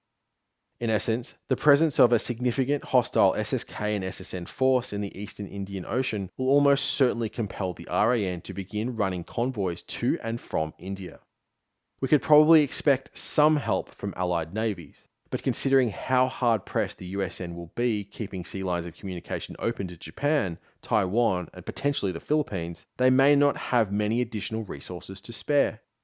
This is especially the case with the current USN force structure, one that heavily emphasises large and highly capable destroyers over larger numbers of smaller frigates, meaning the USN can simply be in fewer places at once. Thus, this task will primarily fall upon the RAN and ADF more generally. So, what kind of vessel is best suited to convoy defence? Clearly, the Hunter class would excel in this role. The Hunter, much like its cousins in the United Kingdom and Canada, will be one of the most potent anti-submarine platforms operational anywhere in the world. It has 2 features and capabilities that make it so deadly to hostile submarines. The first is its sensors, primarily the 2087 low-frequency active sonar. This system provides wide area surveillance by using a high-power, low-frequency transmitter. Low-frequency acoustic energy travels immense distances in the ocean, and thus, the 2087 will allow the RAN to detect even the quietest submarines at a very long range. The second is its stealth. Hunter uses a combined diesel, electric, and gas propulsion system that allows the diesel generators to be acoustically isolated from the hull, drastically reducing its acoustic signature. Being able to detect hostile submarines at long range, without being detected, or at least localized itself, will allow for their prosecution at arm's length by other assets such as ASW helos. The problem with the Hunter is it is simply overkill. It has a number of capabilities that are not required for something as reasonably mundane as convoy defense. The air threat is so minimal that weapons such as SM-2 Block 3 are not required. The CFAR-2 L-band long-range AESA air search radar, the Aegis combat system, the multi-mission bay which can be used to house a second helicopter, indeed even the 5-inch main gun, are simply not required in this role. The Hunter is a destroyer-sized vessel, and the very high-end systems it deploys make it expensive, which means the ADF can procure fewer of them. Even if the warships you have are extremely capable, less vessels means less presence. With only a 12-ship main battle line, even allocating 4 or 5 of these highly potent warships to convoy defense would not only waste their other capabilities, but allocate almost half of the surface fleet to convoy defense, crippling the RAN's ability to conduct other critical operations. This is the primary downside of an all-destroyer main battle line. Individual task forces will be far more potent, but you simply can't be in as many places at once, a critical problem for a nation with such a vast area of maritime geography to cover. In effect, a convoy escort requires far less capable systems. Such a warship needs to have a capable ASW sensor suite, preferably a combination of a hull-mounted active-passive sonar and a towed array. The latter is essential because it is isolated from the ship's self-noise. It also needs anti-submarine weapons, but these need to be no more than a tube-launched lightweight homing torpedo, such as the Mark 54. Critically, the ship needs to support the operations of an ASW helicopter, which is really the primary way a surface ASW platform engages submarines. In terms of air defense and surface warfare, this ship again only requires the bare minimum. It has to be able to defend itself and the ships it is protecting from submarine-launched anti-ship cruise missiles, requiring a short to medium-range missile system such as the ESSM, although even a point defense system like the rolling airframe missile may be sufficient. For surface warfare, a light gun in the 57 to 75mm range is more than enough to defend itself, and for offensive surface warfare, a lightweight, canister-launched anti-ship cruise missile, such as the NSM, would be perfectly adequate. The vessel we are describing here need not even be a frigate. A corvette displacing approximately 2,500 tons, comparable to Navantia's Avante 2000 design, would seem to fit this role perfectly. Given how small these vessels are, and how much smaller their crews are, the RAN can have as many as 3 of these for every destroyer.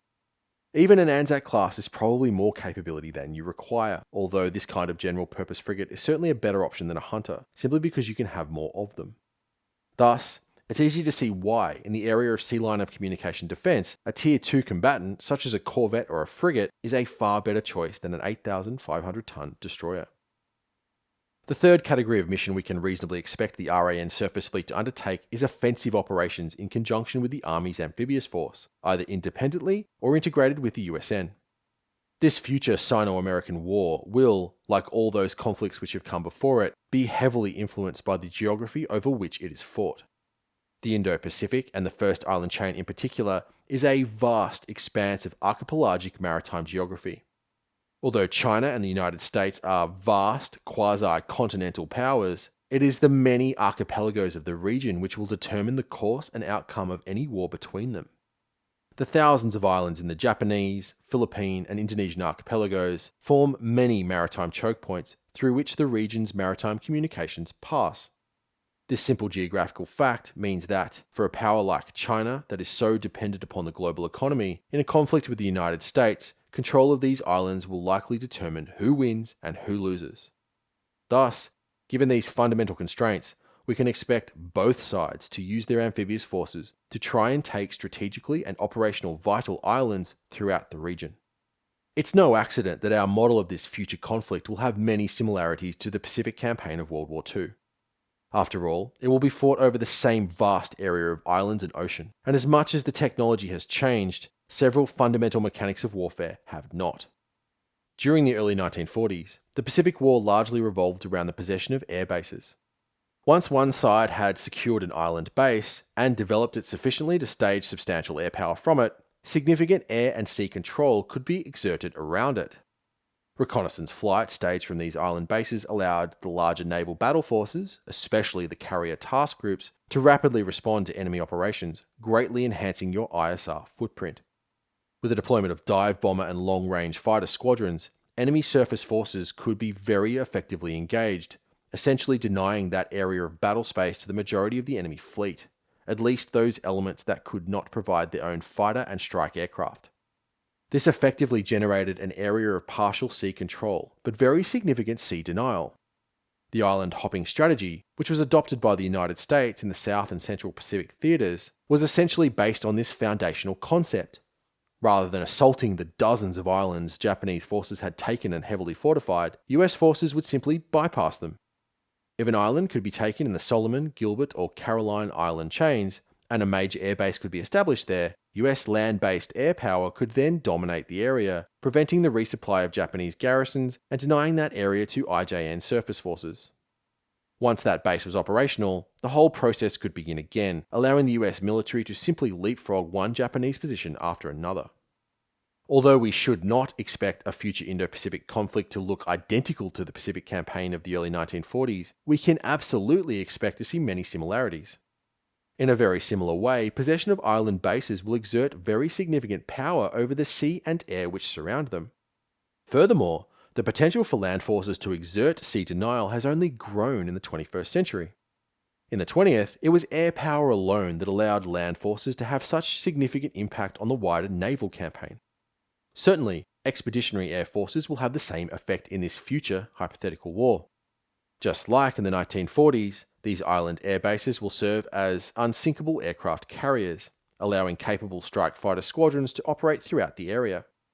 Nevertheless, the most important difference to the Second World War, the thing that has fundamentally changed in the 21st century, is the missile. With long-range missile forces, these island bases can dominate the surrounding battle space without the possession or development of an airfield. For example, if amphibious forces were able to take a small island in a strategic location and then deploy a long-range surface-to-air missile system and an anti-ship cruise missile battery, it would then dominate the surrounding ocean and airspace, posing a severe threat to both air and surface forces. This allows much smaller formations to generate the same bubble of sea denial that took whole regimental combat teams, construction battalions, and fighter and bomber wings during the Second World War. Therefore, in addition to participation in a wider Allied counteroffensive during a later phase in the conflict, a period when the United States Navy and Marine Corps would have amassed their very considerable forces, the ADF may very well want to include these kinds of offensive amphibious operations within the wider strategy of denial which is outlined within the DSR, and to do so independently. For example, in the opening days or weeks of a general conflict, the ADF may wish to give its A2AD complex much needed depth by securing a number of island bases within its northern maritime approaches. Let's use the same hypothetical conflict described earlier. It's day 5, and the PLA is conducting a massed air and naval blockade of Taiwan, amphibious operations in the Batanes and southern Ryukyu Islands, and a massive air and missile bombardment of US military installations across the region. ADF Command decides to forward deploy a number of army units into the region before the PLA turns its attention south. With the consent of the Philippine government, the Australian Amphibious Force departs fleet-based east. Its destination is Siasi Island, right in the centre of the strategically vital Sulu Island chain. If any PLA surface forces wish to access the Silibay Sea or eastern half of the Indonesian archipelago, they will have to pass through this maritime choke point. On board the LHDs HMAS Canberra and Adelaide is a battle group of the Australian Army, composed of 2 combined arms combat teams, essentially light infantry companies with attached vehicles including the Boxer CRV and Bushmaster PMV, a company strength pre-landing force from 2 RAR, a 155mm artillery battery, a NASAMS air defence battery, a tank troop from the 2nd Cavalry Regiment, a HIMARS battery, and attached engineers, signals, medical, and logistics platoons. Attached to the battle group are 2 additional long-range missile systems. The first is a Patriot surface-to-air missile battery, which provides wide-area air and ballistic missile defence to the battle group, while simultaneously denying a 120 nautical mile bubble of airspace to the PLAAF. The second is a ground-based naval strike missile battery, dubbed the Strike Master, which is capable of engaging enemy warships within a 200 nautical mile radius. From Siasi Island, almost every maritime passage across the island chain is within NSM range. Another very important system the battle group deploys is the HIMARS battery. Critically, the 6 HIMARS launchers are not just armed with their typical rocket artillery, the GM-LRS. They also deploy the 300 nautical mile ranged precision strike missile. The PRSM is the generational replacement for the ATACMS missile system, which is currently being used to great effect in Ukraine. The weapon not only has a far greater range and accuracy than ATACMS, it also employs a multi-mode seeker, which enables it to target moving vessels at sea. It is, therefore, an anti-ship ballistic missile. This kind of forward island base would be of great utility to the ADF. With the HIMARS battery now operational, PLA and battle forces simply cannot avoid coming within PRSM range if they wish to enter the Celebes Sea, and most of the area is within reach of the NSM. Enabled by the wider Allied intelligence, surveillance, target acquisition and reconnaissance capability, the battle group will be able to effectively engage any PLA surface assets across a vast geographical area. Certainly, just 2 batteries is probably not enough to completely deny this area to a heavily defended task force with deep, layered missile and gun defences, but it will certainly impose attrition on such a force if it attempted to transit the area. However, less powerful formations, such as individual vessels and ASW hunter-killer groups, will be far more vulnerable to the combined NSM and PRSM fire. Additionally, Even if a carrier strike group could bypass the island, perhaps suffering some damage in the process, follow-on units, such as logistical and sustainment forces, meaning tankers, will simply not be allowed to enter the area. Thus, with a number of long-range missile systems operational, these smaller forces will be denied from operating in this area, even if the most well-protected formations can transit the island chain. This is one of the most useful elements of an A2AD strategy. It severely complicates the operation as a whole by constraining the movement of more vulnerable units such as sustainment forces. Finally, with the construction of a C-130 and C-17 capable airstrip, once they became available, additional Allied elements could be flown in. These higher-end systems, such as a Typhoon battery, which deploys both the SM-6 and Tomahawk, and potentially a USMC F-35B squadron, could significantly enhance the bubble of sea denial this forward operating base is generating. The ADF may well wish to establish 2 or 3 of these forward operating bases for its missile forces during the opening phase of any conflict, providing its wider maritime defences with much needed depth, while simultaneously enhancing its wider sea and air denial footprint. With ground-based missile forces operational at these strategic locations, these bases will have to be dealt with before the PLA can deploy its major power projection forces into the near air-sea gap, especially given how vulnerable their sustainment forces will be. Even if they receive a battering from the PLA's intermediate range strike systems, the possession of these island bases will slow the enemy down, buying the ADF time for its allies to deploy more significant capabilities into the Australian theatre. Additionally, if the PLA decided to attempt to take these islands, the stationary amphibious forces would be prime targets for the ADF's wider maritime strike capability. It's easy to see why this would be an attractive mission for the Australian military to undertake. Nonetheless, it is a dangerous one. Given the regional balance of forces, making a rapid Chinese offensive the most likely opening to the conflict, and the lack of USN assets permanently based in Australia, unless the RAN gets lucky and there are significant Allied battle forces in the immediate region, it will probably have to conduct these amphibious operations independently, or at least with minimal surface warfare support. That means an RAN task force leaving the relative safety of the RAAF's fighter cover and wider ADF sensor footprint, and entering the PLA's A2AD complex and associated anti-ship cruise and ballistic missile engagement zone. So, what kind of warship is required for this sort of mission? Certainly, the kind of Tier 2 vessels described previously are completely insufficient for this level of threat. The greatest difference between this kind of mission and those described previously is the air threat. Any amphibious operation designed to establish missile forces in a maritime choke point will place the formation well within reach of the wider PLA maritime strike capability, meaning large-scale air raids by missile-armed strategic bombers and tactical fighters, naval vessels, and potentially long-range land-based systems, such as the DF-21D. We always have to keep in mind the fact that the ADF will never face China's whole capability. Their forces and attention will certainly be diluted across the whole region. But given the sheer size of the PLA, even a small element of their aggregate capability is very significant. Thus, the warships deployed on offensive missions such as this need to defend themselves and critical assets such as LHDs from this very severe missile threat. This danger is made worse by the RAN's lack of organic fighter cover. Without a carrier, or at least an LHD configured to support F-35B operations, RAN task forces will be forced to rely on land-based fighter cover. The RAAF can possibly provide such fighter cover by relying on tankers, but the further you project your task force away from a friendly airbase, the harder and harder this is to sustain because of the efficiency penalties imposed by transit time.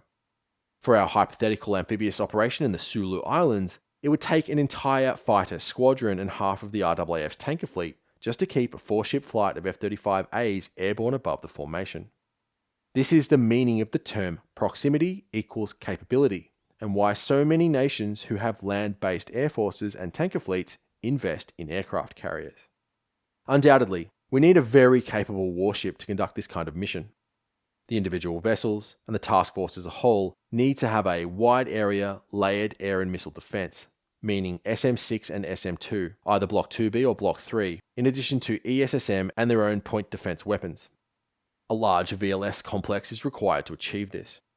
These weapons need to be supported by high-power, long-range air search radars and complete battle management systems, and all need to be capable of conducting Naval Integrated Fire Control counter-air, which is an element of cooperative engagement capability.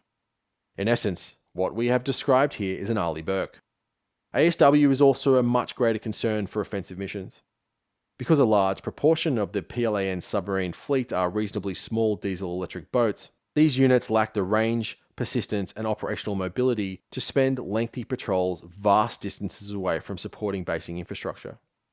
These vessels are designed to operate in the Chinese littorals and along the first island chain, meaning that when we start deploying ADF task forces in this area, the level of submarine threat begins to steadily increase.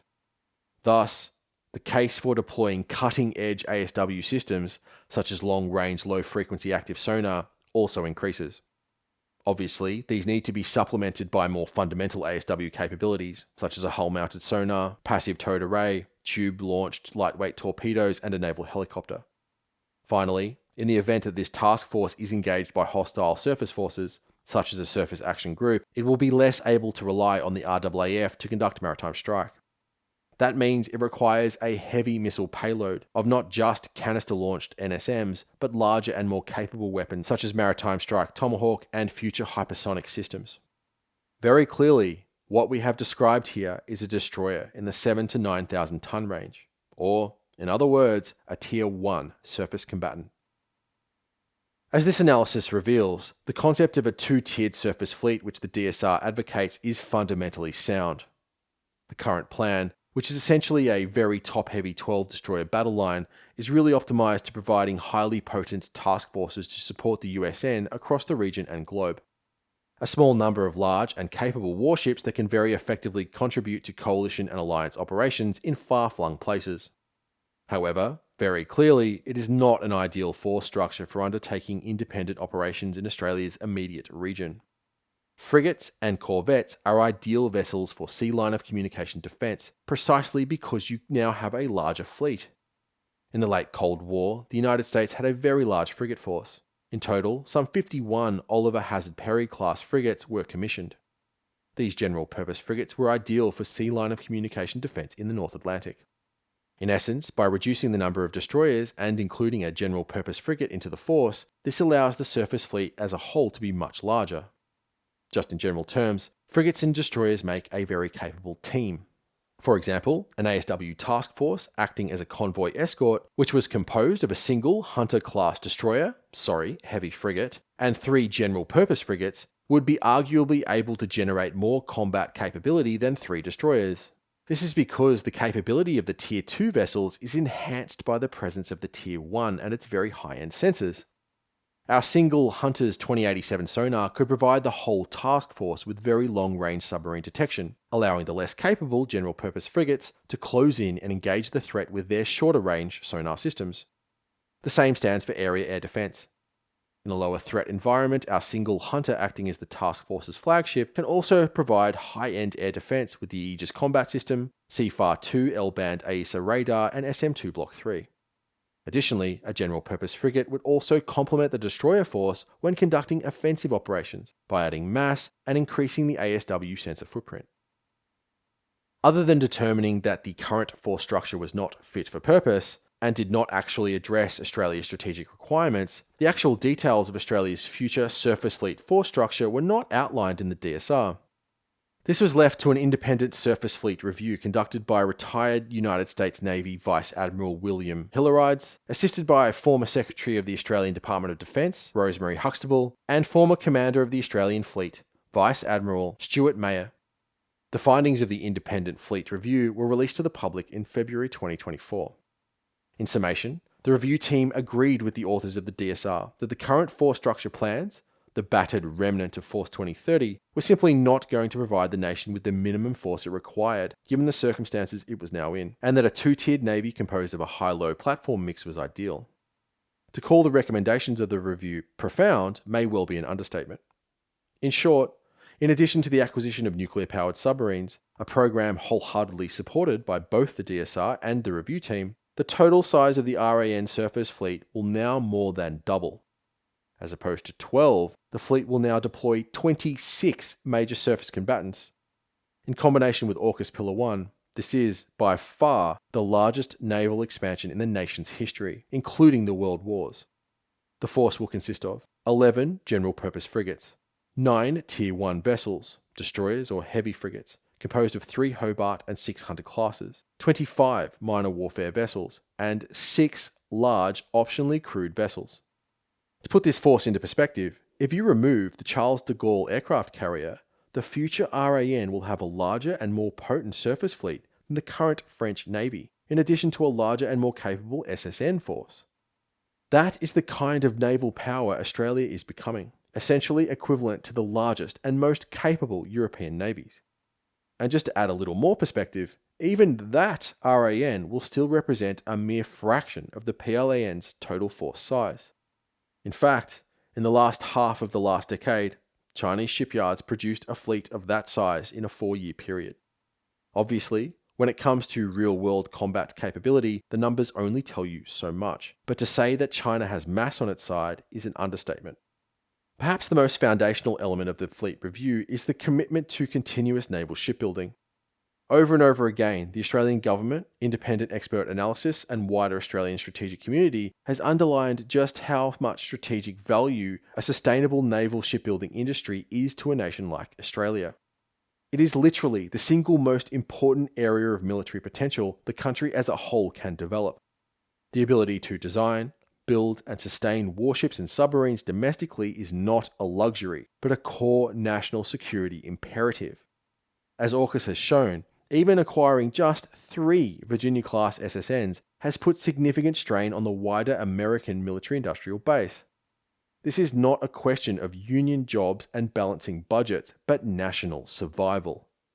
In essence, if Australia wants to be a significant naval power, it has no choice but to become a significant maritime industrial player as well, even if this incurs greater costs per platform. We simply cannot look to other nations to fulfill our needs anymore. Although both the DSR and Fleet Review struck a conciliatory tone, in the area of platform selection, acquisition, and shipbuilding schedule, the neglect and borderline incompetence of the previous governments is clearly noted. Our analysis has confirmed that the delivery of maritime and surface combatant capability takes considerable time from the development of the initial concept and government decision to the delivery of a platform. These timelines need to be a key consideration and enduring theme in fleet and force design planning. This will ensure that future planning and commencement of replacement programs are started at the appropriate points in time and resourced appropriately. A failure to adopt and adhere to this future-focused approach risks realizing capability gaps. What the authors are saying here is that decisions regarding replacement platforms need to be made decades before we expect the delivery of the first unit, precisely so the mess we are now facing with both the Collins and the Anzac classes can be avoided. Future governments cannot give in to the temptation to simply push these tough budgetary decisions off to later generations and administrations, as the Gillard, and to a lesser extent Abbott and Turnbull governments did. A truly bipartisan approach to naval procurement must be developed in Australia, so these decisions can be made in an appropriate time, allowing for the inevitable delays which are typical in extremely complex and technologically challenging naval programs. Maintaining a pace of shipbuilding activity at both the Osborne and Henderson shipyards is a critical objective which underpins the larger fleet structure, and the authors believe that with this size of fleet, there is more than enough work to keep both yards permanently busy. Osborne will be responsible for Tier 1 vessel production, while Henderson will focus on general-purpose frigates and, later, the optionally crewed vessels. In order to give Australia's naval industry certainty, a 20-year shipbuilding plan will be developed and publicly updated every 2 years, allowing private industry to appropriately invest with confidence. Undeniably, the Tier 2 surface combatant is the most revolutionary change announced by the Fleet Review. A total of 11 general-purpose frigates will replace the 7 currently operational Anzacs, in addition to the Tier 1 fleet. This is, by far, the core capability upgrade the RAN surface fleet will field over the coming decades, giving much-needed balance to a wider force structure that was becoming far too top-heavy. The review determined that, in order to meet its desired mission set, this general-purpose frigate must be able to operate a maritime combat helicopter, provide undersea warfare through a depressed active-passive towed array sonar and have the ability to store, handle and employ lightweight torpedoes, provide air defense through a limited number of point and self-defense systems, provide maritime and land strike, and provide force protection. Given the obsolescence and reliability challenges now facing the Anzac fleet, it is imperative that this new Tier 2 warship be delivered as quickly as possible. In order to facilitate rapid acquisition and deployment of this new capability, the Fleet Review advised that a military off-the-shelf option should be sought. The government will enter into a strategic partnership with a foreign naval shipbuilder, one that can provide a hybrid domestic and offshore build strategy. This new plan will see the first 3 units be built in a foreign shipyard, allowing the RAN to field the first of class far sooner than a domestic build would allow. This will provide the time for all necessary work to be completed at the consolidated Henderson shipyard before frigate construction can begin there. In all, a further 8 units will be built in Australia. The current aspiration is to have the first vessel delivered to the RAN by 2030, just 6 years from now, and arriving well before the first Hunter class. 4 candidate platforms have been selected as potential solutions for the Tier 2 surface combatant, all of which are more than capable of meeting the minimum requirements. The first is the Meko A200 frigate, developed by Germany's ThyssenKrupp Marine Systems, or TKMS. This vessel is essentially a development of the Meko 200 design upon which the Anzac class is based. It is literally a generational replacement for the Anzac. The A200 has been built for the Algerian and Egyptian navies. It is almost identical in size to the Anzac class, displacing 3,700 tons, although it can accommodate 2 helicopters. It has a complement of 120. Prior to the release of the Fleet Review, TKMS presented a specific design to the Royal Australian Navy called the A210. This vessel is a very significant upgrade to the baseline A200 design. It is substantially larger and more heavily armed. The A210 displaces more than 4,700 tons and has space and weight reserved for up to 32 strike-length Mark 41 VLS cells and 16 canister-launched naval strike missiles, giving it a comparable firepower to the Hunter class. The design was also equipped with the CFAR-2 AESA air search radar, hull-mounted and towed array sonar, MU-90 lightweight torpedoes, a 127mm or 5-inch main gun, numerous remote weapon stations, a single close-in weapon system such as Phalanx, and finally a directed energy weapon, the MBDA Rheinmetall 20kW laser Waffen demonstrator. The A210 is undeniably an extremely capable and potent warship, and in terms of pure capability is probably an excellent choice for the RAN. But given just how rushed this program is, government will probably be uncomfortable with the selection of a design which is not completely mature. Thus, despite being far less capable, a more off-the-shelf design, such as the baseline A200 design for Egypt or Algeria, is probably the option which is currently under consideration, although, obviously, without public confirmation, we cannot be sure. The second design which is currently being considered is the Mogami 30FFM, a warship which is currently operational with the Japanese Maritime Self-Defense Force. Produced by Mitsubishi Heavy Industries, the Mogami is a large and capable general-purpose frigate, which was originally designed to replace a number of legacy classes in the JSMDF, forming the backbone of its escort force. The Mogami is both larger and heavier than the Anzac class. It is 133 meters long and displaces over 5,500 tons at full load. This additional size is a critical long-term advantage. As ships go through their life cycle, they are routinely upgraded. Typically, this means installing additional equipment. With the integration of systems such as the CFAR radar and canister-launched ASCMs, the Anzac class rapidly approached its buoyancy limit, drastically curtailing the possibility for adding other capabilities such as a large towed array sonar. A larger vessel means more space for additional sensors, systems, and weapons. As designed, the Mogami is equipped with 16 strike-length Mark 41 VLS cells, 8 canister-launched ASCMs, a single close-in weapon system located above the hangar, 2 remote weapon stations, and a single hangar for a naval helicopter. In terms of its sensors, it deploys the OPY-2 X-band multifunction AESA radar, which operates as both an air and surface search radar, the OAX-3 electro-optical and infrared search and track system, variable depth towed array and hull-mounted sonars, and the OYQ-1 combat system. One key design feature of the Mogami, which would be highly attractive to the RAN, is its heavy use of automation. Despite its large size and range of capabilities across multiple mission profiles, it only has a crew complement of 90, significantly reducing personnel costs and manning pressure. The next frigate design, which was identified by the independent review team, is the South Korean Daegu class FFX, Batch 2 and 3. This is actually a confusing recommendation, as the Batch 3 is actually a completely new class of frigate, the Chungnam class, which displaces almost 1,000 tons more. The Daegu class is not currently in construction, and thus if the RAN wishes to outsource the first 3 units to a foreign shipyard, presumably that would rule out the Daegu. Hyundai Heavy Industries is currently building 6 units of the Chungnam class, otherwise known as FFX Batch 3, which will be delivered to the ROKN between 2023 and 2027. The frigate is 129 metres long, displaces 4,300 tons at full load, and has a complement of 140. The Daegu and Chungnam classes are both armed with a 16-cell K VLS complex. This is the Korean equivalent of the Mark 41 VLS system, which currently only fields indigenous weapons such as the Hyunmoo-3 land attack cruise missile and the Cheolmae-2 medium-range surface-to-air missile. Both classes deploy 8 canister-launched SSM-700K Sea-Star anti-ship cruise missiles, a single phalanx close-in weapon system, and a 5-inch gun. The major difference between the FFX Batch 2 and 3, or the Daegu and Chungnam classes, is the air search radar. Much like the post-AMCAP Anzac class, the Chungnam class uses a large radar mast that incorporates 4 AESA phased array air search radar faces, in addition to infrared and electro-optical systems.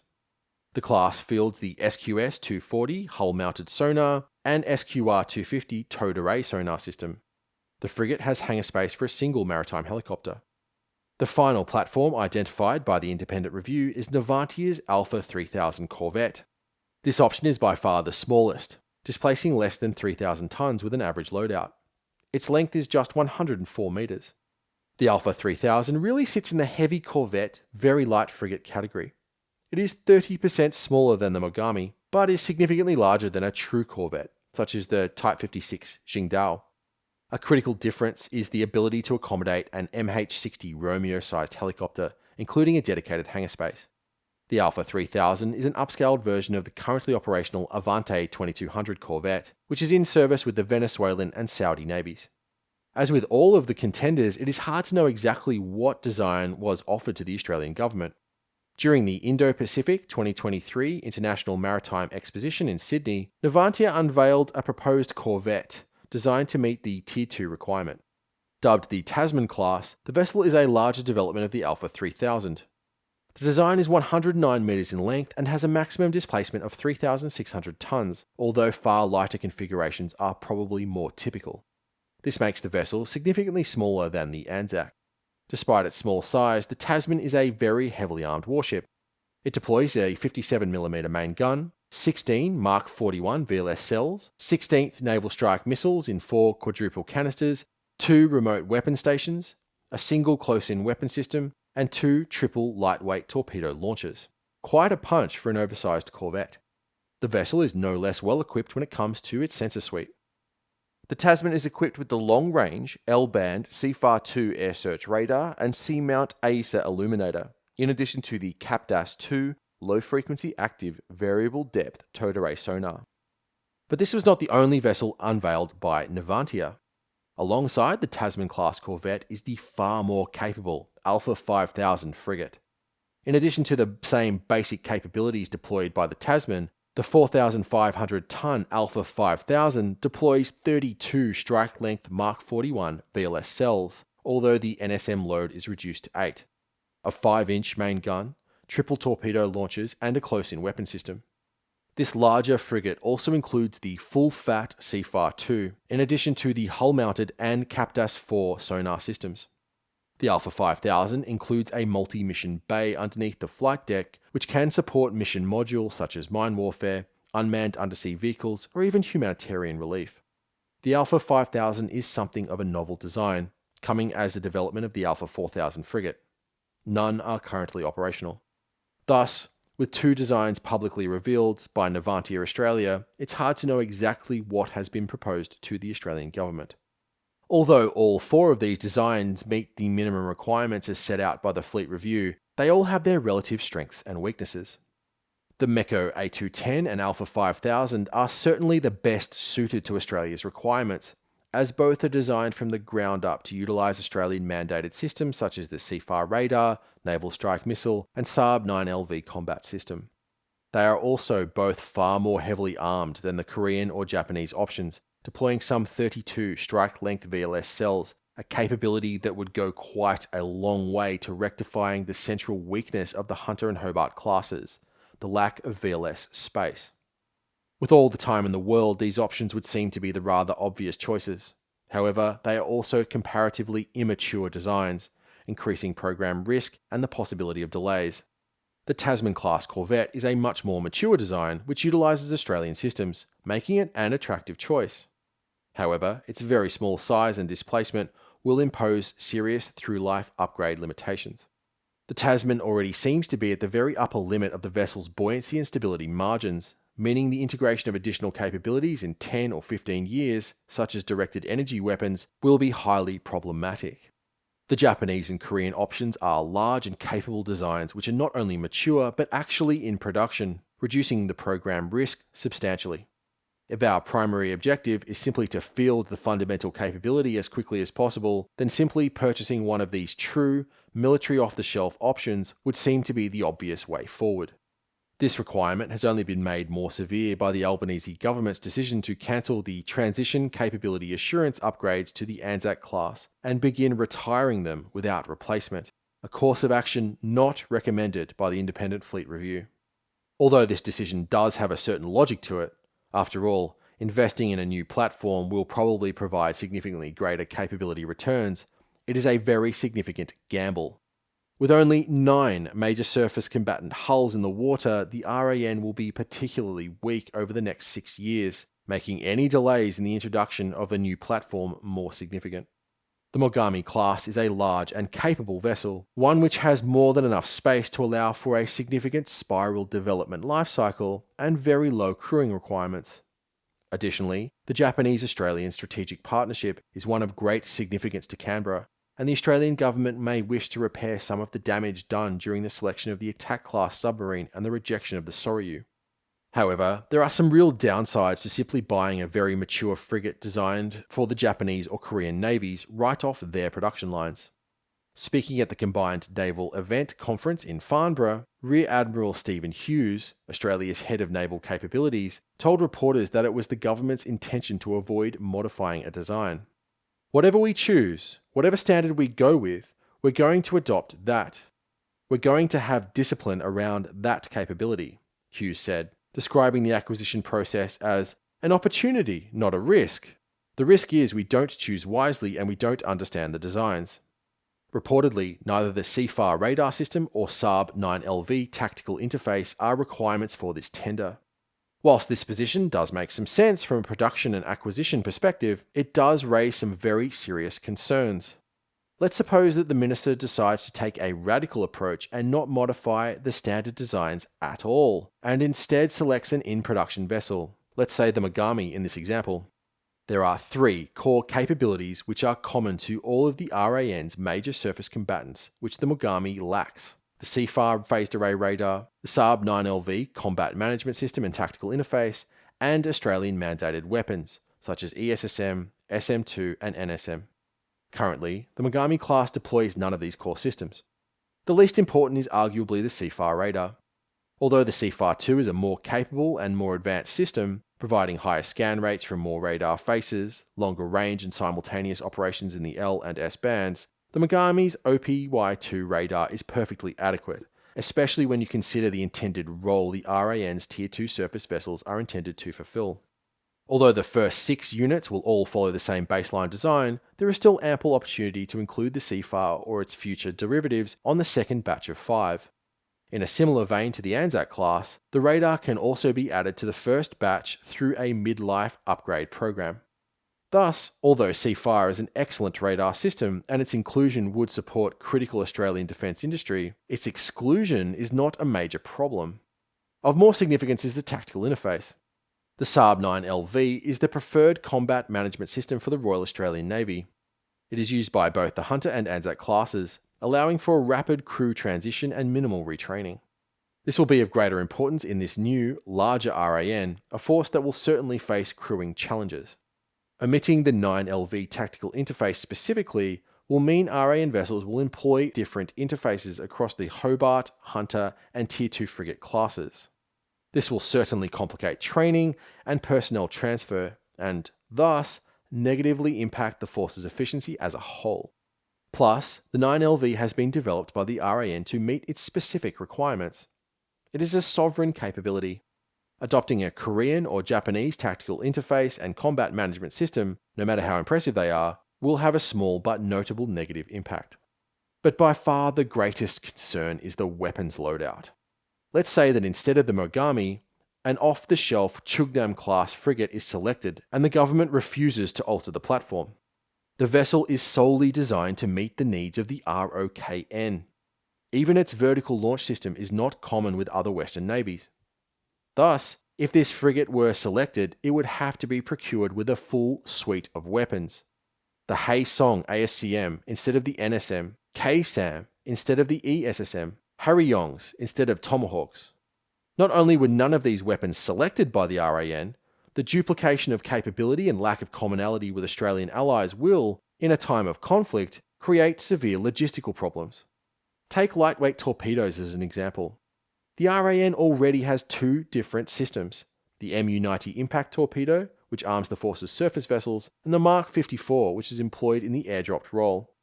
This is already a useless duplication of capability designed to simply mitigate weapon integration costs. With the inclusion of an unmodified Mogami or Chugnam, we would now have three different lightweight torpedoes, Mark 54, MU-90, and K754 or Type 12. In peacetime, this may not matter all that much. The three different weapons can simply be housed in different parts of the warehouse. But what happens when you are in a conflict and these weapons are being rapidly expended? We now have three different weapons which are only integrated across discrete elements of the force. For example, what happens if we deplete our K754 stocks but have ample MU-90s? They will have to sit in storage until the Koreans can resupply us. Additionally, we will now have three different suppliers for a single class of weapon, meaning problems with any of them could badly inhibit large elements of the force, adding multiple points of failure with no redundancy. To put it simply, this is not a smart way to run a navy. Arguably, unless another weapon offers significant tactical advantages, as a rule of thumb, the RAN should standardize on the same weapons used by its close alliance partner, the navy it will be fighting alongside if war ever erupts in the Indo-Pacific. Therefore, as much as the desire to streamline production leads us to an off-the-shelf design, the government should avoid the mistake of not making any allowance for the ADF's actual operational requirements, how it trains, how it fights, and who it fights alongside. One can certainly understand the impulse to acquire an unmolested, mature design, especially one that is already in production. The setbacks and delays that have beset the attack and hunter classes have largely stemmed from modifying reasonably mature designs to meet Australian requirements.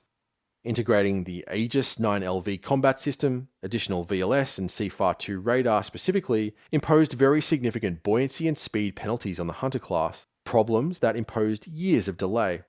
Australianising a design would certainly give the ADF the best platform. The Hunter will be more potent and far better suited to the RAN's needs than the City class from which it was derived. But undertaking a similar process for the Tier 2 frigate will increase risk and potentially cause comparable delays. Given the procurement dysfunction we are now encountering, including a surface fleet which is shrinking by the day, commissioning these vessels as quickly as possible is certainly a very high priority.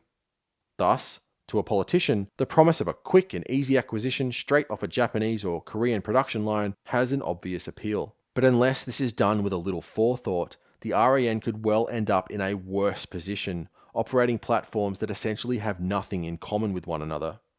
Considering the Navy will be using these vessels for over 3 decades, if minimal modification to allow for the inclusion of the RAN's most basic requirements, specifically weapons and tactical interface, caused a 12 or 18-month delay, that may well be a price worth paying.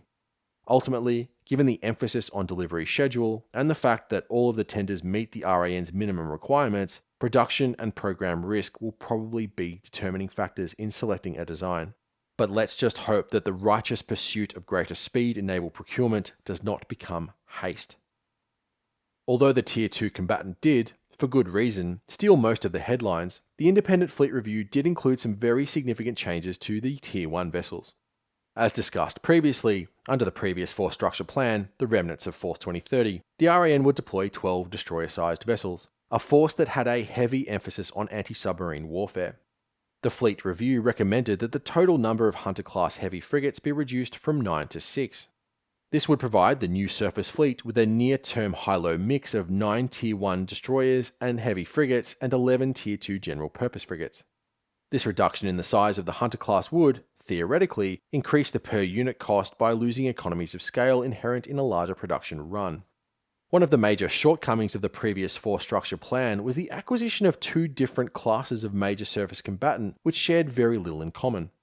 For such a small fleet, just 12 major surface combatants, this was arguably not the most efficient approach. These delays were fundamentally driven by the desire to acquire two specialized classes of warships as opposed to one general-purpose destroyer.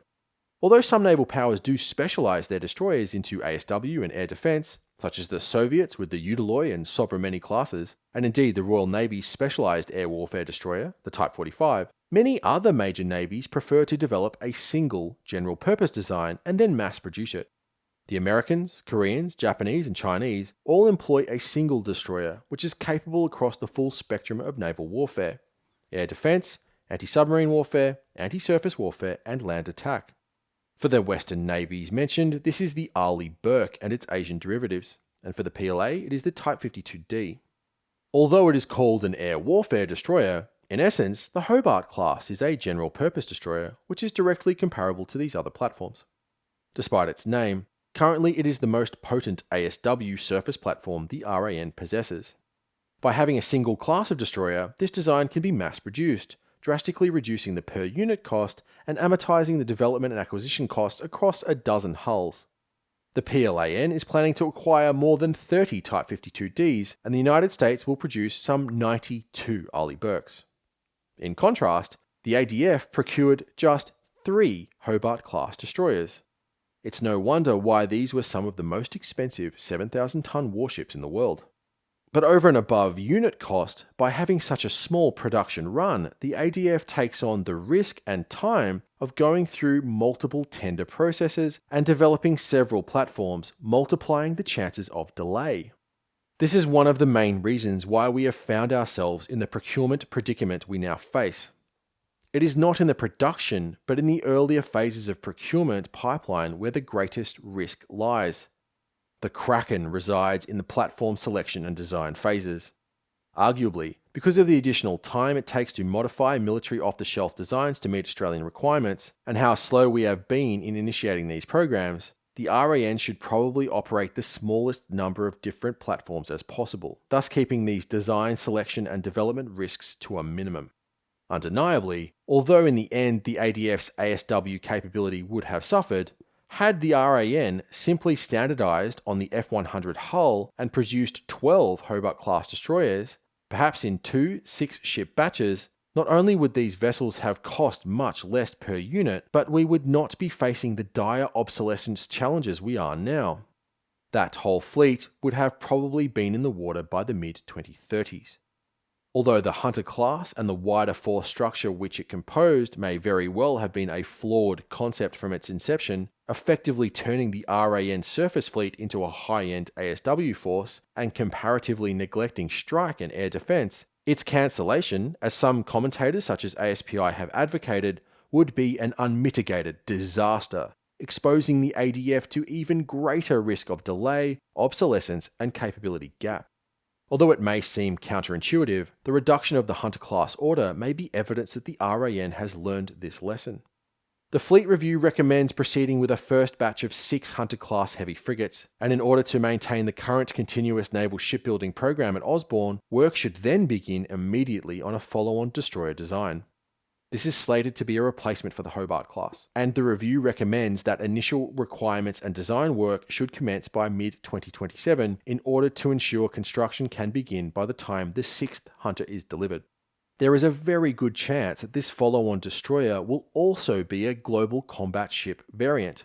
Along with several other naval design companies which unveiled new platforms at Indo-Pacific 2023, BAE displayed an air warfare variant of the Hunter class.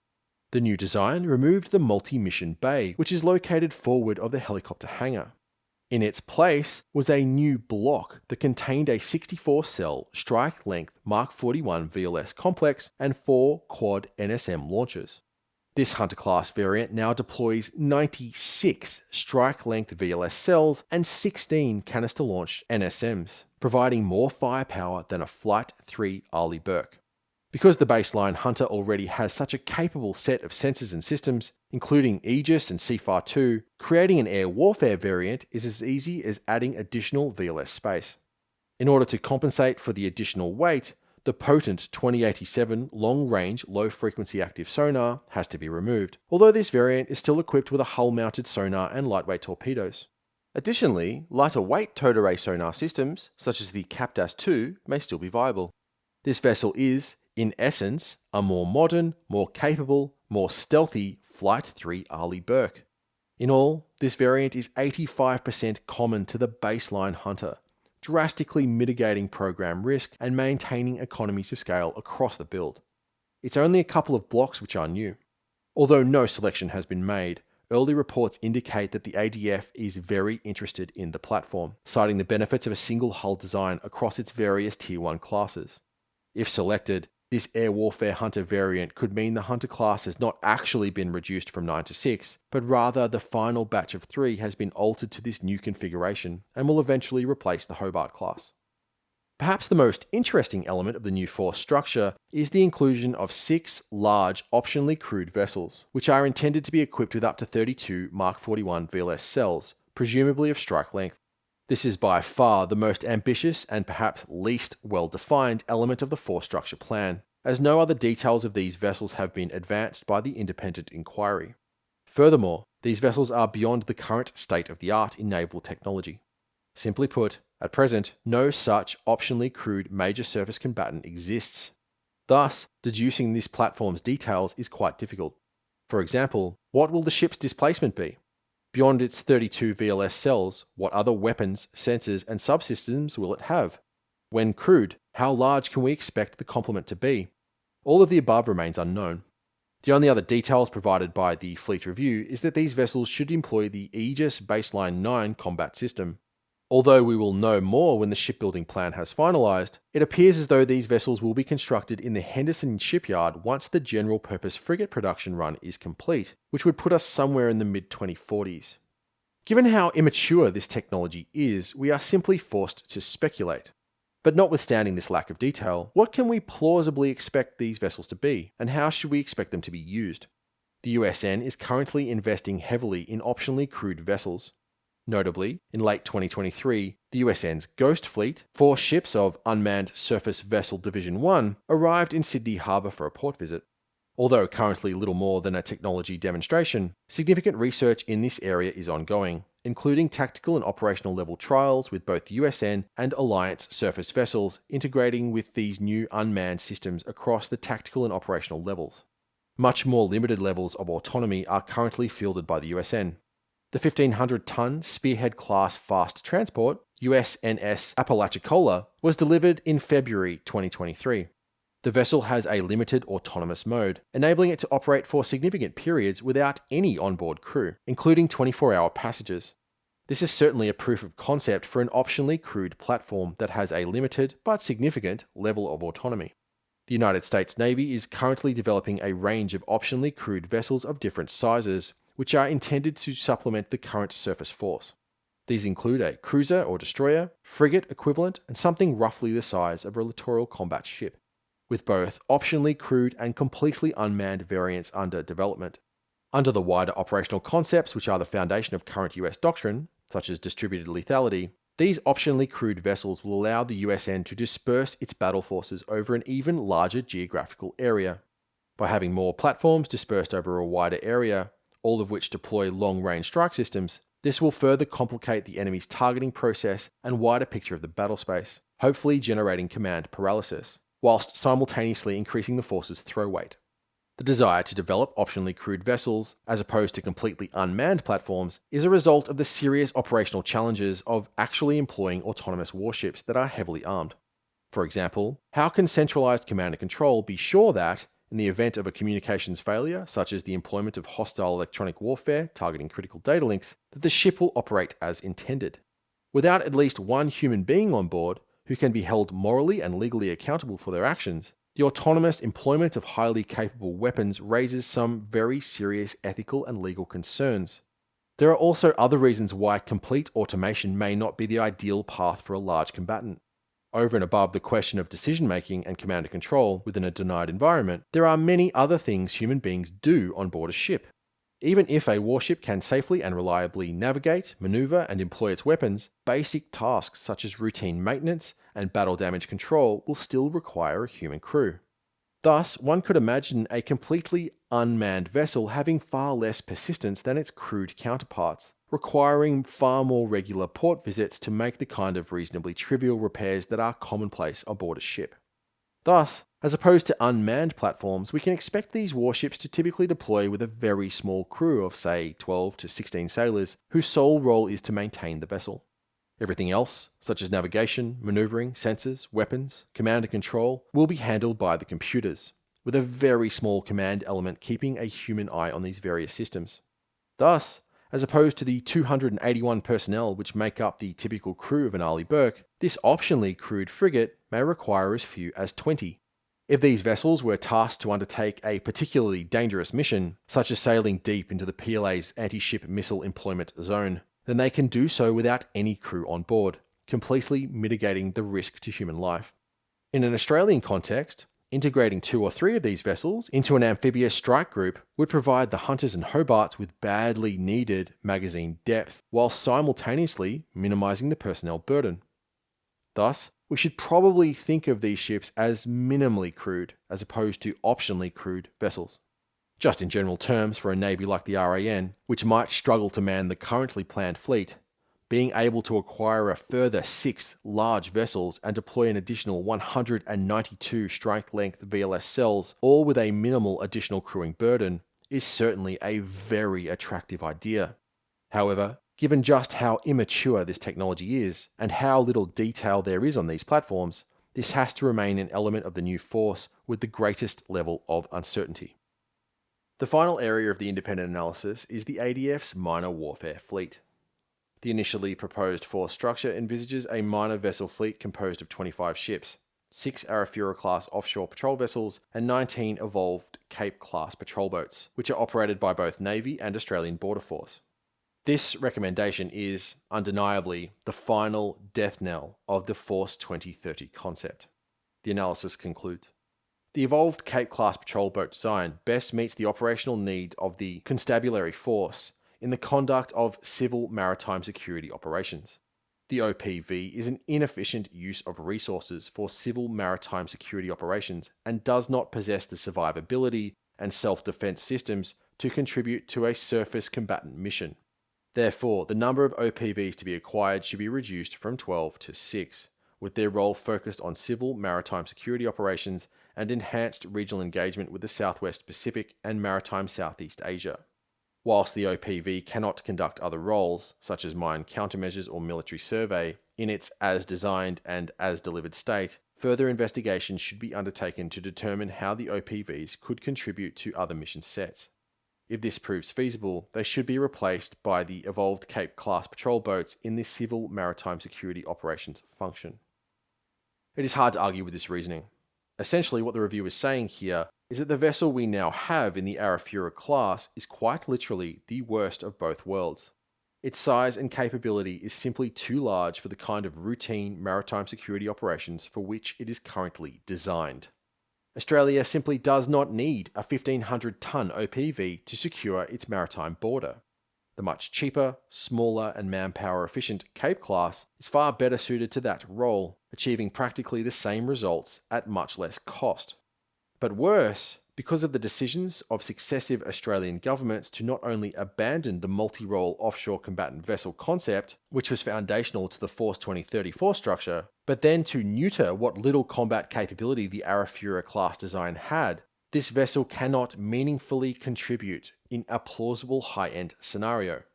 In other words, we have developed a useless warship, one that is not suited to either civil maritime security or actual warfighting. Of course, the Arafura class can be modified by the integration of more advanced capabilities, such as the NSM. Nevertheless, with the acquisition of a general-purpose frigate, one that will be far more capable of defending itself from high-end threats than even the most heavily armed OPV, the wisdom of even trying to redeem the Arafura class has to be questioned. Reportedly, the Albanese government is examining several options, including simply gifting these vessels to Australia's Pacific partners. In many ways, the life of the Arafura class offshore patrol vessel distills the dysfunction and strategic ineptitude which has been paradigmatic of the Australian government's approach to naval procurement over the last 15 years. Originally conceived as a highly capable, modular, multi-role vessel with a containerized mission bay, one that could be very effectively used in both civil maritime security and higher-end warfighting, something akin to a littoral combat ship, through the strategic neglect of the Gillard government, a sin perpetuated by its conservative successors, we ended up with an unarmed OPV, one that is not even capable of refueling helicopters. Now, a decade and a half after the Force 2030 concept was developed, the Arafura class has been correctly evaluated by the independent review team as a failed platform, one that is poorly suited to all of its proposed mission sets. The decision not to pursue the modular mission bay made the vessel incapable of mine warfare and hydrographic survey, the fundamental point of the offshore combatant vessel concept. Operating around Australia's northern maritime border does not require a vessel with very long endurance and the ability to sail in heavy sea states, and the comparatively rare Southern Ocean operations can be easily undertaken by a frigate or dedicated research vessel, such as the RSV Nuina. Thus, it is a poor replacement for the Armidale class. Compounding this failure is the decision to remove any credible weapon or capable sensor from the platform. In its current configuration, the Arafura is as heavily armed as an Armidale-class patrol boat. Indeed, even a Boxer combat reconnaissance vehicle has more firepower, at least it deploys a missile system. Thus, after the investment of several $1 billion and a decade of wasted time, the Royal Australian Navy will receive 6 offshore patrol vessels which the government may simply give away as military aid. At the very least, unless they are heavily modified, increasing the cost and complexity significantly, these ships will probably be used to simply provide an enhanced presence in the Pacific. This is hardly an ideal employment of Australia's precious resources, especially crews. A particularly poignant waste considering the massive force ratio disadvantage the nation is facing. It's hard to imagine any Australian citizen who cares about their nation's security, let alone how their taxes are spent, not being infuriated by this fiasco. It is not just the money that is really concerning, but the wasted decade, precious years that simply cannot be made good. While we have been pointlessly pursuing this platform, which, according to the expert independent analysis, is essentially useless, Chinese shipyards were mass-producing increasingly capable warships, including vessels that are the same size as the Arafura class, but are more than capable of meaningfully contributing to a high-end naval battle. It is this kind of strategic ineptitude and myopia that has led us to the current debacle, with all of the submarine fleet and the majority of the surface force now facing immediate obsolescence and resulting capability gaps the size of the Grand Canyon.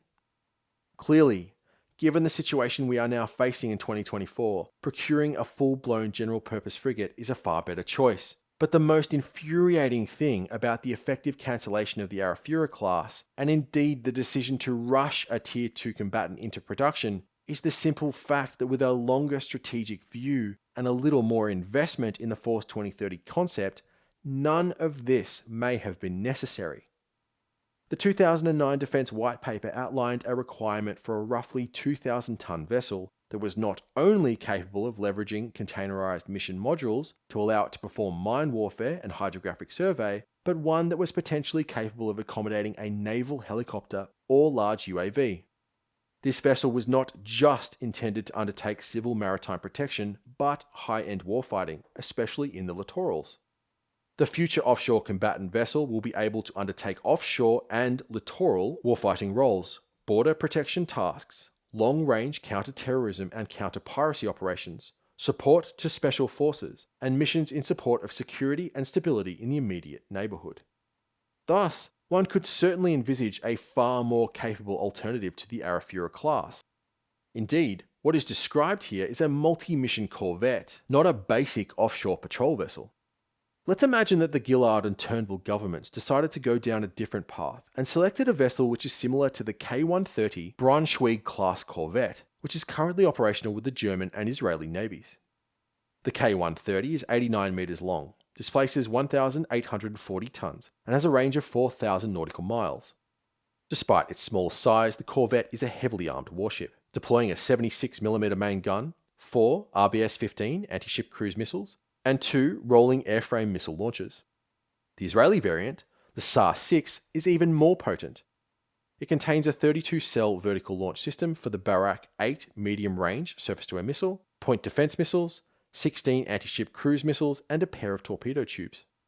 Hangar space is provided for a Seahawk-sized naval helicopter. This is an example of just how capable these minor vessels can be. Despite all of the weapons and sensors, both of these warships displace less than 2,000 tonnes. TKMS currently offers a range of light frigates or corvettes based on the MECO A100 design that include modular mission bays.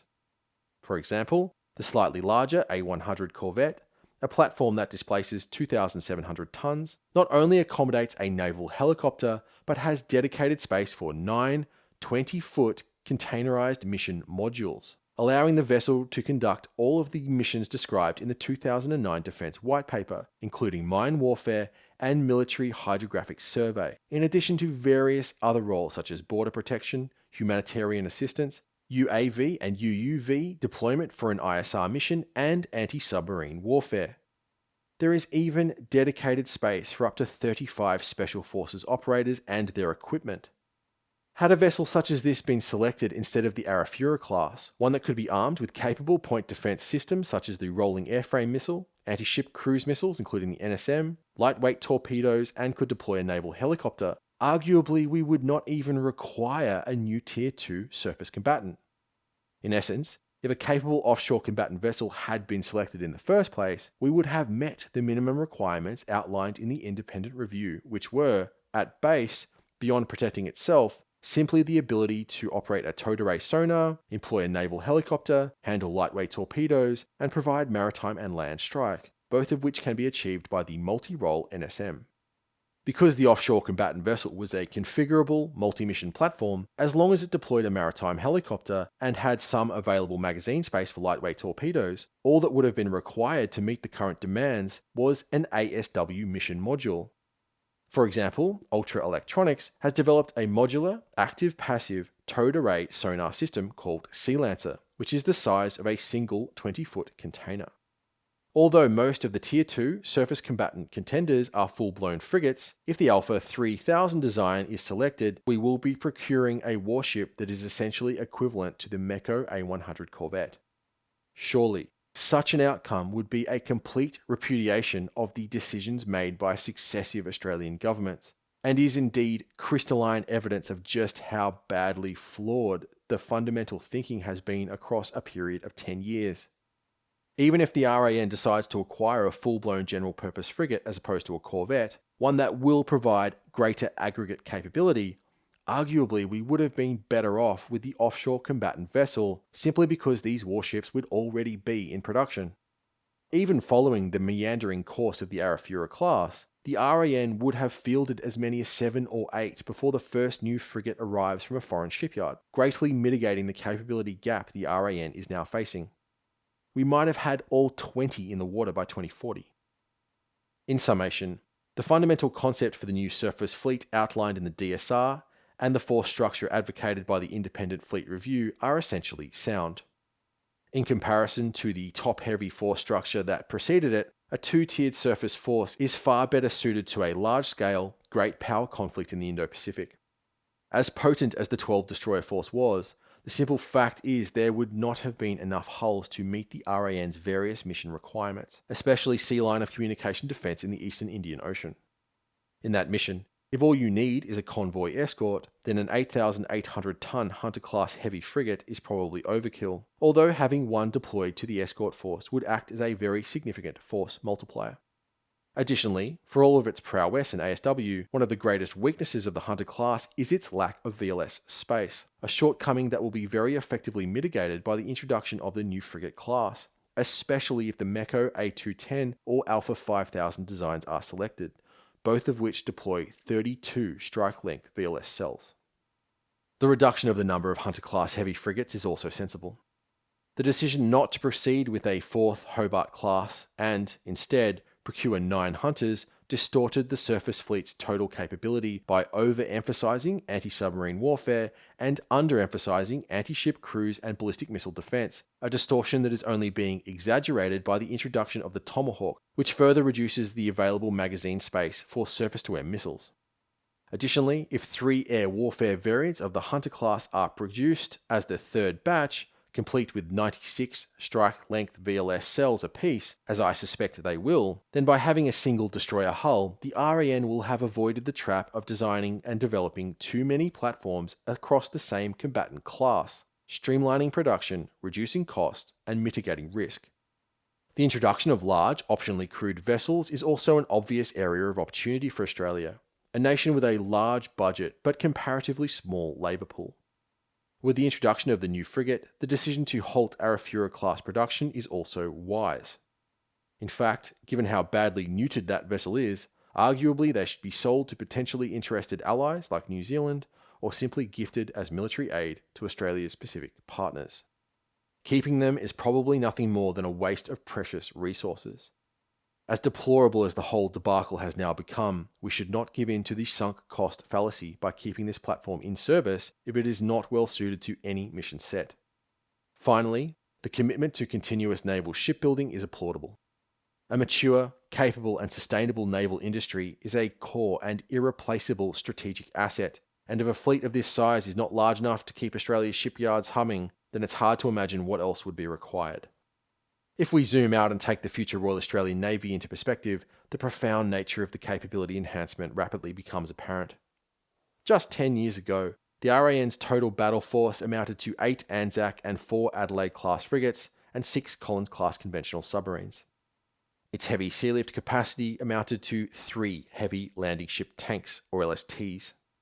If the current plans are realised, the RAN's force structure will consist of 2 27,000-ton LHDs, which can be configured as helicopter carriers, 9 Aegis-equipped destroyers or heavy frigates, 11 general-purpose frigates, 6 frigate-sized large optionally crewed vessels, and 8 SSNs of the AUKUS and Virginia classes. If we add an aircraft carrier, you would essentially be describing the French Navy. To claim that Australia is becoming a globally relevant naval power would be perhaps something of an understatement. Nonetheless, considering the scale of the challenge Australia faces, even this force may not be enough. But at least if the fundamental domestic military industry is established, if the strategic environment continues to deteriorate, it can be scaled further. As impressive as all of this is, one cannot help but wonder just how much better off we would have been, especially in the mid-2020s and 2030s, if the Force 2030 concept had been more faithfully followed or even enhanced. The wisdom of a 2-tiered force structure was laid out in 2009, and it was only through short-sighted strategic ineptitude that this course was abandoned. Furthermore, premonition was not required to understand that nuclear propulsion was the best option for the RAN's submarine force. Indeed, the fundamental premise of the attack class can be understood as an attempt to emulate the capability offered by an SSN with conventional propulsion. Thus, had the offshore combatant vessel concept not been killed by the Gillard government, and had nuclear propulsion not been vetoed by her conservative successors, Australia might just have had much of this improved navy by the early 2030s, not the 2040s. Let's just hope history does not punish us for this wasteful procrastination. Whilst the maritime domain is certainly an area of strength within the DSR, and with few exceptions the force structure outlined in the Independent Fleet Review is superior to the remnants of Force 2030 which preceded it, its treatment of the land domain is far more controversial. During the Defence of Australia era, the Australian Army was probably the least emphasised service in the ADF. Australia is an island after all, and its defences are therefore predominantly maritime. Nevertheless, as discussed earlier, Australian grand strategy has never just relied upon the defence of the Australian continent itself.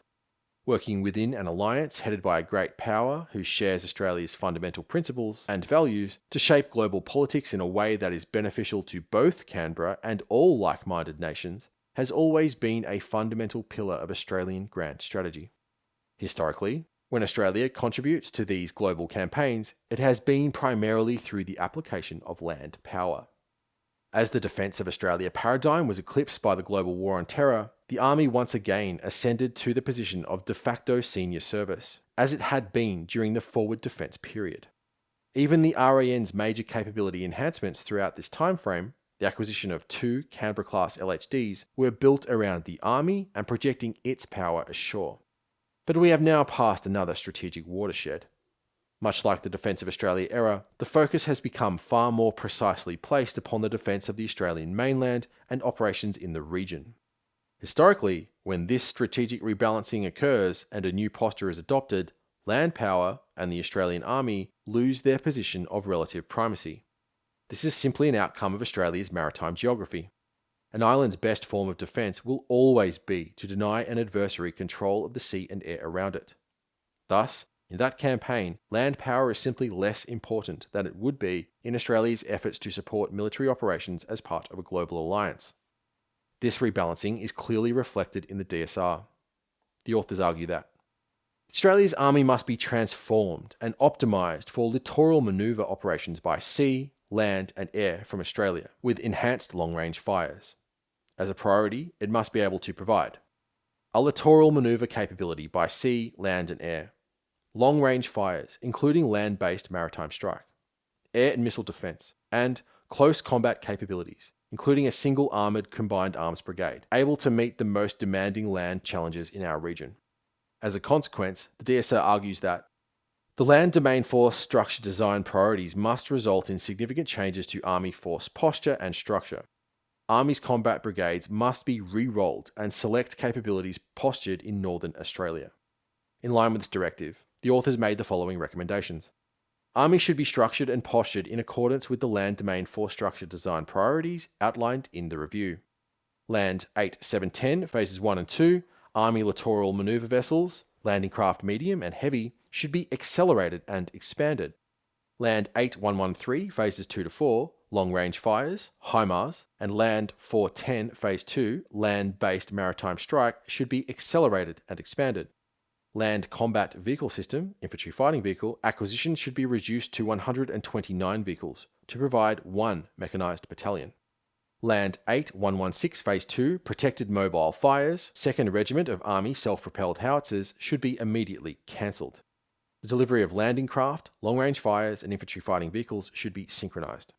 Although these recommendations do not directly address the Army's extended period of reform and restructuring under Plan Beersheba, capability recommendations outlined here have profound implications for the program.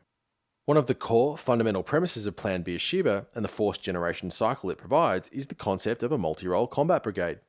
But now, with the massive reduction in IFVs to be acquired under Land 400 Phase 3, just 129 of the original 450, a drop of 72%, there will only be enough vehicles to maintain a single mechanised battalion, including training, spares and attrition stock. Without this critical enabling technology, the multi-role combat brigade, at least as it was envisaged under Plan Beersheba, is impossible. In response to these recommendations, all of which were agreed to by the Albanese government, on the 28th of September, the Department of Defence announced another restructuring of the regular Australian Army. Rather than the current multi-role combat brigade structure, each of the manoeuvre brigades will now have specialist roles, much like they did prior to Plan Beersheba. Under the new force structure, 1st Brigade, based in Darwin, will now be re-rolled as a light infantry brigade which, according to the press release, will be light, flexible and able to move quickly.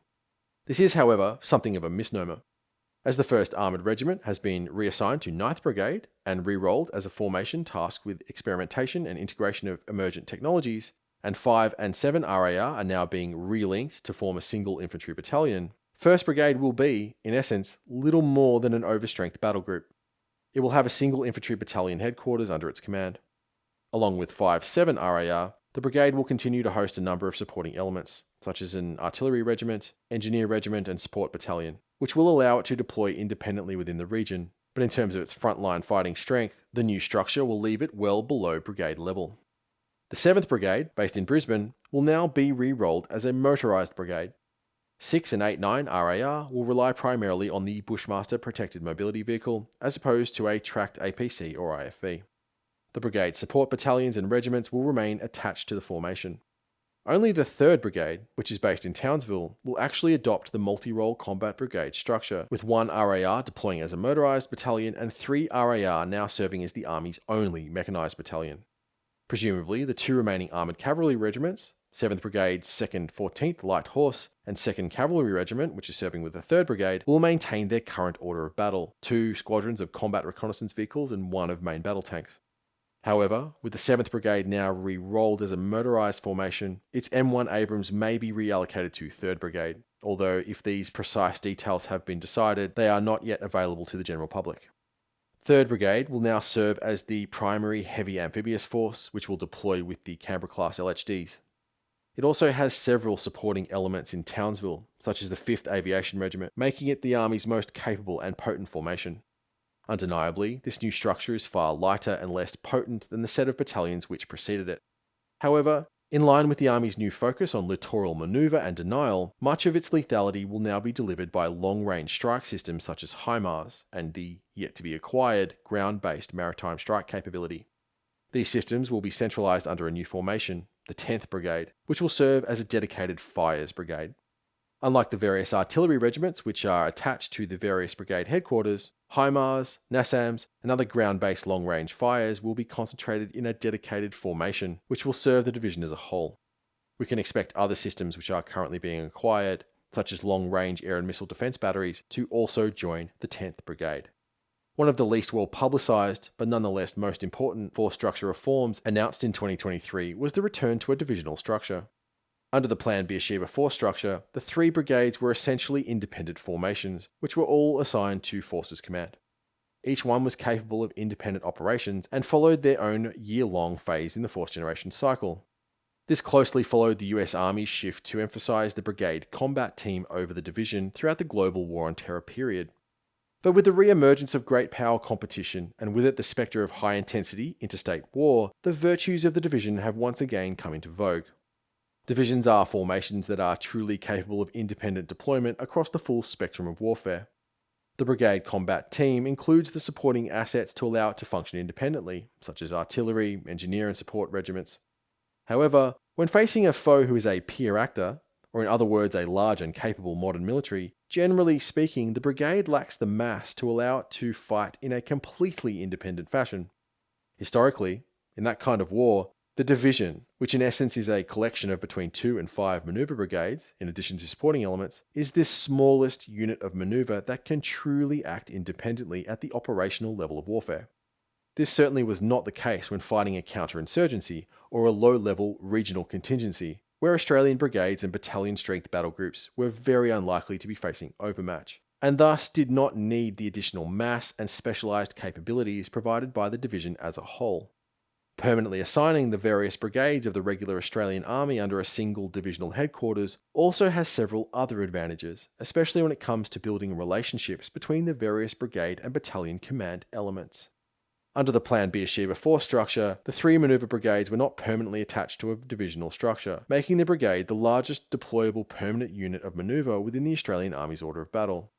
In essence, because the Army did not envisage making a regular deployment of any force larger than a brigade, the 3 brigade headquarters rarely trained or operated together. Indeed, the whole 3-year force generation cycle effectively prevented them from doing so, as each was in its own 1-year-long force generation phase. The Army maintained a deployable joint force headquarters which could be deployed to command multiple brigades if required. However, these command relationships were informal and impermanent.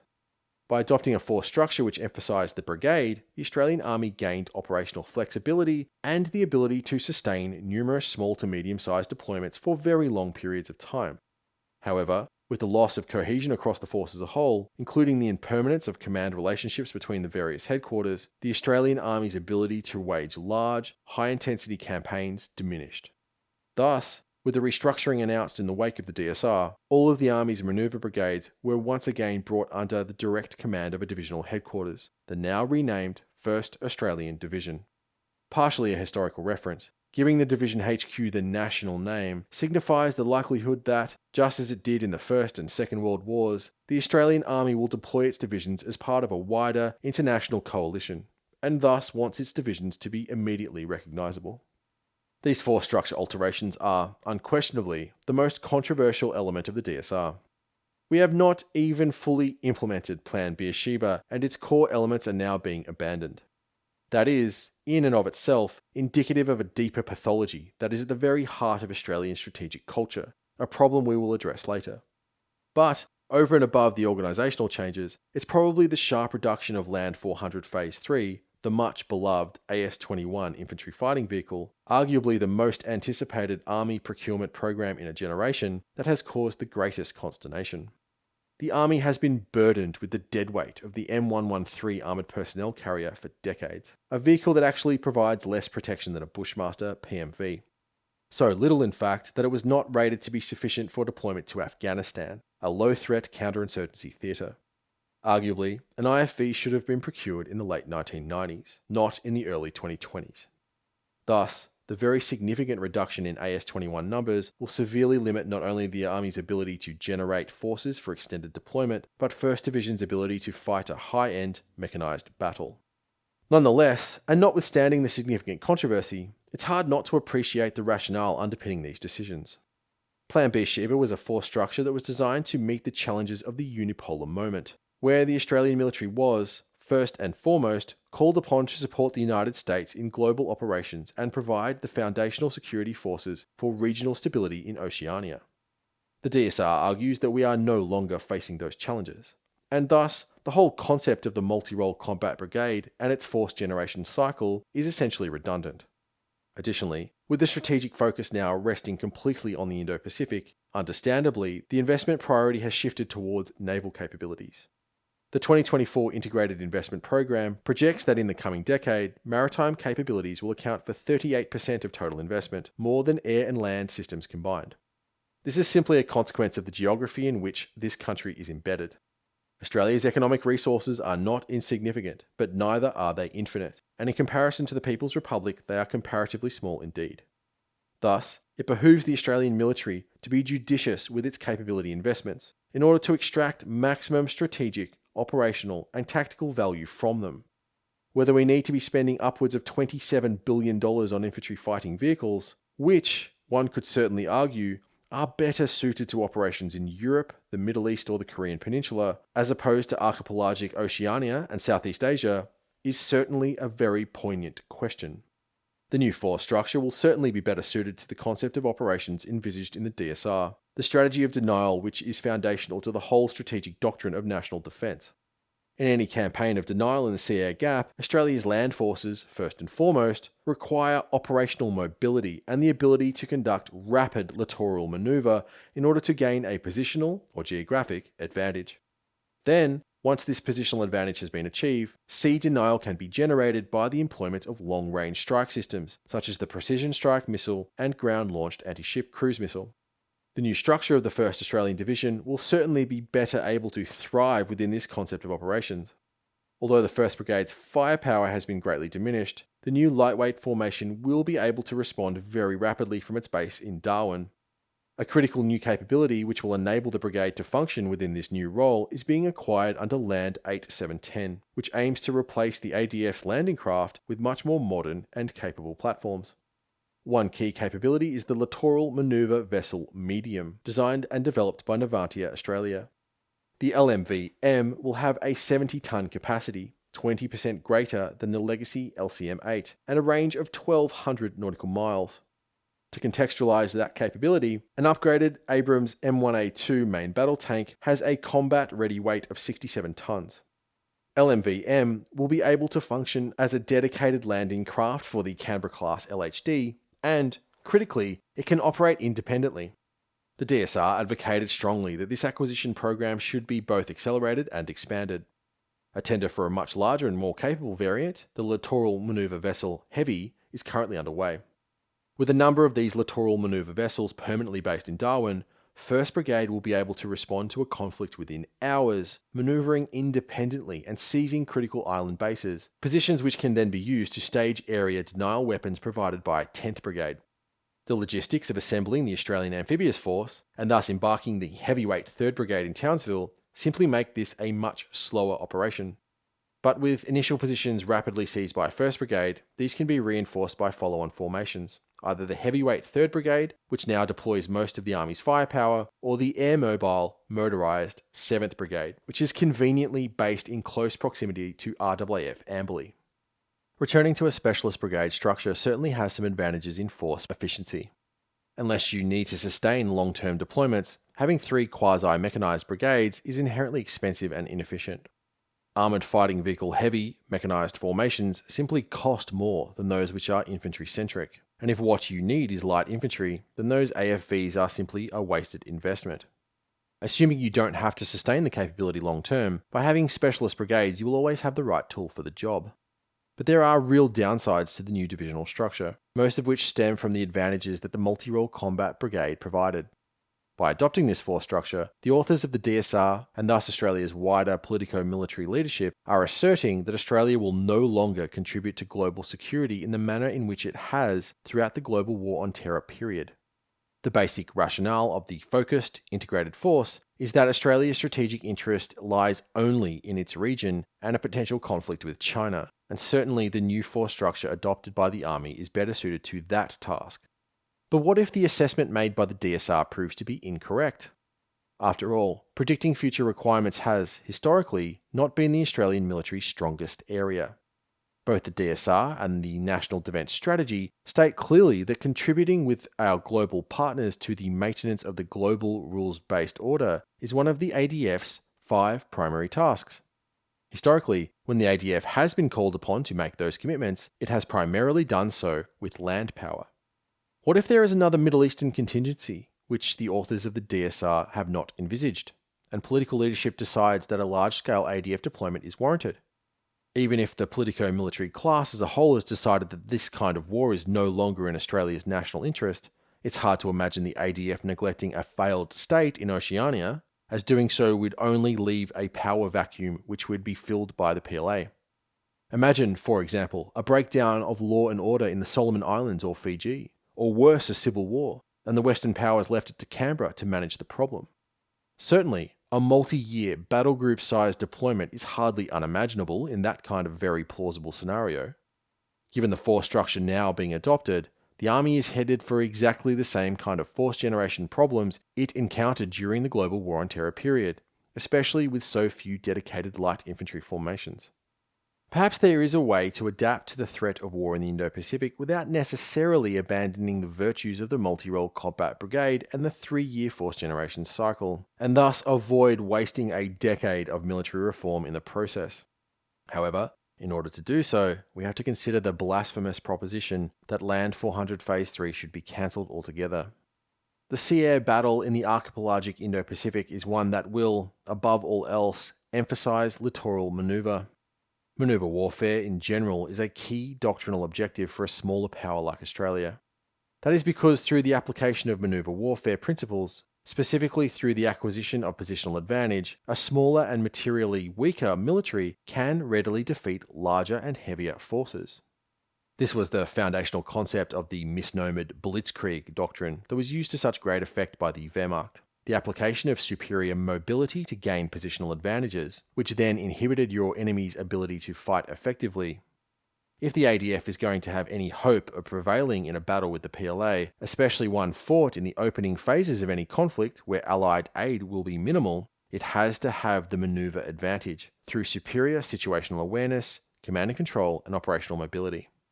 There is an inverse relationship between a unit's weight and its operational mobility, especially in an archipelagic or littoral environment. That is because in order to move a unit across the theatre, you need another asset, such as a ship or aircraft, both of which are severely payload limited. The more your unit weighs, meaning the number of heavy vehicles and weapons it possesses, the more of these logistical assets will be required to move it around the theatre. Just as an example of how profound this difference is, a C-17 Globemaster has a payload capacity to either move a single M1 Abrams main battle tank or a complete light infantry company. The same is essentially true for a littoral maneuver vessel medium. In a theatre such as Europe or mainland Asia, this weight penalty matters much less because of the large and well-developed rail and road network. You can quickly and efficiently use trains to move your armoured and mechanised forces around the theatre. This is simply not the case in the Indo-Pacific, where everything needs to move by air or sea, which is one of the primary reasons why the United States Marine Corps is disbanding its tank battalions. Indeed, during the Second World War, the tough experience of operations in the Pacific drove the Australian Army itself to significantly lighten its forces, specifically through the adoption of the Jungle Division. The very same logistical constraints applied then as they do now. Let's imagine an alternate force structure for the 1st Australian Division, one that lightened the formation but kept a common brigade structure and a 3-year force generation cycle. In this concept, the 3 brigades would not be multi-role combat brigades, but rather motorized formations. In addition to the typical supporting elements such as artillery, engineers, and administration, each brigade would contain 2 battalions of motorized infantry, equipped with a Bushmaster family of protected mobility vehicles, and an armoured cavalry regiment deploying 3 squadrons of Boxer combat reconnaissance vehicles.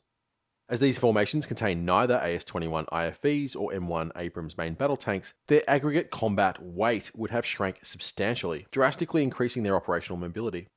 A Bushmaster PMV weighs just over 12 tons, compared to a Redback's 40. Much like the Jungle Division of the Second World War, these leaner brigades would be supplemented by mission-specific detachments from specialist regiments which were maintained at the division or force command level. For example, if all of the Army's main battle tanks were concentrated in a single armoured regiment, which remained under divisional headquarters, the commanding general could allocate tank troops or squadrons to support individual brigades as the specific mission required, in a similar fashion to special forces detachments or tracked artillery batteries. This kind of system worked very well during the Second World War. I'm not actually advocating this specific force structure, but it is an alternative that underlines the weaknesses of the current plan. These motorised brigades would possess nearly all of the tactical mobility of mechanised forces, and indeed the 30mm cannon-equipped Boxer delivers comparable fire support to dismounted infantry as the Redback. The British Army is abandoning its IFV, retiring the Warrior in exchange for the Boxer family of wheeled armoured fighting vehicles, for largely similar reasons.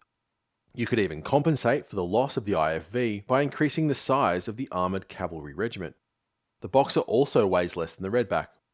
Undeniably, protection and firepower would suffer, but under the current force structure, only 1 battalion will deploy an IFV capability in any case. And in compensation, you would now possess 3 brigades that delivered substantially greater operational mobility than the multi-role combat brigade, whilst also allowing the Army to retain a looser version of the 3-year force generation cycle. The 3 brigades would not be able to completely separate their training programs as envisaged by Plan Beersheba, but they could be placed on comparatively higher and lower states of readiness, even whilst forming part of the 1st Australian Division. This organisation would also save tens of billions of dollars. Historically, the kind of long-term deployments to the Middle East or Oceania that the multi-role combat brigade was designed to facilitate did not require the deployment of heavy forces, but rather light infantry. Nevertheless, it seems as though in order to keep the force generation cycle, the Army would have to abandon its mighty Redback. And given the immense prestige and effort that has gone into Land 400 Phase 3, this seems to be too mighty of a river to cross. Although the ADF is a joint force, we should not pretend that inter-service rivalry is non-existent within the Australian military. Some may argue that having 1 heavy brigade is better than none, and keeping the Redback is worth abandoning the force generation cycle. But deploying just 1 mechanised battalion seems to be the worst of both worlds, providing neither enhanced operational mobility or enough mass across the force as a whole. Nevertheless, at least under the current plan, there will be an active domestic production line, allowing for this capability to be scaled further.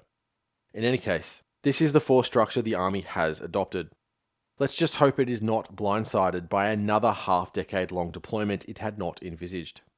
Specialising every element of the ADF in order to wage the campaign of denial, which is inherent in the strategic doctrine of national defence, is one of the foundational arguments made by the DSR, the move from the balanced force to the focused force. This rationale is strong in the maritime, air, cyber, and space domains, but it makes the least sense when applied to the land domain.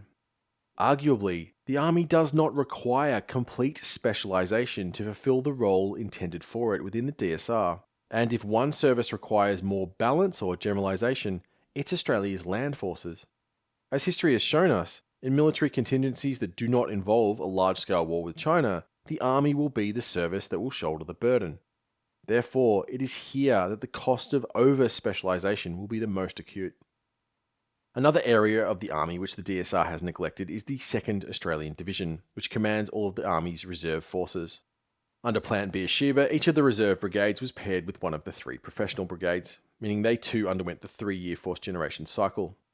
In line with this rationale, the primary role of the Army Reserve had changed from home defence and the nucleus of a mass mobilisation force to simply providing support to the regular Army and its deployment. During the ready phase of the 3-year cycle, the paired reserve brigades had to be able to both provide specialised personnel to support the professional brigade, but to also generate a battle group for operational deployment, either independently or, more probably, in support of the primary ready brigade. In line with this new support role, much of the actual combat power of the reserve brigades was removed. For example, historically, reserve brigades had deployed light infantry regiments equipped with L-119 Hamel 105mm howitzers and organic recon elements. But in order to standardise on the 155mm system, in 2014, these were removed from service.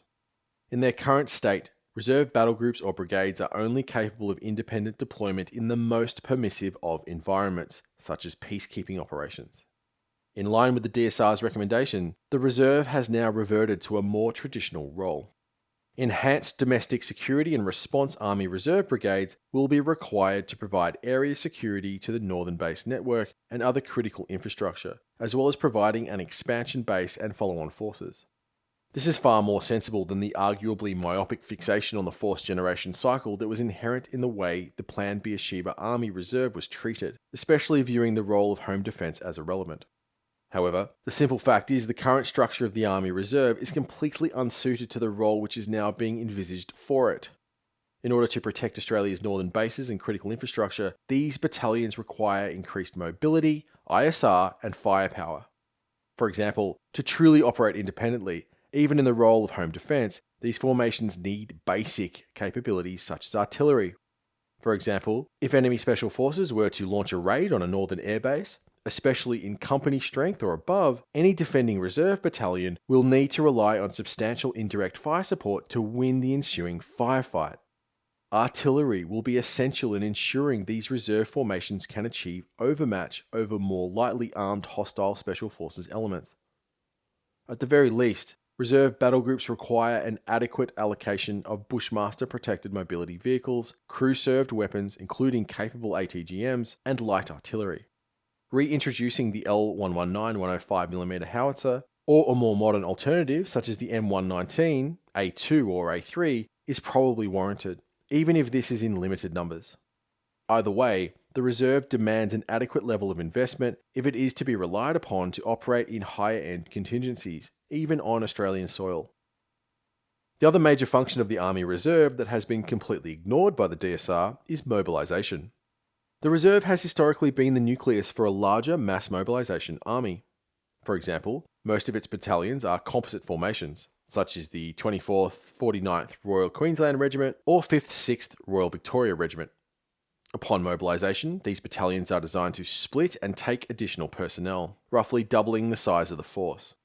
Thus, the reserve needs to be adequately resourced to be able to very rapidly generate and deploy as many as 24 light infantry battalions. Even this limited mobilisation requires tens of thousands of modern, capable assault rifles, such as the EF-88, and thousands of other small arms including general-purpose machine guns, support automatic weapons and mortars. These weapons need to actually be procured and stored. The Army probably maintains a stockpile of older weapons, such as the last generation F-88 rifle, which was removed from service across the last decade.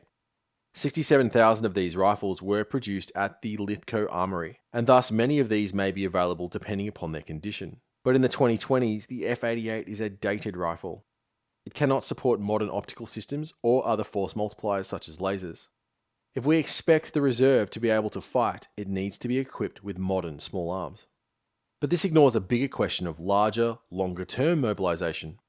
Historically, the one area of the Australian military which has been able to scale most rapidly and dramatically is the army. As we have seen, it can take up to a decade to drastically increase the size of your navy, and during periods of intense war, most naval powers simply struggle to maintain their peacetime fleet size, especially larger and more expensive vessels. But land power can scale dramatically. In September 1939, the Australian Army deployed around 80,000 personnel. Just 3 years later, that force was nearly 500,000 strong and arranged in 2 field armies. Any conflict between the United States and China may prove to be a protracted one, and, just as it has historically, Australia may look to field very significant land forces. Even conscription for home defence, a policy which was adopted during the Second World War, is not unthinkable.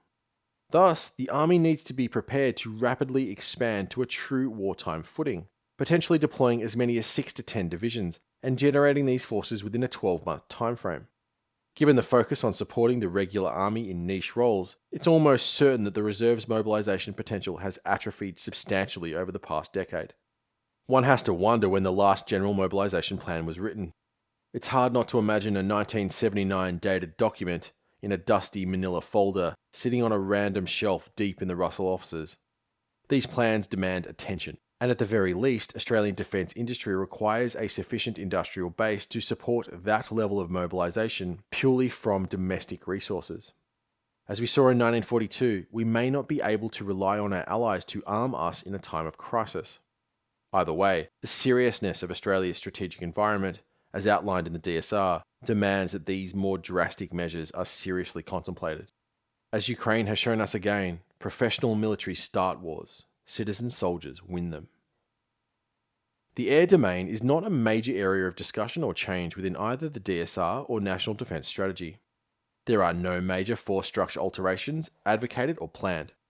This is somewhat surprising, as the RAAF Air Combat Group has essentially deployed the same order of battle since the late Cold War: 4 strike fighter squadrons and 1 electronic attack squadron.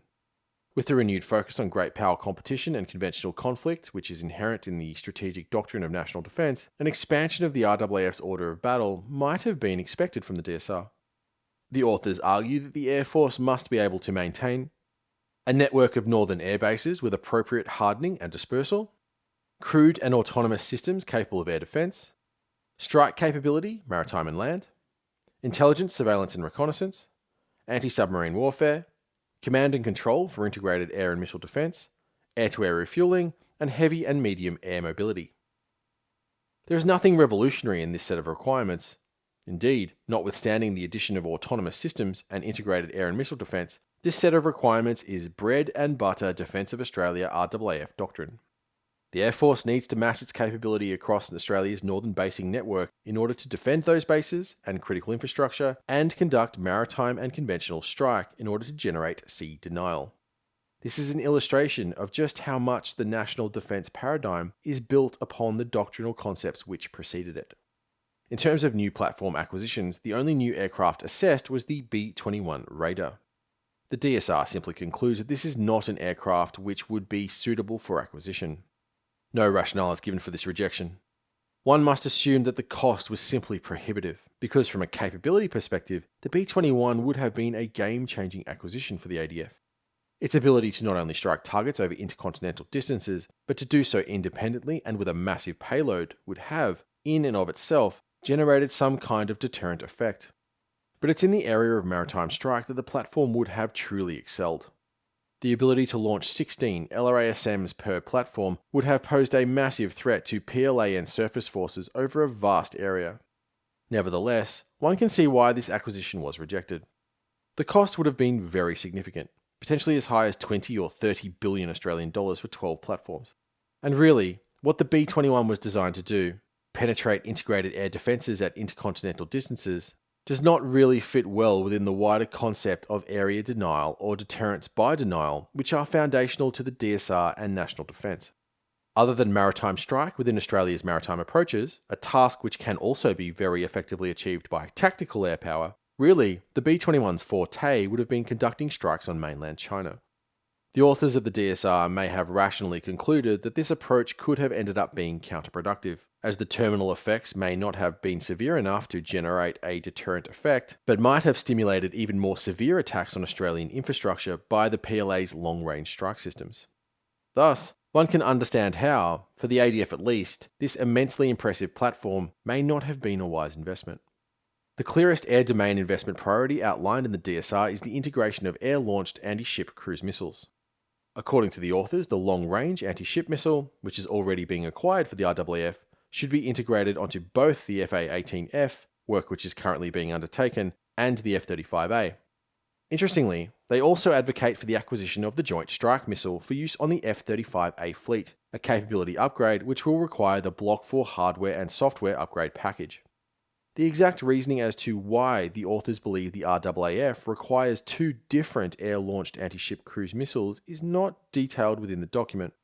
As both weapons appear to fulfill the same niche, simply selecting one would seem to be the easiest path forward. Undoubtedly, the RAAF strike fighter squadrons must be armed with a capable long-range anti-ship cruise missile. This is absolutely essential. It's these forces which can generate the greatest volume of ASCM fire over the largest distance, which is critical to the whole A2AD concept of operations. During the previous generation, platforms which were acquired during the Defence of Australia era, all of the RAAF's tactical air power were able to employ the Harpoon, the FA-18A, F-111CG and AP-3Cs. That meant the RAAF as a whole had the ability to saturate enemy task forces with sea-skimming anti-ship missile attacks, all launched from the safety of the radar horizon. Currently, only No. 1 Squadron is configured for high-end anti-surface warfare. The F-35A fleet has to deploy an anti-ship cruise missile as soon as possible. Despite how urgent this capability is, the Albanese government has only agreed to this in principle. This really isn't a capability that can wait for another 10 years. Nevertheless, it's not at all clear why the F-35A needs to employ both the LRASM and the JSM, as the two missiles seem to fulfill exactly the same role.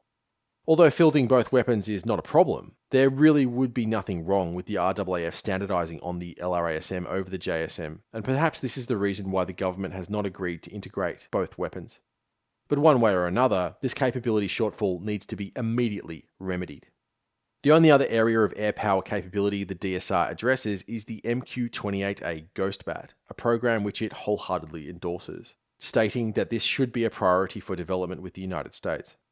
It is the MQ-28A and its potential as a game-changing capability for the RAAF that has, in my estimation, obviated the need to expand the RAAF's basic order of battle. The low cost of the MQ-28A and the fact that it can be produced domestically give the aircraft the potential to scale in a way that current generation manned fighters simply cannot. If the acquisition cost of the platform is kept within check, potentially lower than 20 million Australian dollars, then for the cost of standing up an additional F-35A squadron with all of its supporting personnel, the RAAF may be able to field 100 MQ-28As. Plus, the longer the production run, the greater the economies of scale and the larger the ability to amortize research and development costs, bringing the per unit cost down substantially. In essence, the more of something you build, the cheaper it is per unit. These drones can then be used to undertake the more mundane, or more dangerous, missions, freeing up the RAAF's potent manned fighter fleet for tasks which are better suited to their impressive set of capabilities. Thus, for a nation like Australia, one with a small air force and a somewhat embryonic aerospace industry, a platform like the Ghost Bat allows the RAAF to achieve both scale and mass on a level that fifth-generation manned fighters simply cannot. By leveraging these inherent advantages of unmanned autonomous systems, the ADF can go a long way to offsetting the force ratio disparity it faces. This is especially true if highly potent standoff weapons, such as the JSM, are integrated and employed. There are several other areas of Australia's defence ecosystem which are covered by the DSR. Within the space domain, the primary focus is on communications provision, which is essential to the function of the integrated force. Although not mentioned by name, orbital ISR and targeting are also critical capabilities. However, exactly how much sovereign capability is required in these areas depends on the level of integration and access to allied orbital systems. While the cyber domain is clearly an emerging area of deep strategic interest for Australia, the DSR did not have any substantial recommendations beyond approving the current capability investment in the Defence Signals Directorate under Project Red Spice. Issues with national logistics, fuel stockpiles, shipbuilding, command and control, integrated air and missile defense, and the ADF's northern basing infrastructure, especially its air bases, were also addressed. Although the individual recommendations vary, the theme is the same. In all of these areas, Australia as a nation must build resilience and redundancy, enabling critical areas of the economy and the military to function even if under sustained attack. These are all sensible and obvious recommendations, and the fact that Australia's northern bases have been neglected over the past 15 years, despite the persistent warnings of a deteriorating strategic environment, is an indictment of several successive governments. Furthermore, even with the very significant investment commitments made, the defence budget is under significant stress, another area of weakness underlined by the authors. Clearly, when it comes to real-world investment in defence over the past decade, leadership of both parties has not performed well. With the release of the Independent Fleet Review and National Defence Strategy, we have clearly passed another watershed and have entered a new strategic epoch. But where exactly does that leave us? Are these reforms adequate, appropriate, and astute? Is the DSR, to use a favourite phrase of the defence community, fit for purpose? Does the concept of national defence achieve what it set out to deliver? Should the Australian people feel better about the trajectory their military is now on? There are no easy answers to these questions. To be sure, the DSR and the Doctrine of National Defence have many strengths, first among which is the seriousness with which they treat Australia's wider strategic environment. Anyone who reads these documents should have no illusions as to the danger we are all now in. The nation is now encountering the greatest security challenge it has faced since the Second World War. The People's Republic is a truly formidable foe, an economic superpower that will soon have the military capability which will rival the mighty Soviet Union. Worse, Beijing under the Communist Party has shown itself to be an anathema to every principle upon which this nation was founded and led to its flourishing, including a regional order where all nations can pursue mutually beneficial trade and the strong do not simply impose their will on the weak. Australia has already felt the wrath of an authoritarian government who does not respect our domestic politics or political culture, let alone our national interest. Finally, this power may soon have the military capability to displace the United States as regional hegemon. It is hard to overstate just how bad this situation is, and the DSR treats it with the appropriate gravity. The foundational strategic concepts upon which the DSR is built, primarily the doctrine of national defence, is a sound approach to engage with this most dangerous of circumstances. The core difference between this paradigm and the Defence of Australia doctrine which preceded it is the depth of the approach to defence strategy and planning. Under this new strategic paradigm, all of Australia's national power is to be focused on this one task, ensuring Australia's survival and prosperity in an era of great power competition and conflict. To achieve this, the Australian military will adopt a strategy of denial, in which the ADF will employ operational manoeuvre and apply asymmetric capabilities to generate a vast area of sea, and to a lesser extent air, denial, preventing the easy access and manoeuvre of hostile forces, especially naval battle forces. This is absolutely a fundamentally sound and appropriate concept of operations for the ADF to employ. Arguably, it is the only one which offers a realistic chance of offsetting the vast force ratio disadvantage the nation faces, even accounting for the aid of our allies. The concept of deterrence by denial, however, is far more questionable. Although these enhanced military capabilities may be able to deter a unilateral attack on Australia, Australia's alliance with the United States will certainly generate far more strategic uncertainty in Beijing. In any case, given how unlikely that scenario is, arguably it should not be a central theme around which Australian strategic policy orbits. The far more likely possibility is Canberra decides that it is in its national interest to support its friends and allies in a conflict which begins in East Asia, or that fearing said intervention, the PLA decided to strike Australia preemptively. Given the immense risk Beijing would have already shouldered, especially by initiating a war with the United States, we should not expect Australia's comparatively small national power to substantially impact their fundamental strategic calculus. In that scenario, we can expect a very risk-tolerant Chinese political leadership, a group who may well be willing to sustain significant casualties in order to achieve their long-held strategic objectives. Thus, within the context of a general regional conflict, it remains unclear if there is any level of realistic military capability that will prevent large-scale attacks on Australian bases and infrastructure. Arguably, we should not be aiming to impact the thinking of political leadership in Beijing, but rather to ensure our ability to endure, function, and wage war effectively in the event those decisions are made. Luckily, the capabilities and attributes required to achieve deterrence by denial are precisely those that would allow Australia to effectively survive and fight a protracted war in the Indo-Pacific. Notwithstanding these concerns, deterrence by denial is a concept which is far more applicable in the grey zone, an area of conflict and competition in which Australia is already being targeted. If the nation can be made more resilient to coercive activities, including information and influence operations, cyber attacks, and punitive economic practices, Beijing may decide that these negative behaviours are simply counterproductive. In order to achieve this, Australian economic and political society as a whole must become more resilient. But, as history has shown, we are not a people who give in to fear and aggression easily. In terms of more practical recommendations, national defence also has some significant areas of strength. Undeniably, Australia's maritime capability is on a much sounder footing than the force structure which preceded it, the shattered remnant of Force 2030. In combination, the acquisition of Virginia and AUKUS-class SSNs and the vastly expanded surface fleet will provide Australia with a level of relative naval power it has never possessed. The RAN's nuclear submarines will be able to quickly roam the vast spaces of the Indo-Pacific, interdicting enemy sea lines of communication and holding their military assets at risk at intercontinental distances.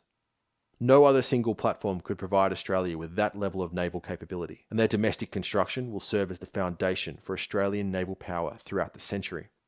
By far the greatest capability enhancement in the maritime domain is the acquisition of the Tier 2 surface combatant. With the farcical acquisition of the Arafura class, the foundation of the Force 2030 fleet was irrevocably eroded, leaving the RAN with a top-heavy force structure that could simply not be in enough places simultaneously. By acquiring an actual frigate to replace the Anzac class, as opposed to a destroyer, the RAN will now have the appropriate mass for the enormous task it will have to undertake. Sea line of communication defence was not an area which received appropriate attention, and through a much larger surface fleet, the ADF will be far better placed to maintain the nation's connection with our allies and the global economy. This requirement becomes all the more salient once Australia's dependence upon refined petroleum imports is fully comprehended. It's in the land domain where the DSR's recommendations are more questionable.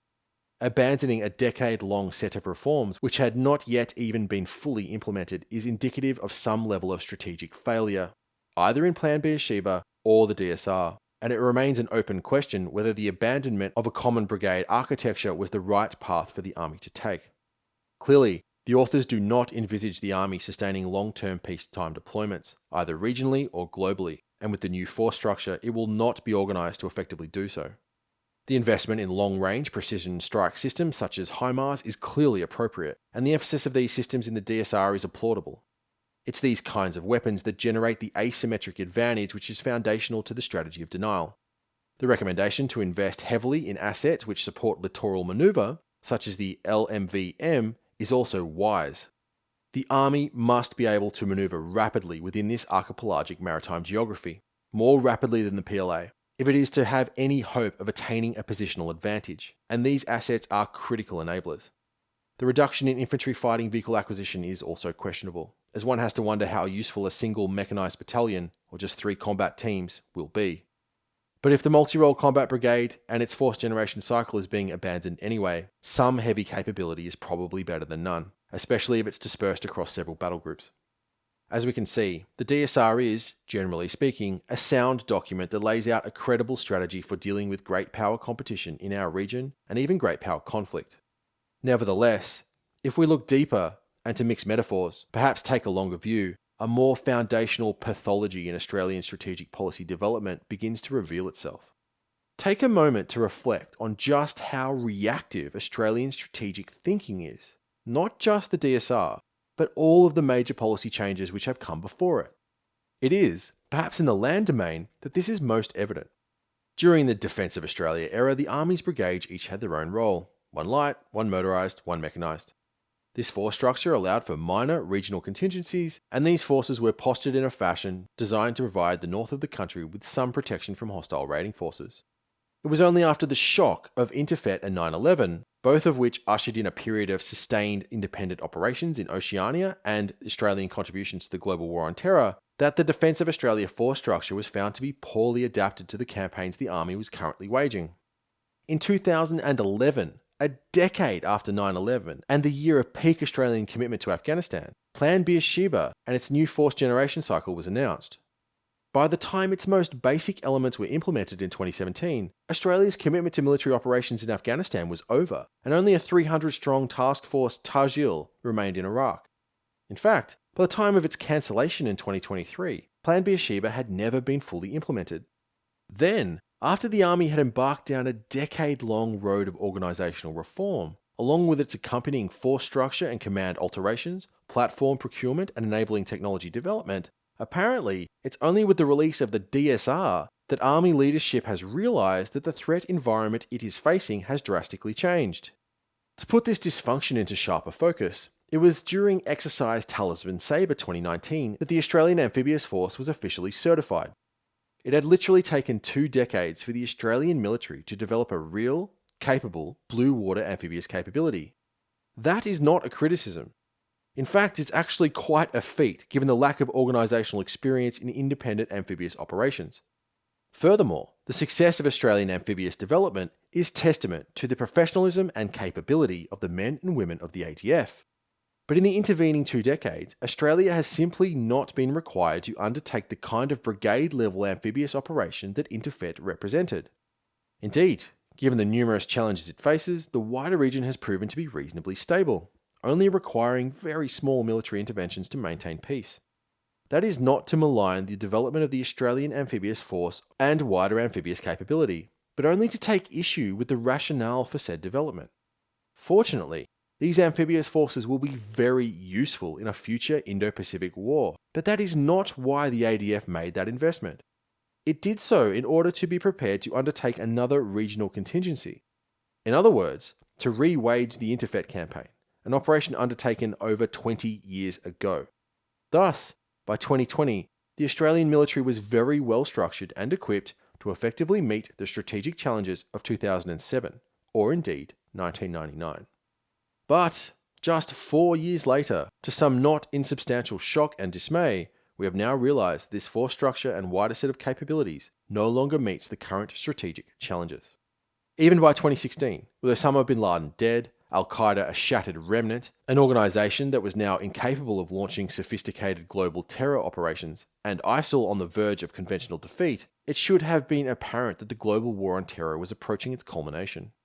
Throughout the prior decade, national strategic policy documents across both the region and the Western Alliance, such as the US National Defense Strategy, had been continuing to focus on China and the spectre of great power competition and conventional conflict. This includes Australia, as the 2009 Defence White Paper can attest. In fact, every Defence White Paper since 2009 has underlined the threat of great power competition. It hardly required the prescience of a Nostradamus to predict the deterioration of Australia's strategic environment, and whilst the RAN was at least trying to meet the coming challenge with the Force 2030 concept, the Army was tirelessly restructuring and preparing to fight another counterinsurgency campaign in a far-flung corner of the globe, or in other words, the last war. Arguably, Plan Beersheba should have been implemented in 2003, not 2013, and the emphasis on littoral manoeuvre, denial, and long-range fires should not have been new ideas in 2023. That might very well be too harsh of an evaluation of the Army's strategic thinking and foresight, but if the DSR is correct, then Plan Beersheba must be considered a very significant strategic blunder and a waste of precious resources, both time and money. Either that, or the DSR's evaluation of the strategic environment the nation faces, and what those wider geostrategic conditions will demand of Australian land power, are equally defective. Both cannot be right, and given the fact that Plan Beersheba was aimed squarely at the challenges of here and now, as opposed to there and then, perhaps this is where the lack of strategic foresight is most apparent.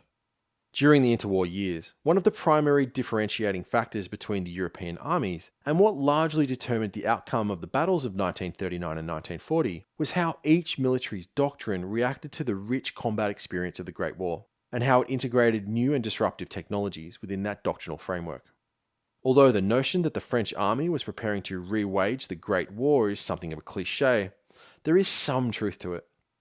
Unlike the Germans, who looked to more innovative ways of integrating the armoured fighting vehicle, radio communications and air power, specifically to gain a substantial advantage in manoeuvre battles, the French focused on methodical operations, artillery and attrition. They very much envisaged the next encounter to look largely like the last, and despite holding a position of numerical and technological parity, and enjoying several geographical advantages, the French army was unprepared for the dexterity, concentration and speed of the Wehrmacht. German strategic thinkers, men like Guderian, were looking for innovative ways of employing these new weapons and platforms, developing organisational innovations which had very little to do with the demands of the Great War. The current situation facing the Australian Army is not perfectly analogous, but this historical example should serve as a warning. Militaries with a conservative, reactionary mindset are not inherently innovative, which is an especially severe disadvantage when new and disruptive technologies are emerging. There is a pathology within Australian strategic culture as a whole, a kind of myopic focus on the requirements of the moment, which prevents wider strategic doctrine from effectively preparing the ATF for the future. It's as if the Australian military lurches from one strategic epoch to the next, endlessly reacting to one external shock after another, desperately trying to adapt to the new and unexpected strategic environment. The need for the DSR is, in and of itself, evidence of this failure in strategic thinking. After all, the competition between China and the United States has been coming for decades, and the Chinese government has not exactly been hiding its fundamental character. Despite the warning signs, most of the Australian military was again focused upon counterinsurgency operations and deploying low-level tactical air power to the Middle East. During the same period, strategic complacency befell the political class, who were far more interested in exploiting the plentiful economic opportunities provided by the massive Chinese market than preparing for the coming storm. The shock experienced by the nation as a whole, including the politico-military elite, when Chinese aggression and coercion was finally directed at Canberra, is revealing of this culture of complacency. It's not hard to understand why the Australian strategic community writ large is simply bad at thinking over long time periods. This is simply an outcome of a century of reliance upon our great and powerful friends. All across the modern history of Australia, dating right back to Federation, foundational Australian security has been provided by an alliance framework, one that is led by a great power. For the first half of the 20th century, that power was the United Kingdom. It is now the United States. Although these relationships have led Australia to fight every war it has ever waged, they are also immensely beneficial to us. Through an alliance with a great power, Australia can shape the international system in ways it could never hope to do alone, hopefully preventing it from developing in ways that could pose a serious threat to the nation's fundamental security.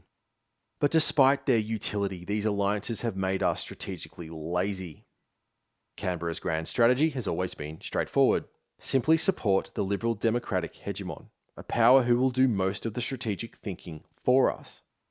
Thus, for the Australian military, the most pertinent question has almost never been, how do we win a war, but rather, how can we meaningfully contribute, or how can we be a valuable ally? Thus, the core focus of Australian military culture is almost completely aimed at the lower levels of warfare. An obsessive fixation on the details of military excellence and the application of doctrinal concepts that were, by and large, developed elsewhere. That is not to say that the Australian military does not have its own way of war. It certainly does, at the tactical and low operational level. But this perpetual role of being a minor alliance partner has stunted our ability to truly think strategically because, historically, someone else has been doing that thinking for us. To put it simply, this history has shaped the ADF into a military that is tactically brilliant, operationally competent, but strategically inept. Australia's strategic culture as a whole is far too focused on the challenges of professional military minutiae. This is why we have been so obsessed with the demands of the here and now, on the more mundane problems of the last 5 years, not the coming challenges of the next 20. How are we going to sustain a battle group deployment in the Middle East whilst allowing for soldier career progression, as opposed to how are we going to survive the largest regional conflict since the Second World War? Since 2009, Australian strategic policy documents have tried to push this time horizon beyond the next 5 years. But to truly be innovative, a military cannot simply learn from past challenges and failures. It cannot simply react. it must think deeply about the future, especially in a rapidly evolving technological landscape. In many ways, the DSR falls right within this paradigm. Due to the failures in organisational reform and platform procurement over the last decade, we now have to cancel some very large programs while rushing others. This is unavoidable, given the strategic myopia of the prior epoch, but the DSR may be making the same mistakes. By transitioning to a focused force, the Australian military is now only aligning itself for this one contingency. By definition, it will be completely unprepared to fight any different kind of war. The United Kingdom walked down a very similar path throughout the 1970s. The greatest security threat it faced was a potential war with the Soviet Union, and thus, political leadership decided to focus all of the British military's capability around this one contingency. This may have been a rational policy choice, given Britain's newfound place in the world and the gravity of the threat the Soviets represented. But when Argentina invaded the Falklands, the Royal Navy was completely unprepared to wage that campaign. Now, if there was a time to focus all of Australia's national power on one threat, this would be it. But that does not change the fact that the ADF may face a contingency which the DSR has not envisaged. That has happened over and over again throughout its history. Really, the only effective way to hedge against strategic uncertainty is to simply be a capable military actor. This is especially true in the maritime domain because naval capability takes so long to develop. But that kind of hedging means spending more on defence than might be required at any one moment in time. The Australian political class has a very long history of actively trying to spend as little as possible on the ADF, and that kind of budgetary environment adds pressure on the military to specialise. If we have an ADF that is optimised to face the problems of today, not the potential threats of tomorrow, we can save money that may never need to be spent, or so the thinking goes in Canberra. It may have been hard to justify to Australian politicians and the people who elected them in 2013 that the RAN needed a fourth Hobart-class destroyer, or in fact, that continuous naval shipbuilding and Australia's military-industrial complex were in desperate need of investment, especially with a costly war being fought in Afghanistan. Nonetheless, it was those decisions that led us to a gaping capability gap a decade later.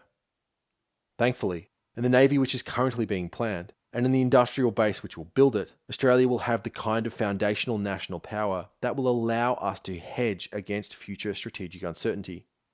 But unless we address the flaws in our strategic culture, these mistakes will surely be made again. We must simply do better.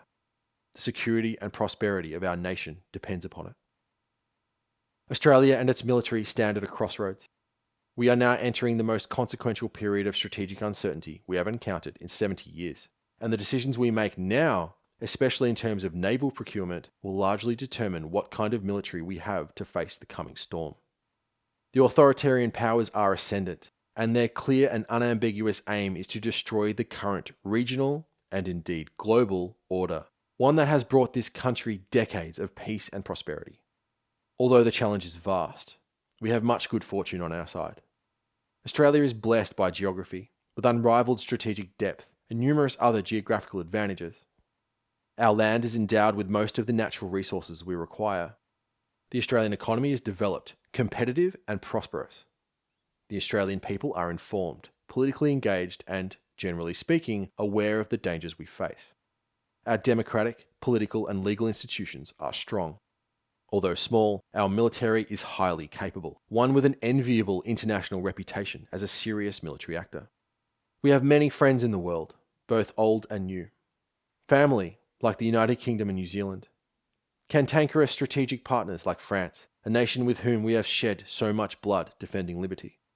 New alliances with like-minded democracies such as Japan and South Korea. We even have a burgeoning strategic partnership with India. But most importantly, our alliance with the United States, one enshrined by treaty, is as strong today as it was in 1942. Despite the immense danger we face, Australia certainly does not stand alone. Notwithstanding the strength of our enemies, together, the liberal democracies stand a chance of defending the rules-based global order that our grandfathers sacrificed so much to build.